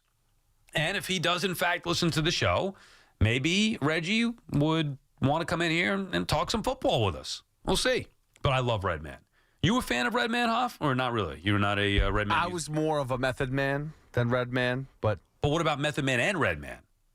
Well, they were good together too, but I was more like I was not. Redman was not on the highest parts of my list. Tomorrow for Power Up, as we do every Thursday here on the Fan. Tomorrow I want to do my favorite Redman songs. Now that could include. I mean, maybe we should go over the rules now. Can that include Method Man and Redman collabs? Well, I would think so because there's sometimes that he's on a song that's a hit that maybe it's not his per se. Correct, but he's on it. He's a lead part of it. Him and Eminem have a song that I like on there. I got to go over them all and dwindle. Only 5. Remember, Power Up is just 5. The 5 most powerful Redman songs, in my opinion, tomorrow. So I got to dwindle it down. You could add one honorable mention.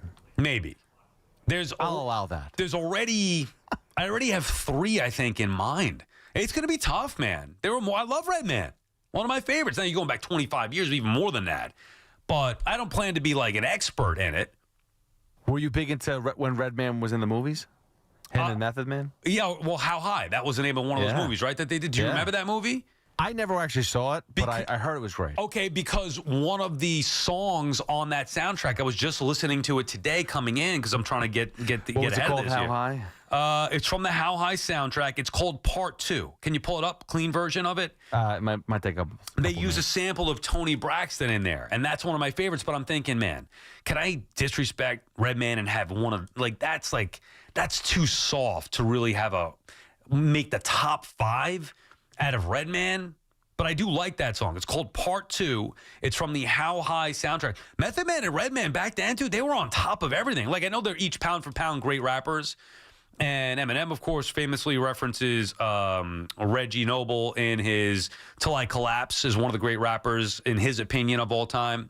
But Redman and Method Man, back then, 25 years ago or so, they were it. Great personalities, too. Seem like fun guys. The irony here is that I've never done weed in my life. Never taken a gummy. I've never. Yeah, I know. You're looking at me like. Never. Evan's got you beat. Evan has done it? Well, he's got to do the gummy at least. I've never done it. Now, I'm not saying that. Here's what I would do. Reggie wants to come in here. I get high with Reggie Noble. Wouldn't that be something? First time, Dove shaking his head. Dove, have you sampled marijuana? No. At all, ever? No. Straight edge. Dovey. How many guys? We know BT. We know he's dabbled. Loogie. Morash. They must have, right? Hoff. You have the song yet, or what are you doing here? I can't find the clean version. All right, well, we got to get it ready for tomorrow as we do the Power Up. Yes, Although I don't know if it's going to make the cut. We'll play it either way, but that's a song that I love. Because they had a different version of How High, but it's a little bit harder than the one from the soundtrack for the movie with the sampling of Tony Braxton. Part 2, How High. Come on, look it up. Maybe we could play it coming back from break. Yanni is calling from Westchester County. What's up, Yanni? Sal, how you doing, brother? Thank you for taking my call. Good. How are you, Yanni? I never told you this, but I am doing very good, Sal. I really like listening to the show because I respect you guys' opinions and what you guys have to say about the show. We appreciate that. Sal, let's go back to Aaron Boone, Sal. Mm-hmm. What happened last night, Sal? He looked like a deer in the headlights. In what way? When he had those two. He had 2 guys ready in the bullpen, Sal, and he looked like a deer in the headlights, looking back and forth. For what? What was he looking for?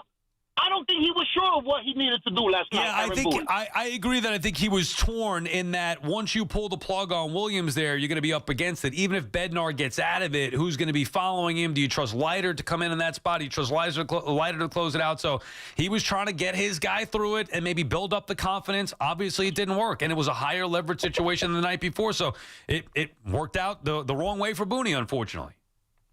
I don't know, Sal. If you listen to all the comments out there, there's a lot of people calling for Aaron Boone to be gone already. I don't care. Sal. What do I mean, care? it's not only us, the fans. And I respect you a lot, Sal, but when you say something about Aaron Boone, it sounds like you putting your foot down like the host of the show.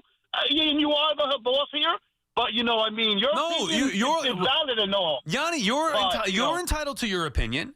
As a matter of fact, a lot of callers have called up this week, and thank you for the call, Yanni. We appreciate you checking in. Get back to us. A lot of people have called up and said fire Boone. And I said, I understand that. All I'm telling you is that I don't think that if they fired Aaron Boone today, it would make them better. That's what I'm telling you. I don't think this is an Aaron Boone problem. I don't think this is a manager's problem. I think it's falling apart here on the Yankees. I still have the expectation that they're going to get things turned around. I don't think that they're fundamentally good. I think the Yankees have a culture issue, and the manager's a part of that. But this is from the top on down. If you were to tell me that Hal was going to step in and fire both Cashman and Boone, that's something that I could at least say, I understand this. I would have done this in 2021. But today, just to get a pound of flesh and say that Aaron Boone's the guy that's at fault, how could he keep making these moves in the bullpen? No, I'm looking at it a little bit deeper and differently. No matter what, when Max Fried gives you 5 innings the other night, Devin Williams is going to factor into the equation. And Devin Williams hasn't been very good. Last night, you want to say last night he couldn't use Williams? Okay, fair enough. He thought he needed to use him. He felt like it was a good spot. He'd rather that than have the Rangers use righties. Whatever his logic or reasoning, which I guarantee you there was, whatever it was,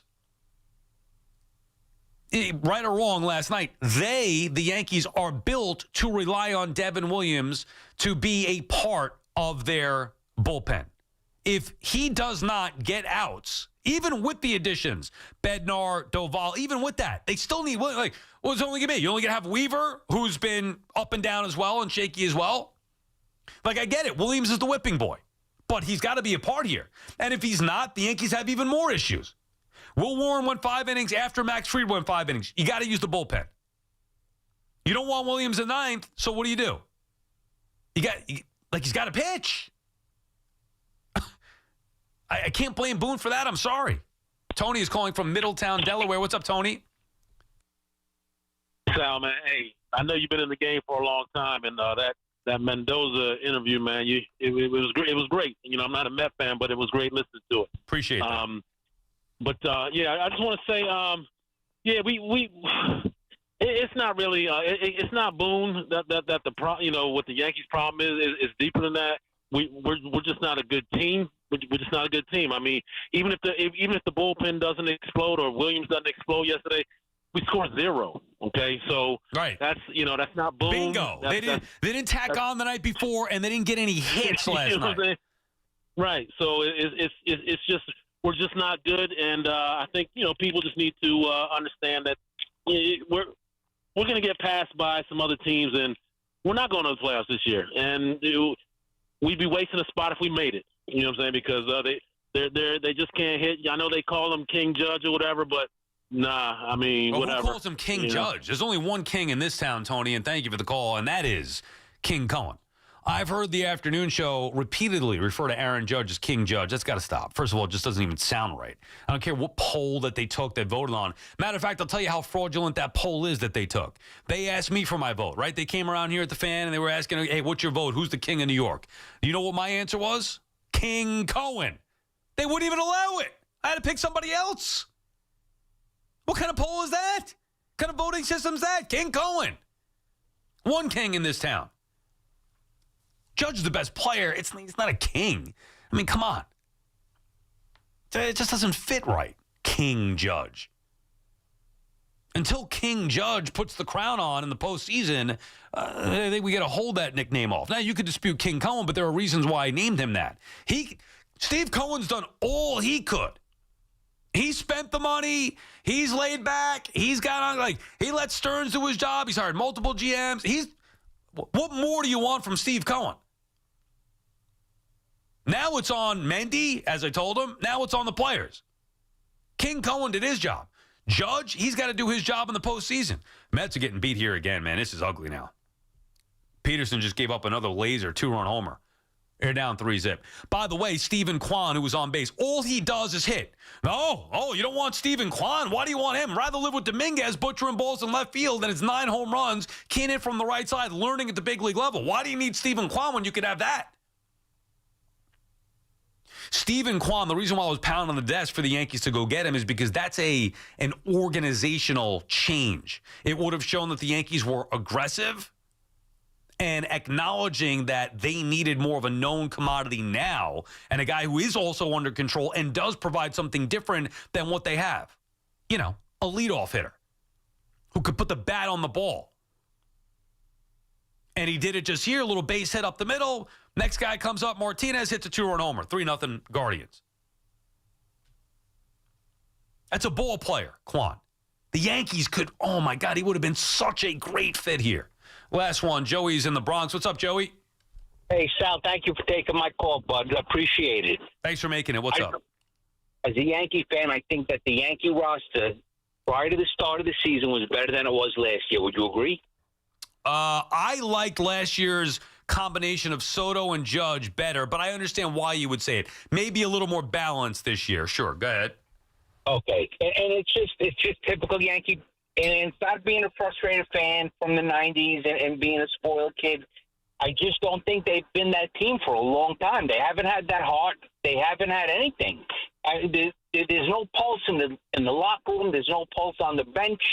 They've never had a Kwan. They haven't had a Kwan. I can't tell you how long. I don't know if that goes against their grain. Yeah, well, they look for players who mash home runs and don't care about strikeouts and launch angle and all that. I mean, thankfully they brought in Bellinger, which was the perfect fit. They had to bring him in, and he's been a little bit more of a balance. But yeah, how about getting a leadoff hitter? No, they think DJ LeMahieu was that. Well, they changed. When was the last time they had a solid leadoff hitter for more than 3 days, more than 3 games in a row? That's another problem. That's what I'm saying. They haven't had a consistent, nothing consistent with this team whatsoever. And I don't know where it has to change, but it's got to change because there's nothing consistent about this team. And look, here's the problem. Great call, Joey, and thank you for that. When managers get fired, it's because of things like this. Teams play poorly, that you believe in their talent and all those different things. Like teams underachieving to the extent of, man, what the hell is going on here? Time to fire the manager or the coach. Like that's just a part of sports.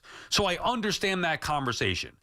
I will continue to say the same thing I said from 2021 on. Firing Aaron Boone in isolation is not going to accomplish anything.